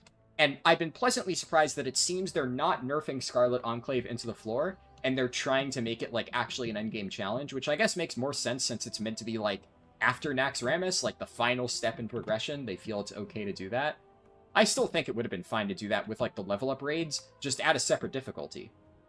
What they should have really done is had normal mode Nomergon, which is, like, a face roll easy raid that people can do to level up, and then, if they want to make the hard fights, which I enjoyed, just call it heroic, like they've done in every other version of WoW since. But it wasn't true Classic, but they tried to pretend that they were still trying to make Classic Plus when SOD really wasn't. And although I liked some of it, they could not stick to a theme. And that's the thing that I just really didn't like. No, Monk was never supposed to be in Classic. As far as I know, there was never anything I read that Monk was a thing. There's, like, little tidbits of lore that hint at Pandaren, and I'm pretty sure the idea that Pandaren had, like, a monastic culture is in the baseline lore, but I don't think that it was ever a plan for pandas or monks to ever appear in, like, original vanilla. I think even on the earliest sketches, that was never something that, was planned. But, yeah. Yeah, oh, that's another really good point, C.S. Austin. For a version of WoW that had Discovery in its name, it had very little discovering. Yeah, I always found that very strange. Because the things that I liked about Season of Discovery was, like, the hard raid content. It had nothing to do with, like, the discovery.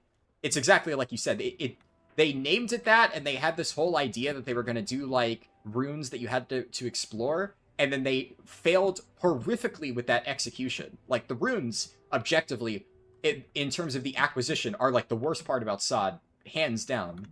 And then at some point along the line, they decided that SOD was actually about, like, you know, more modern-ish class design and content brought into a classic setting, which is, like, fine, I actually enjoyed that more. But because they were still tied to this discovery thing, they kept riding this weird line and trying to appeal to both groups. And, I mean, SOD definitely still has a large enough fan base, but them doing that is what lost me, and many other people I know fell off SOD for the same reason. I think it has been steadily growing recently. I know a bunch of people who jumped back into it for, like, Karazhan Crypt, Scarlet Enclave, and I had considered doing that. If I wasn't so busy with other stuff, I would have. But now I'm kind of in this limbo state of... I've kind of missed the boat with Scarlet Enclave, and the unfortunate reality of SOD is it is very much meant to be a seasonal approach to the server, right? Like, that is clearly how they're designing it. And I know that Blizzard will say, it's never too late to catch back up. It kind of is. If your main goal in SOD is to do the stuff that I would want to do, which is, like, the hard raid content, it would take me a while to get caught up to that point. I've raided in World of Warcraft across multiple versions for a while. I know how it goes. You're not going to be able to hit level 60 and then just immediately jump into, like, the hard mode Scarlet Enclave. You're going to have to do a shit ton of grinding. That's fine. I don't dislike that. I just don't have the time to do that right now is kind of my problem, right? And then any progress that I make right now, I'm sure will probably be wiped whenever they do, like, another patch to SOD, because they've said it's not technically the last patch, but the way that I've been interpreting it is they're probably going to do some, like, overhaul to, like, the catch-up process in SOD. I think they've worded it in a way where they're not adding new content, but they're going to add patches and updates. So I'm guessing they're probably going to restructure how some of the leveling and acquisition shit works. So I'm kind of banking on that, making it easier to get into. And then I would like to, at some point, play it, see Scarlet Enclave, and then once I've, like, had enough of that, you know, I'll be done with SOD or play whatever the next version is. But that's the other thing. They've also been very clear on the fact that they are going to make what they consider to be the real Classic Plus. So I think the idea from Blizzard seems to be they're not going to expand upon SOD. They're going to, like, maintain it and do something with the characters, but they're going to do a different thing that is their official Classic Plus in the future. So it's kind of like, well, I might just wait for that, right? So that's kind of why, in the meantime, I am looking for something to scratch that itch, and Turtle definitely falls more into that category, because it seems like they are going more for the horizontal progression approach of trying to make everything, like, either a very minor upgrade that they add or like a side grade, where it's not like SOD where the power creep is like fucking ridiculous and you just get 50% more damage from the new items, which, again, fine, that's how they do it in retail, but that's definitely not a classic design. But, like, I've seen some of the items that drop from the final few bosses of the new Karazhan raid that Turtle WoW added, and they're, like, very much classic items. Just, like, well-itemized stuff around the same power level as Naxxramas. So, you're not invalidating any of the existing progression, and I like that design. That means that if I were to continue playing that and reach max level, I would be able to progress like at my own pace and then jump into the content when I, feel ready to do it. And my friend's already told me that like his guild still does runs of all the old raids because a lot of that stuff's still relevant. They still do like a weekly Molten Core, weekly Blackwing Lair and stuff. So clearly that's like, it's not totally invalidated by the existence of new content. And really, I just want to see all the new stuff because if we're being honest, SOD has added barely anything outside of like the new dungeon and raid content. Do I want to play it at some point to see Scarlet Enclave and like Karazhan Crypts and Demonfall Canyon? Yeah, I haven't gotten to play those yet. Would love to see that. But outside of that, like, what the fuck have they added except like catch-up mechanics, runes, which are by and large just retail abilities I played with before ported back, or, minor modifications to existing raids. Whereas there are entire brand new zones with completely new quest lines and brand new dungeons made from the ground up in Turtle WoW. And they may be good, they may be shit, but that's kind of, it's like I said with the Goblin starting zone in Turtle WoW. I thought the Goblin starting zone in Turtle WoW was kind of shit, but it was a brand new starting zone. Did I hate my time playing it? No. I was like, by the end of it, I'm like, yeah, it's kind of a mediocre zone, but it is still a zone that I have never played through before. And it was still a novel concept. So even if, like, every single new zone is, at best, a mediocre World of Warcraft zone, it would still be impressive that they managed to design a zone that feels like a World of Warcraft zone, even if it's kind of whatever. But I actually did quite like the High Elf intro. I thought it was a pretty solid, just, if you stacked it up against, like, any retail WoW leveling zone from that era, right? I think it would compare well. I'd say it's probably akin to, like, the Draenei starting zone in terms of, like, overall quality across the board. And for its time, not bad. Very much not bad.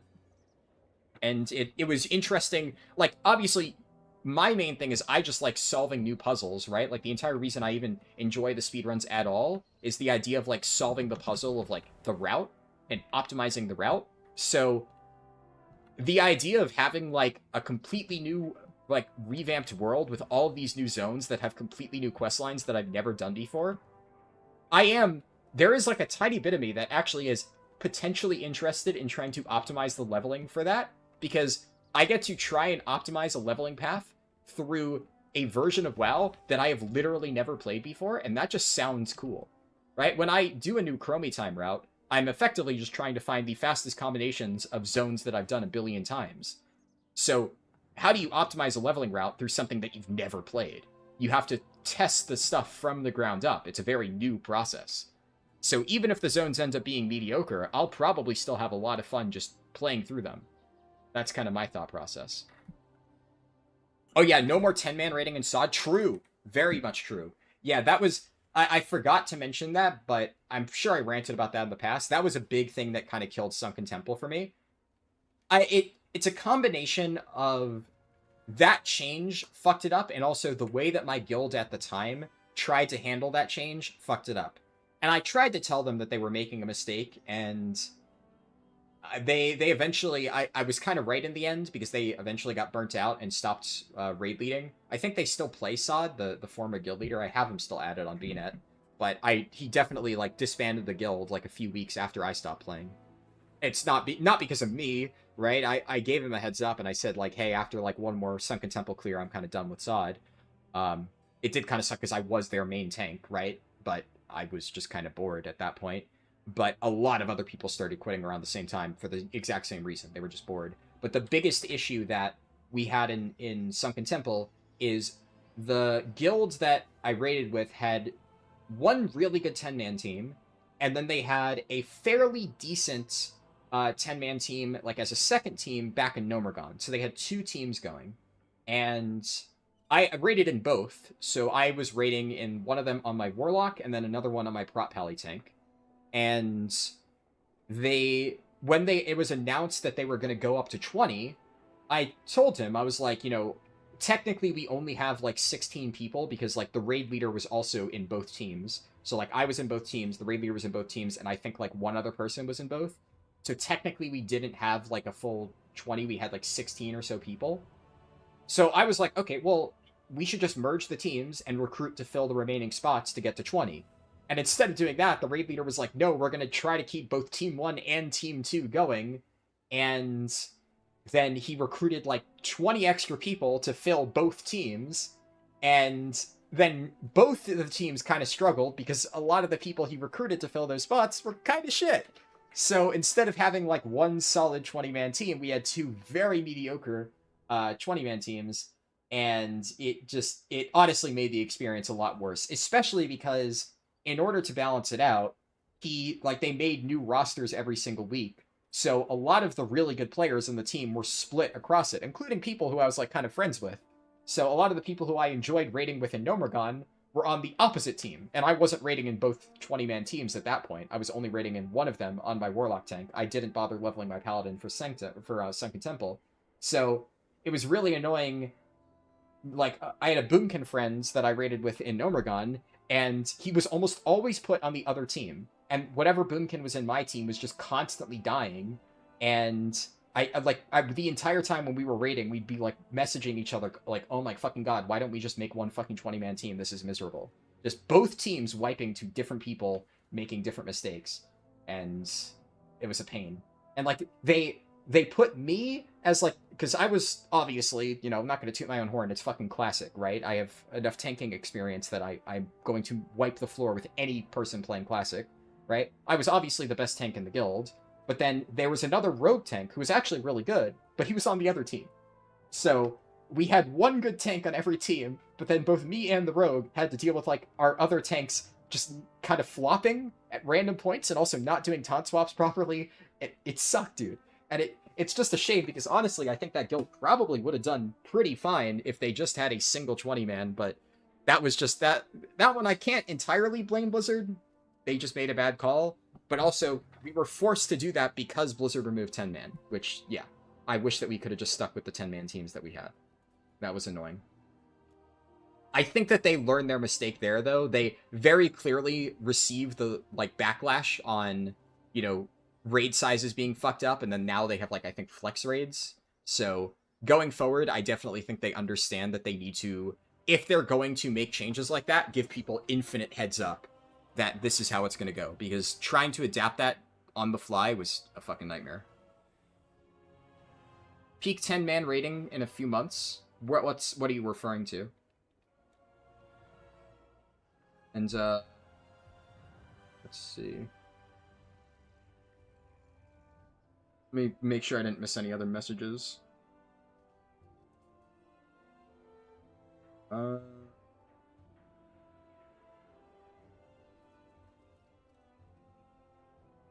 Want a vanilla version of Monk Demon Hunter DK? I'm gonna be honest. While that would be cool, Demon Hunter would be very tricky to make work in Classic. I feel like Death Knight you could very easily make a Classic-inspired Death Knight. I think that they are close enough that it would be a little bit weird, but you could make it work. Monk, you could definitely... I think you could make a Classic-style Monk. Oh, you're talking about Mock Classic. Oh, duh. Yeah, sorry. I wasn't sure you meant, but absolutely. Yeah. Yeah, because, like, it obviously, if you took original Death Knight and, like, brought it, like, or the Death Knight that we know and brought it back, it would feel a little bit janky, but I think if you change some of it and you turned it into, like, obviously Deathstrike not being as overpowered as it is in retail, but still, you could make, like, a classic-esque version of, like, a tank Death Knight or something like that, and it would probably work fine. I'm sure you can make that function. And although I don't think the World of Warcraft design of monks would really fit at all into Classic, just because so much of World of Warcraft monks' identity is, like, insane mobility. And like insane mobility and insane utility, and like that's like the antithesis of classic.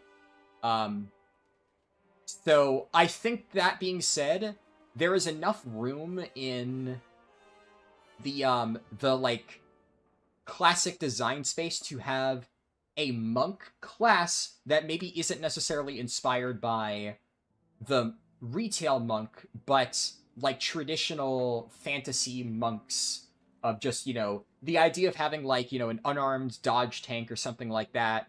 Or even just like quick attacks that, you just have really fast like attacks off GCD things. You could make that work, but I don't think there's any way to take like retail monk and port that back to classic. You'd have to remake it from the ground up with just a general monk theme. Demon Hunter is a weird one because obviously Demon Hunters existed in the lore since like Warcraft 3, right? But the iteration that we got, because we're already in Legion by that point, is so far gone from anything remotely related to Classic that it would never work. It would have to be something like Demonology Warlock, where you like empower yourself and turn into like a demon form or something like that. But like, I'm just thinking, how would Fell Rush and Vengeful Retreat even function in the context of Classic? Like, we already can see how Demon Hunters break the fuck out of old dungeons. The whole, like, acrobatic, like, you climb fucking walls and dash through the air type thing just doesn't fit in terms of the pacing of Classic. So, you could maybe make a class, call it Demon Hunter, and give it, like, Fell-themed melee abilities, but I think at that point it would be so far gone from, like, the, classic Demon Hunter, I want to say classic because obviously you mean different things. The traditional playstyle Demon Hunter that we know from Legion onwards, that it would almost be like, why bother, right? Which I'd imagine is probably why they didn't make Demon Hunter all the way back then. Probably because they wanted to do it right, and they knew that it wouldn't really work in that context. So, yeah. Yeah, obviously you could reimagine them. I'm just saying, like, I feel like if you were to reimagine Demon Hunter in a classic style, it would just be like Rogue or Warrior, but they would have like magic damage attacks. It would be like Fell Paladin, basically, is how I think Demon Hunter would be. Like, it wears leather, it has like fast attacks like a rogue, but it has like magic abilities like a paladin or something like that. And maybe it has like a lot of movement speed increase things, but basically all of the iconic stuff that we know from retail DH, I don't really think you could make work in Classic, is what I'm saying. Monk, you could probably make some of it work, and at least you would be like, okay, yeah, this is a monk, right? But I feel like without really breaking Classic in half, there's no way to really fit the Demon Hunter theming, and it not just being like, okay, this is just like a green rogue, basically. You get what I'm saying? I don't know if that makes sense, but at least that's how I think about it. It's just, if you're trying to fit the classic format, you have to like have a lot of constraints, right? You can't let your imagination run wild. So I'm sure you could do it. I'm just like, I think it would be boring, right? I think Death Knight and Monk would probably be a bit more interesting because I think there is some untapped design space in Classic where you could still take Death Knights or Monks and put them there and have them fill like a Classic niche without, breaking the game in half. But Demon Hunters, like, their entire niche is their mobility, and that just doesn't fit. Monks at least have some cool stuff that you could probably take inspiration from and still make them work in a classic setting. Just take out the crazy stuff. Like, Roll could maybe exist, but it would have to be watered down super heavily, and then all of their other crazy mobility things you just dial back, like, a million years, and make them more about, like, dodge and fast attacks and stuff like that. Okay, so what do I need? We're down to one dungeon. Theater of Pain. That was my worst dungeon so far. 325. I'm gonna update my sheet real quick. So we have one left. I was gonna say, I think I forgot to reroll my key. I did reroll my key, but it hit Rookery, which I don't need. So now we literally just need Workshop, and then we're done.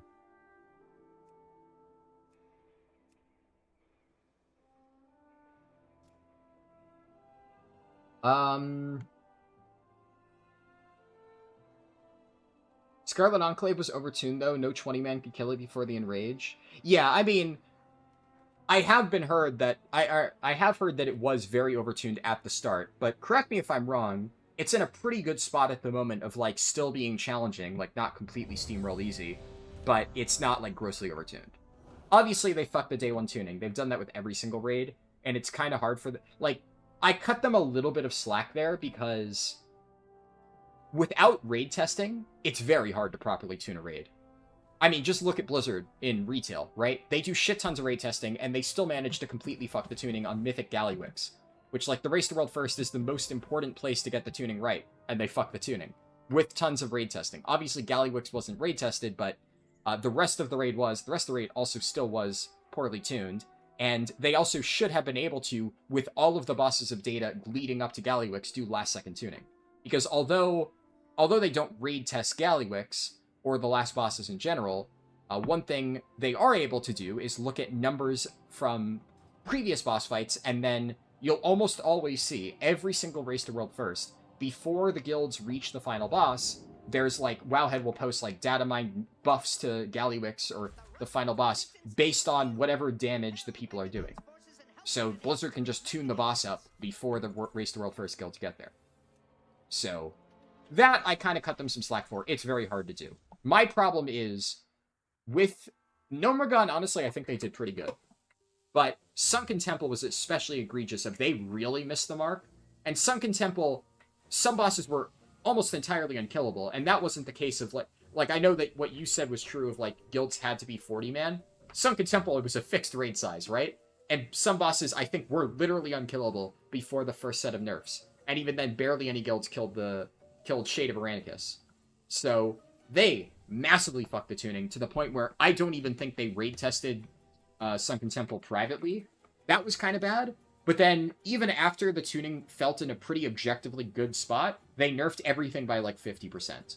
That pissed me off, because that's just like, okay, you're not even trying to tune it properly, you're just throwing shit at the wall.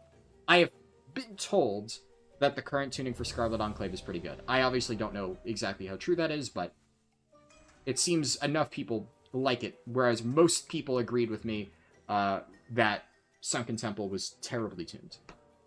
So, definitely a plus.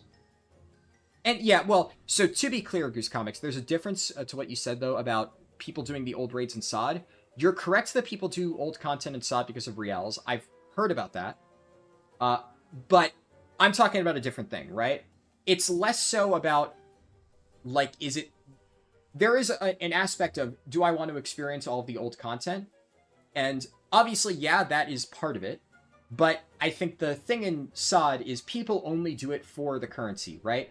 My point of saying people doing old raids was less so about, am I going to be able to find groups for it? And I was saying that as a way to say the gear is still relevant, because there is no Real system in Turtle WoW. When I said that, like, my friend's guild still runs it, I more so meant, even though they are doing Karazhan, they still do regular runs for the older raids, because the new stuff that Turtle WoW has added doesn't invalidate the loot of the old raids.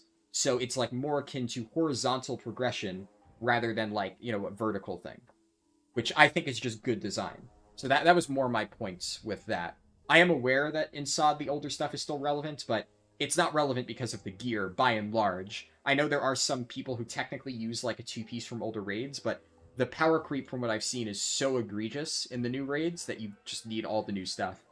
And I read a little bit about, like, the sanctified pieces in Naxxramas and Scarlet Enclave, where, like, you need to have a sanctified piece. And there were people running, like, sanctified pieces of lower gear types, like sanctified mail items as a plate tank, just because having the sanctified tag made them stronger. Things like that. That's just bad design, I think. But very small thing. Also, I'm gonna just close chat for a little bit. Gonna focus up, because last dungeon, I want to make sure I do not fuck this up. You guys get how it is.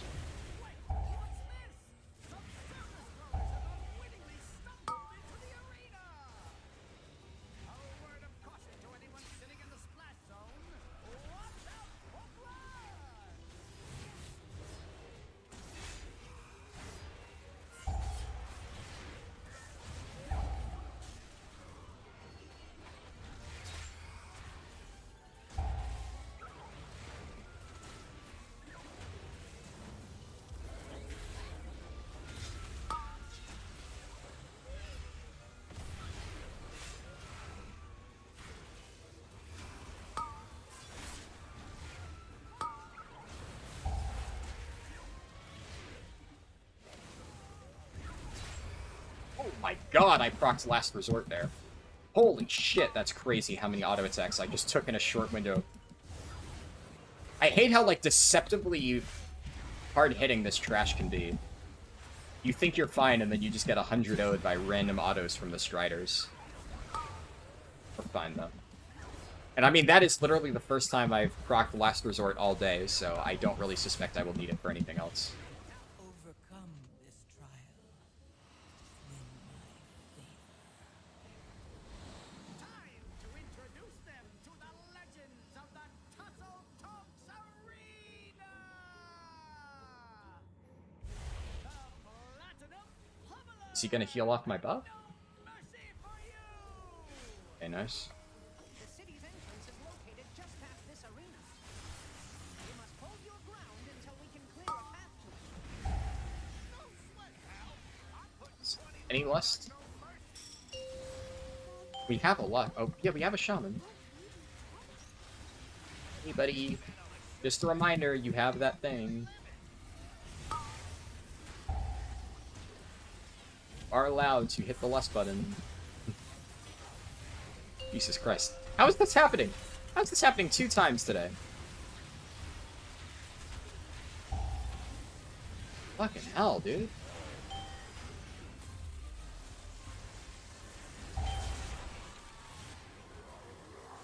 There we go. Was he waiting for the fucking thing to break? The armor? I mean, that's dumb, right? It's an I think it... Does it even give a damage amp? If so, it's a trivial damage amp versus doing it when everybody has their cooldowns on full. So the Warlock dying twice to this is kind of silly. Whatever. Workshop is definitely a key where, like, a few random idiots can absolutely fuck you over. But we will find out soon enough whether this is just a leave and find another dungeon angle. Does this even... Yeah, you get a 30% damage amp for a few seconds. If that's genuinely what he was saving it for, that's so silly.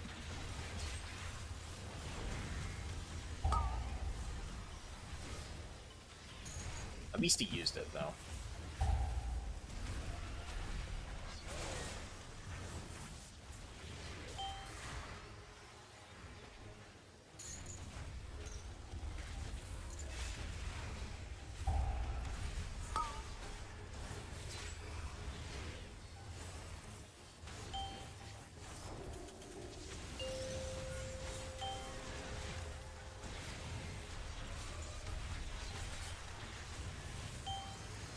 Overcome this trial.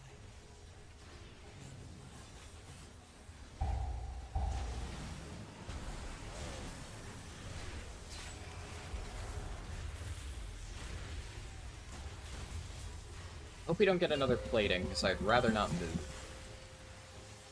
Should be fine.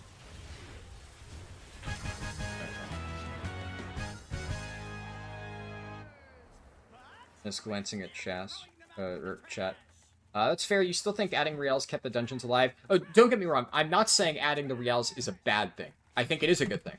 So sorry if that's how it sounded. I definitely think it is a good change by the SOD devs, because they kind of already committed to, like, the power scaling thing. So, would I rather the content still remain relevant? Yes, but that's not necessarily easy to do, so in lieu of that, having a way to keep it relevant, it's still a good change on their part. That's why I wanted to make it clear. I wasn't dissing the Riel system, but I did want to make a distinction that I wasn't saying that SOD is, like, has the exact same thing. They are different in a way. And for what SOD is, the Riel system works really well. There's a lot of MMOs like that. But that's exactly the thing. SOD's not an old school MMO with, like, horizontal progression. It's, you know, it needs something to incentivize people to do older content. It's like the difference between Guild Wars 2 and Final Fantasy XIV. Obviously, Guild Wars 2 is still a modern MMO, but one thing Guild Wars 2 does really well is the horizontal progression. And Guild Wars 2 doesn't need to add new, like, rewards to a lot of its older expansion events, because they still give relevant stuff to this day that people still want to actively farm. At least the last time I played it, people were doing previous expansion content just because it was all horizontal, right? It was still relevant. Whereas, like, take Final Fantasy XIV as another example, I have heard negative things about it recently, unfortunately. I've thought about trying it again at some point, but everything I've heard is like, yeah, now's maybe not the time to play FF14 again, unfortunately.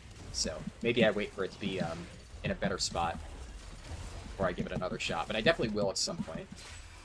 But when I did play FF14, it was kind of like WoW in the sense that a lot of the ways that they incentivize people to do, like, the leveling dungeons that you really had no reason to do, is you would do the roulettes. And the roulettes would give you tomestones, which you would get your weekly cap by doing that. So that's how they make sure that, like, experienced players group up with the inexperienced players, which is basically Sod-Riels.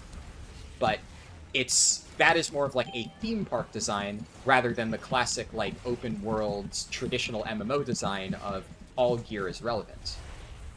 Like, I'll give you a really cool example that my friend was telling me about that reinvigorated participation in a lot of dungeons in Turtle. In the new Karazhan raid, they added an Arcane Resist boss, which obviously wasn't a thing in any version of, like, original Classic. Arcane Resist was never super relevant, but now suddenly there's all this, like, random Arcane Resist gear from dungeons and stuff that nobody's ever cared about. And now you have all these, like, super geared, like, Nox Ramus players running these older dungeons to farm their Arcane Resist sets. So he was saying that, like, a lot of max-level dungeons were, like, really easy to get into groups for because people were trying to farm those pieces. So if you were just a player who didn't care about your Arcane Resist gear and were just trying to get catch-up stuff, you probably got, like, free dibs on so much loot because people like my friend were just trying to farm, like, one item. So that's, like, one really good way to, like, add one cool itemization thing that now massively increases participation, but in, like, a cool, unique way.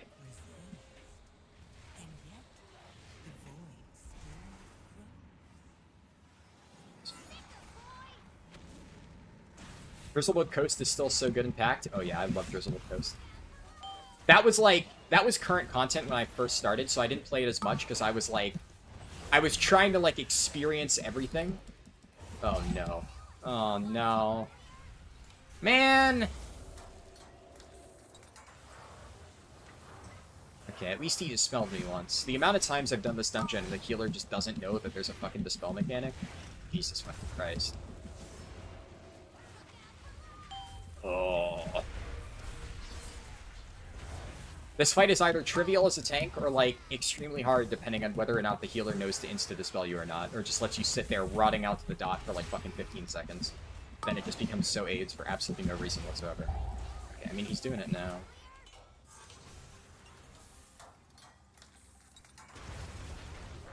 Yeah, so I have no idea exactly how the Cujo change works. Is there any way to cheese it? Has anybody figured out a way to still, like, hit him? Or is it, like, you literally need to be fully LOS the entire time?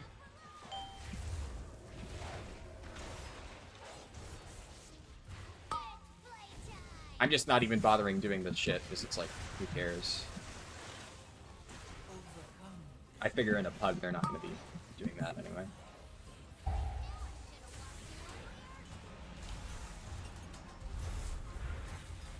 No, as in there's no way to cheese it?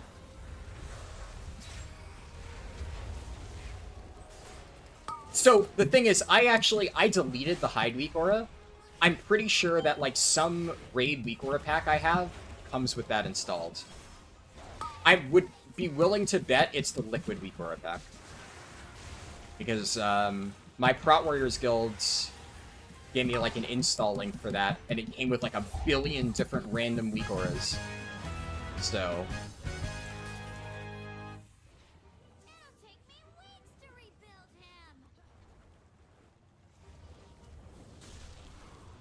Shit. Okay, made it. Fancy Demon Hunter shit is a go. I did hit a flame jet, but... if it works, it works. Remove the liquid dungeon one? Well, I don't know if that's what it is. Because I definitely didn't install a dungeon week or a pack. They just gave me a link, and they're like, download this, this thing for raid. So... the thing that I downloaded was supposed to only be for raid, I'm just saying I think it might have some random dungeon weakers in there.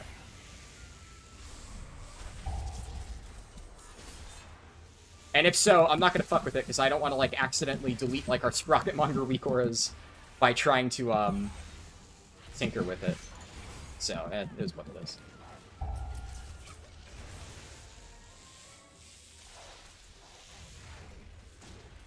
The one that most people use is updated. Well, yeah, I don't have any dedicated, like, Dungeon Weaker packs, so... It would not be that.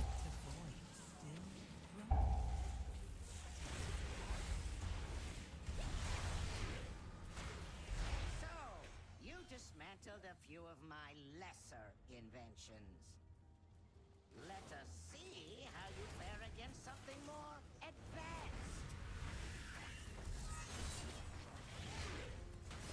What you like about horizontal progression is that if you do it well, you normally don't need catch-up mechanics either. Exactly, yeah. And one of these days, I really want to go back and play Guild Wars 2. Oh, another slightly related thing. I've always wanted to play, like, the original Guild Wars again, because I played it a little bit when I was very, very, very, very, very young. And I've always thought, like, it would be cool to go back. And I read that they were having, like, an anniversary sale, so everything was, like, extremely cheap. So I just bought the entire game with all the expansion packs for, like, $5 on Steam. I don't have time to really play it right now, and obviously that is, like, one of those things where there is absolutely no rush to play that at all. I will do it at some point, but there's, like, way too many things at the moment for me to care about that. But I'm like, well, it's on sale, I'm gonna buy it now. But now I have it, may as well try it at some point for sure.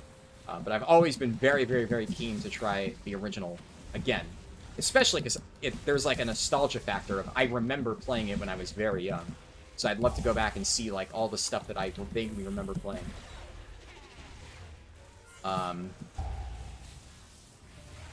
Yeah, Ratcon just said there's a Guild Wars 1 return event, community-driven. Oh, I see. Yeah. No, I'd imagine that makes a lot of sense because of, like, the sale and stuff. That would be really cool. It's just, it's unfortunate that, like, right now, there's just way too many things going on. Oh, fuck. Are you kidding me? Immolation Aura fucking pulled these mobs? God damn it. Yeah. And, like, if I'm gonna play some random old MMO, right now, it would be Turtle WoW, just because, like, my friend has been trying to convince me to play that for ages. So I've been chipping away at that. But, at the very least, I saw it was on sale, so I was like, oh, fuck it. I'll at least buy it for the future.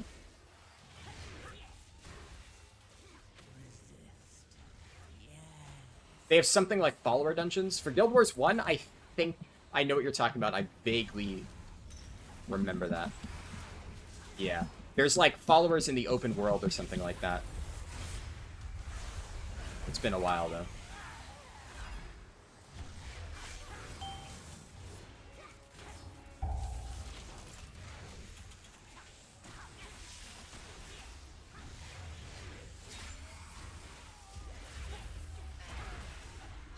Guild Wars 1 was the only game you ever bothered to actually PvP in. It was fun. The single-player campaigns are blast. I remember doing some PvP way back in the day.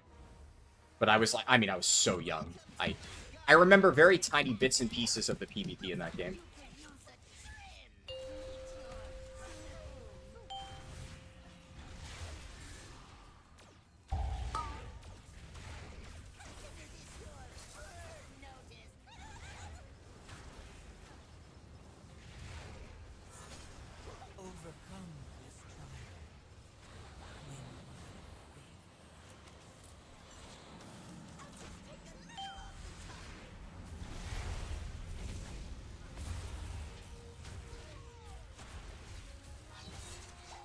You're struggling leveling in Dragonflight, why are you still here?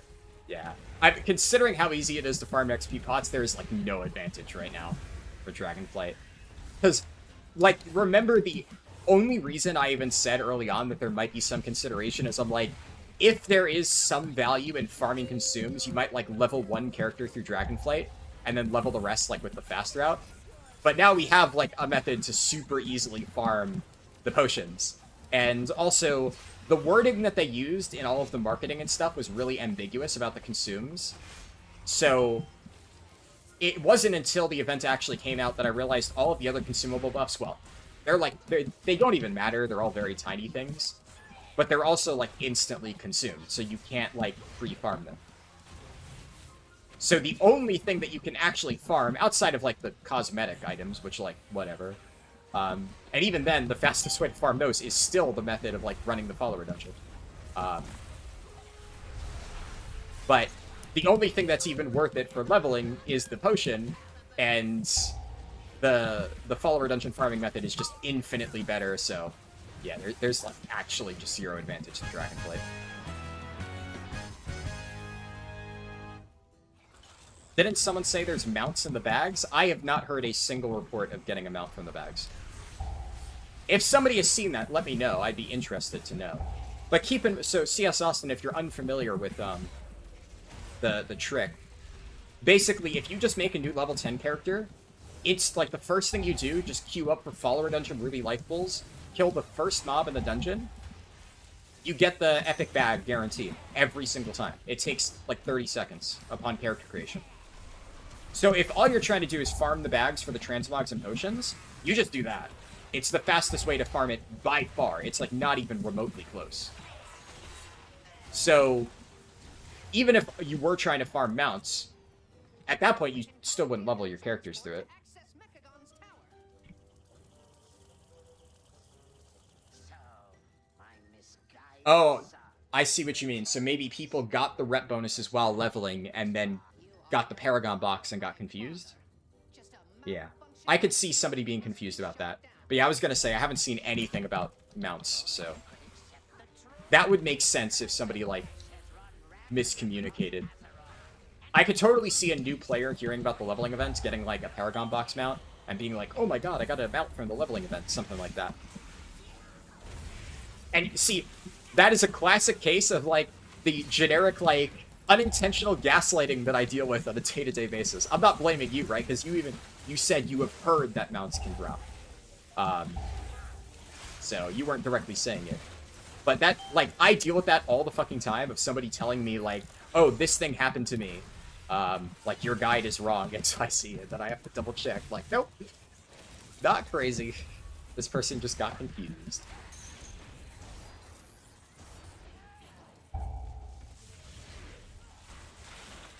We have a Warlock, so I'm going to try to do the gate skip. We have so much time that, like...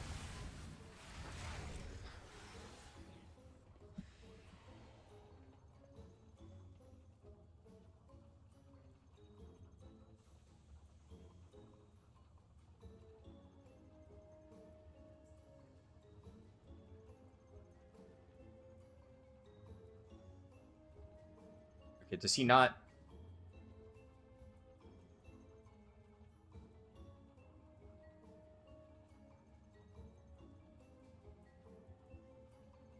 Like, he's just, he, like, man, I hate people like this. He's jumping! He's jumping! Okay, I'm over this.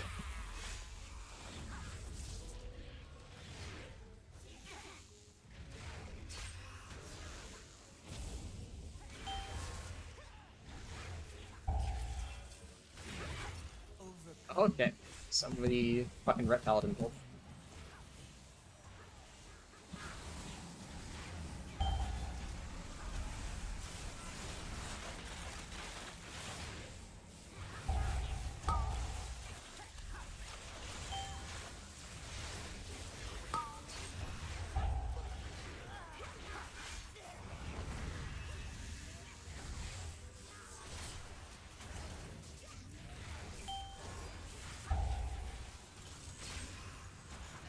I just, like, I don't know.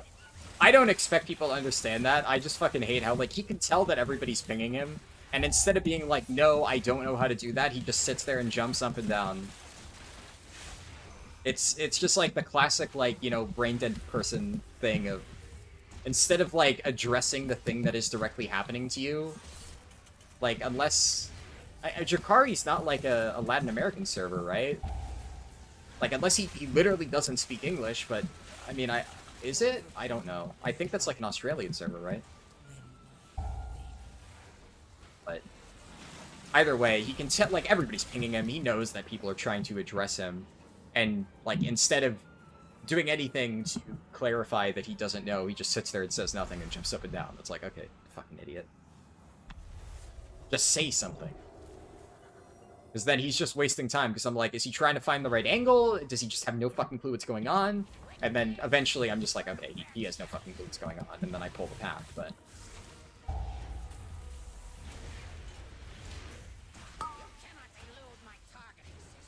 Oh, it is Latin American. Okay, yeah, maybe that's what it is.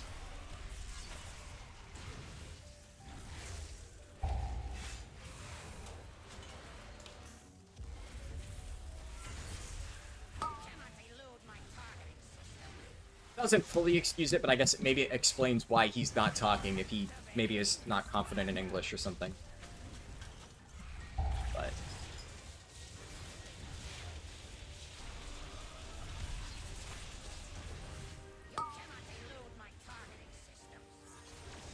I must be thinking of a different server, because I thought that was an Australian server, but that must be a different one.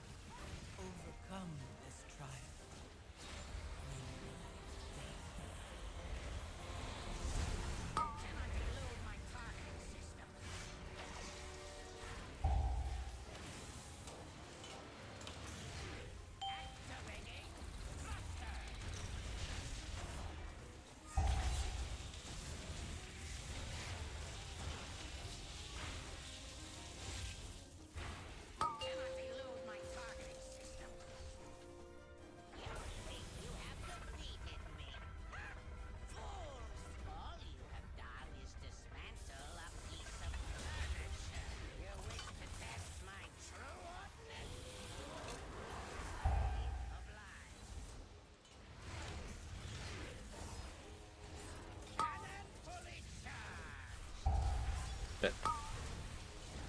Didn't realize. I pressed the hunt, then I saw I had a Reaver's Glaive proc.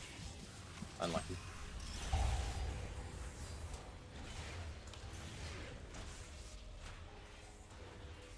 One thing I like on this fight as a Demon Hunter is you can basically stand right on the edge, because even if I misjudge the distance and I get knocked off, like, I can just backflip back onto the platform, so it's not a big deal. Overcome this trial. Still very scary.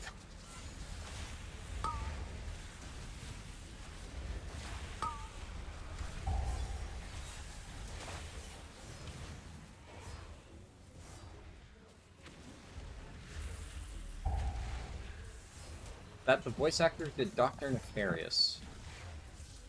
No idea who that is, so I'm not sure.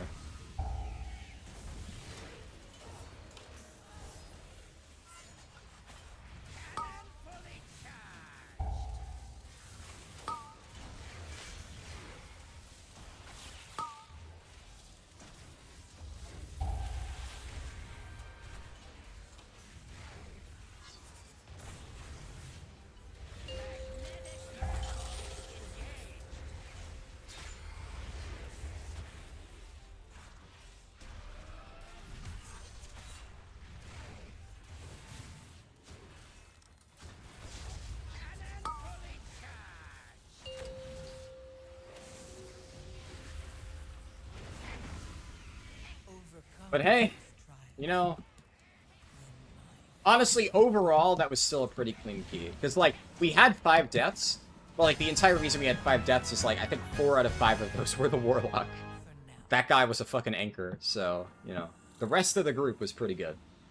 And, you know, overall, that was a pretty clean run. And so has my father. You have my gratitude, heroes. And that's Vengeance Demon Hunter done. This vision of the world is not one my people share. We That was definitely, like, up there with Prot Warriors, like, one of the most chill ones. I don't know if I depleted any keys. There were definitely, I mean, we had some fucking sketchy ones today, but it was like, sketchy things happened in the key, but the keys themselves were pretty fine. Because, like, it was the 3 easiest dungeons. Theater of Pain was probably the closest, because I don't know how nobody died on that, like, Mordretha fight, with that mage just eating every single fucking mechanic. But that was, like, if we died on Mordretha, which is a very real possibility in a lot of dungeons, like, you can absolutely fail the timer. It goes to show, that was the lowest score one. That one was fucking sketch as hell. Crazy that Dark Flame is my second lowest, but that group was so beans. What did my key reroll into? Motherload? Yeah. I mean, I'm gonna take the 4 vault and we'll be done with Demon Hunter for the week. 1 key for each dungeon. Yep. Yeah, we got all of them done.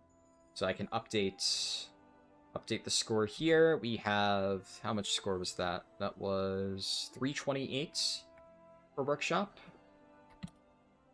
There we go. Vengeance is done.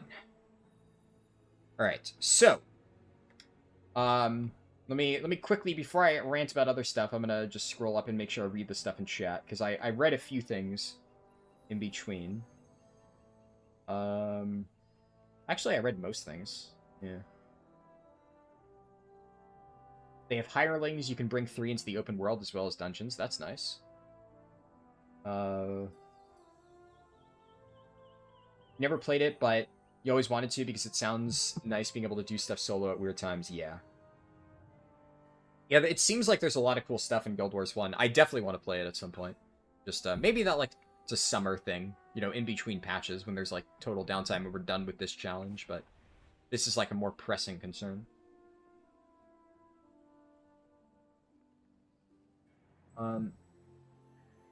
Check.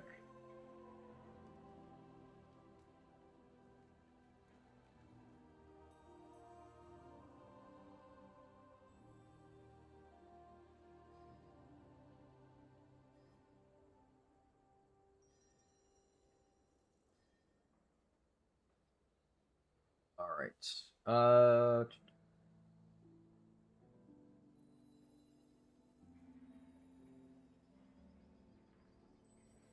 I've read everything. So I said this earlier, but I'll just recap because, you know, I know not everybody was here at the start. Definitely going to continue this challenge as a whole. So right now we're done with Prop Pally, Brewmaster, Windwalker, BM Hunter, Prot Warrior, and Vengeance Demon Hunter. So we've gotten, what's that? 1, 2, 3, 4, 5, 6. 6 done so far. 5 classes, 6 specs, because 2 monk specs. So solid progress. And the thing is, the first spec on every class is going to be the hardest. Because, like, I can already tell you, whenever Havoc Demon Hunter rolls around, that shit's going to be piss easy, right? Because obviously, for one, I don't need to gear another character. The hardest part of this challenge by far has been gearing the fucking characters. Getting all that stuff invested. I already have a few pieces that are, like, slightly better optimized for Havoc that I can swap to. I'm pretty sure Havoc really likes, let me look at Havoc trinkets again on Blood Mallet. Yeah, Havoc is fine with, Funhouse Lens. I probably, with what I have right now, I just use Funhouse Lens and Suspicious Energy Drink, and that seems like it would be a decent combo, but I mean, we're not going to get around to that for over a month, so theoretically I'd have better stuff, but Havoc is like one of those specs where I played a bunch in the past. There's going to be a lot of specs that we have left where I'm already going to be done with the gearing process, because it's like an off-spec for the character I've already gotten score on, and that also means that getting into pub keys will be much easier, because I won't need to, like, work my way up. If for healers and stuff, I might start at, like, a 7 just to get comfortable with it, if it's something that I'm not super familiar with, but if it's a DPS spec and I feel like I understand it, we'll probably just full send 10s from the start, and it won't be too hard. So that will be much less time-consuming than getting the first done in every class. But we still gotta get through some of those.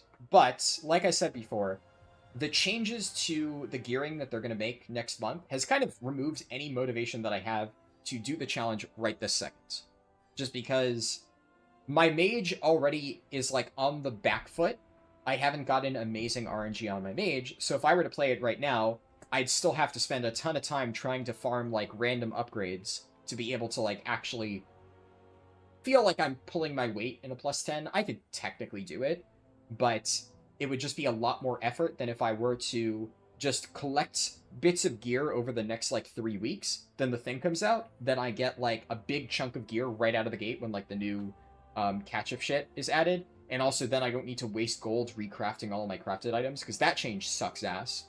The recrafting thing is terrible. I really hope they undo that, but they probably won't. So I'm just going to wait until then. Now, the new patch is going to be what? The 13th, right? I thought it was really funny where the initial post that Blizzard made said the 14th, and then they corrected it because obviously the 14th is like weekly reset for Europe. So for obviously it's going to happen on the weekly reset for North America. So then in their next post, they updated it and said that it was happening on the 13th. And then Wowhead wrote an article about Blizzard's moved up the release date of the thing by 1 day, when it's like, no, they fucking didn't move the release date. They moved it 1 day because it was probably a fucking typo. Because obviously, why would they release a new event on North America on the day after the weekly reset? Like, that was never going to be a thing. It was obviously just they typed a 4 instead of a 3. Or they copy-pasted the European release date instead of the North American one. But Wowhead being Wowhead fucking clickbaits that they've moved up the timeline by 24 hours. It's fucking just absolutely dog shit Wowhead writing. There have been some really bad posts from them lately. Like, what else is new, right? But, Wowhead drives me up the fucking wall. Oh yeah, one fun Wowhead post that I will just absolutely clown on because it was so fucking bad is... where was the one... I mean, there's actually a bunch of them. Never mind. So, one earlier today, they made a post quickly getting to the Nightfall scenario with any character. So, they made an article to teach you how to quickly get here. And the answer is, use your Priory dungeon teleport from +10, or enter the Dawnbreaker follower dungeon and teleport out. Congratulations, Wowhead. You've taught people how to reach Hollowfall, one of the zones in this expansion. That's real newsworthy. Like, that is like, holy shit, bottom of the barrel tier article writing. But Jesus fucking Christ. And another one, that one at least is just a dumb article. One thing that they did that just blatantly confused a lot of people, both in like my Discord and in my guild's Discord, is, where's the article they posted? I wonder if they ever corrected the wording to, like, not confuse the fuck out of people. Let's see here. Oh, man, there's so many just Oh, yeah, here we go. They posted an article called Undercoin's Warbound Transfer Disabled Again with Patch 11.5. And the article just says, with the release of the patch, it seems that they've once again disabled Warbound Transfer for it. And then they go on to, like, speculate on why this was disabled. And so many people got confused about why Wowhead was saying that this thing got disabled when it had always been disabled. And here's the thing. The article, technically speaking, was not wrong, because what happened is, for a very brief window of time when the patch came out, they re-enabled Warbound Transfer for Undercoins. But they did it accidentally. So, they accidentally enabled Warbound Transfers. It was bugged. Anybody who tried to transfer Warbound Undercoin stuff immediately lost their Undercoins, so Blizzard fixed the bug, re-disabled it like it had always been, and then instead of Wowhead posting, there was temporarily a bug where it got re-enabled, and they fixed the bug, they clickbaited, the Warbound Transfer is disabled once again.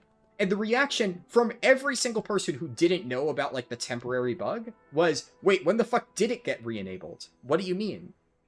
And there's a lot of other people who are, like, shitting on Blizzard in the comments, and, like, don't get me wrong, it's dumb that Blizzard fucked up the re-enabling thing, but people are like, why is Blizzard preventing us from transferring Undercoins? And, like, I'll admit, the change to make them not Warbound was stupid in the first place. But Wowhead's, like, rage engagement farming over something completely unrelated. Like, it's not an intentional choice by Blizzard. It's a bug, and they fixed the bug. Why are you writing this misleading shit of, it has been disabled once again? It was never meant to be re-enabled. It's like, it's just the most misleading dog shit writing. Just, holy shit. The thing is, the fact that Blizzard managed to fuck up the Undercoin thing, like, that is actually a somewhat interesting thing. Like, when I read about that, I chuckled to myself, and I'm like, fucking of course they did. Of course they managed to fuck that up.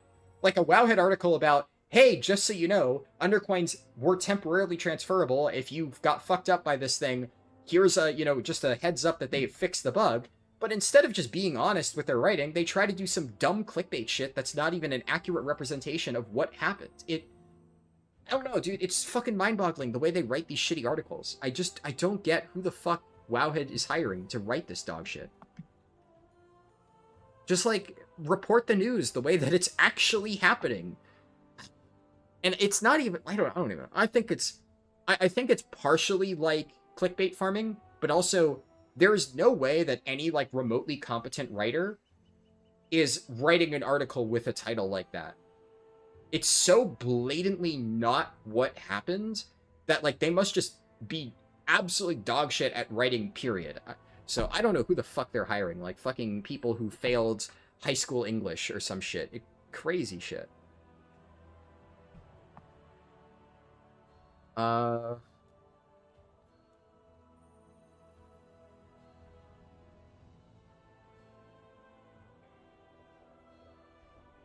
reading through the stuff that you guys are saying. So admittedly, the wording that they put implied, I'm hesitant to say that you can clear LFR and get it, because Blizzard has not explicitly said that, I think. Their initial wording implied that LFR would unlock the hero track items, and that's what I assumed. But then, for some reason, in the example that they chose to give in their follow-up response post, they said if you've cleared normal, you can buy a hero track item, which is just kind of misleading, because it's like, well, does that mean that LFR unlocks the hero track items or not? So they technically didn't say that LFR doesn't do it, but they also were just intentionally vague in their responses. Blizzard is terrible at communication. What else is new, right? But yeah, I'm not entirely sure how that's going to work. Anyways, yeah, I wanted to rant about that just because that pissed me off. But point being, the main thing I was talking about before is just the new catch-up stuff has just kind of killed any drive that I have to do the rest of this at this exact moment in time. Like, I'm just gonna wait until the new patch, and whether or not, yeah, the reason I got onto this is Wowhead saying they, like, moved up the release date, which was a dumb clickbait thing to say. But, you know, whether or not I do this, like, exactly on the week that this comes out, or I, like, wait a week, honestly, there's a chance that I might just wait for Horrific Visions to come out to do the rest of the challenge, and you know, we just do it all then, because there'll still be plenty of time to knock out all of the remaining ones, but we'll see. And in the meantime, like right now, this weekend, you know, no real streams or plans. I'm just gonna finish the Alliance leveling stuff and get that guide done. I'm gonna get the video about the XP pots out soon. Honestly, I thought about making a video talking about the event as a whole, and I don't even know if it's like worth talking about, because it's just such a bare bones non-starter event. The only relevant thing is the XP pot. So if I just show you that you don't need to level in Dragonflight to farm the XP pot, like what else do you need to even say? Like, a full list of the consumable items is pointless. So I initially thought I was going to make a video like that, but it's just like, why bother? Right? There's just, it's a non-factor. You've completely checked out of this patch? Yeah, I mean, it's kind of boring. The housing post is pretty cool. Yeah, that had some interesting info, for sure. They definitely timed it to take away stuff from the Dinar backlash, but whatever. Admittedly, the stuff does seem kind of neat. But yeah, I don't know exactly what I'm going to do next week, because basically, another thing, like I said, the only other videos outside of the Alliance leveling guide and the XP pot thing, the only other immediate video I had planned was I'm going to make, like, as I've said, an unscripted how I've gotten my characters geared up guide. So I'm going to, like, chip away at the Rogue over the weekends. Well, I guess, and the Alliance speedrun, right? But, like, that, I kind of bundled the Alliance leveling guide. I'll chip away at the Rogue, and then probably make that video, like, sometime around here. Just record it, throw it out there, and walk through how I've been gearing my character, and how I plan to approach the Rogue, or something like that. And then, honestly, I have, like, because this challenge was going to be, like, the main thing that I worked on, that was, like, mostly what I had plans for here. I am not in the MOP beta, so, you know, fuck me, right? Can't begin testing that. And I mean, maybe. I know I threw it around there. I don't know for sure if I will stream the Turtle WoW leveling stuff. I'll probably play that a little bit in my free time. Maybe I'll stream it. We'll see. But there is another leveling thing that I want to do that I won't give the details just yet, just because I want to keep it a surprise. But there is a leveling related thing that I was planning on doing at some point, and because of the new catch-up gearing thing, I guess I might do it soon. So maybe I do that like next week after I finish the Alliance leveling guide, and we level a bunch of characters with an interesting twist, which I will announce then. Honestly, I probably will, because I have not much else to do. And also, I don't even think that'll necessarily be super time-consuming, so I could also just do both, right? I could probably maybe even do both Turtle WoW and the different leveling thing, and we just chip away at that, and then, when we get closer to this week, I'm going to do, like, Horrific Visions testing, and then we can ramp back up to do the remaining Keystone Hero stuff. But we'll still follow the same order. It does not involve a Mechanome. No. Yeah, it does not involve a Mechanome. I think I'll probably announce it whenever I put up a poll for it. I will let you decide what I level first. But the specifics about why it's going to be different...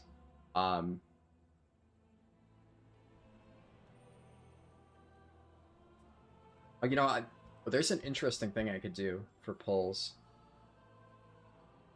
Yeah, no, it won't be Mechanome. Won't be Mechanome, for sure. It won't be any allied races at all. It can't be any allied races at all, by definition. That would be impossible to do. It'll have to be a race starting from level 1. That's the only hint you're gonna get. Yeah, we'll see. I'll probably do that next week, I guess, at some point. Well, at least start it. It's gonna be like a longer thing that I'll start, and I think people would be excited about it initially a little bit, and then I'll probably just chip away at it over time. It's not like a super time-pressing thing. A gnome that is called a Mechanome. Yeah, I know you're always gonna ask for Mechanomes. I know. I've come to expect it at this point. But yeah, I'll end it there. Nice solid 4-hour stream. Decent length. Got the Vengeance Demon Hunter stuff done. And just as a quick note for the Keystone Hero things, I will follow the remaining order. So obviously whenever we do return to this, Fire Mage is next. That is what we will do after Vengeance. It's just that won't be for a little while. And then after that, unfortunately, right as it stands, I didn't really expect this, but on the poll after that, both Resto Shaman and Devastation Evoker are completely dead even. Both of them are tied at 31%. So, I mean, if somehow the poll shifts over time, I might respect that. What I will probably realistically do is just, when we finish Fire Mage, at some point, I'm just going to do like a runoff poll live on stream. And whoever's watching in the immediate moment, whichever of the two wins, that's the one we do next. But I did not expect the YouTube poll to literally be dead even. That's crazy. They must have nerfed it. You've created, deleted 15 fresh allied races and only gotten 2 XP pots.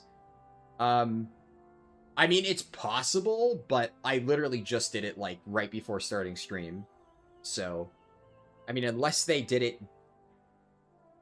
Yeah, I mean, RNG is RNG, right? Like, I had 5 characters in a row last night where I didn't get the, the potions, so... The cheese is that you get the bag instantly. Obviously, it could be that they nerfed it, but it's not guaranteed. You might just get shit luck. That happens. If you keep doing it and you're consistently having, like, extremely low luck, then, maybe. But the thing you have to keep in mind is it's important to not blame RNG for something not working, because that's how I end up getting subtly gaslit. Not blaming you. I understand the instinct to just be like, maybe this got fixed, because Blizzard would do that shit, and I do expect they'll fix it. I would just be very surprised if they fixed it literally right now, considering I only just did it a few hours ago and it was working exactly as intended. So, I mean, I'll test it again right after stream, because, like I said, I'm going to make a video about it. So, I'll test it one more time and run a few characters through it. But if I'm getting, like, consistent stuff. You've been getting a bag every time? Yeah. I would be very surprised if they nerf the drop chance of the potion from the bag. I feel like, if anything, the fact that you get your bag guaranteed is the thing that's kind of broken. So if they fix it, what I expect them to do is make it so you don't instantly get a bag. You have to, like, farm to get it, which is, I don't know why, like, some mobs are bugged and giving, like, the instant drop. And a lot of other places, people will say it takes them forever to get their daily bonus bag. But for whatever reason, elite mobs like that give it instantly. That is the thing that I think is bugged, not necessarily the potion drop chance. Or I expect them to make it so you can't just create infinite characters. So maybe it's like, you can only get, like, a limited amount per warband per day, or something like that. But that's the stuff that I would expect them to change.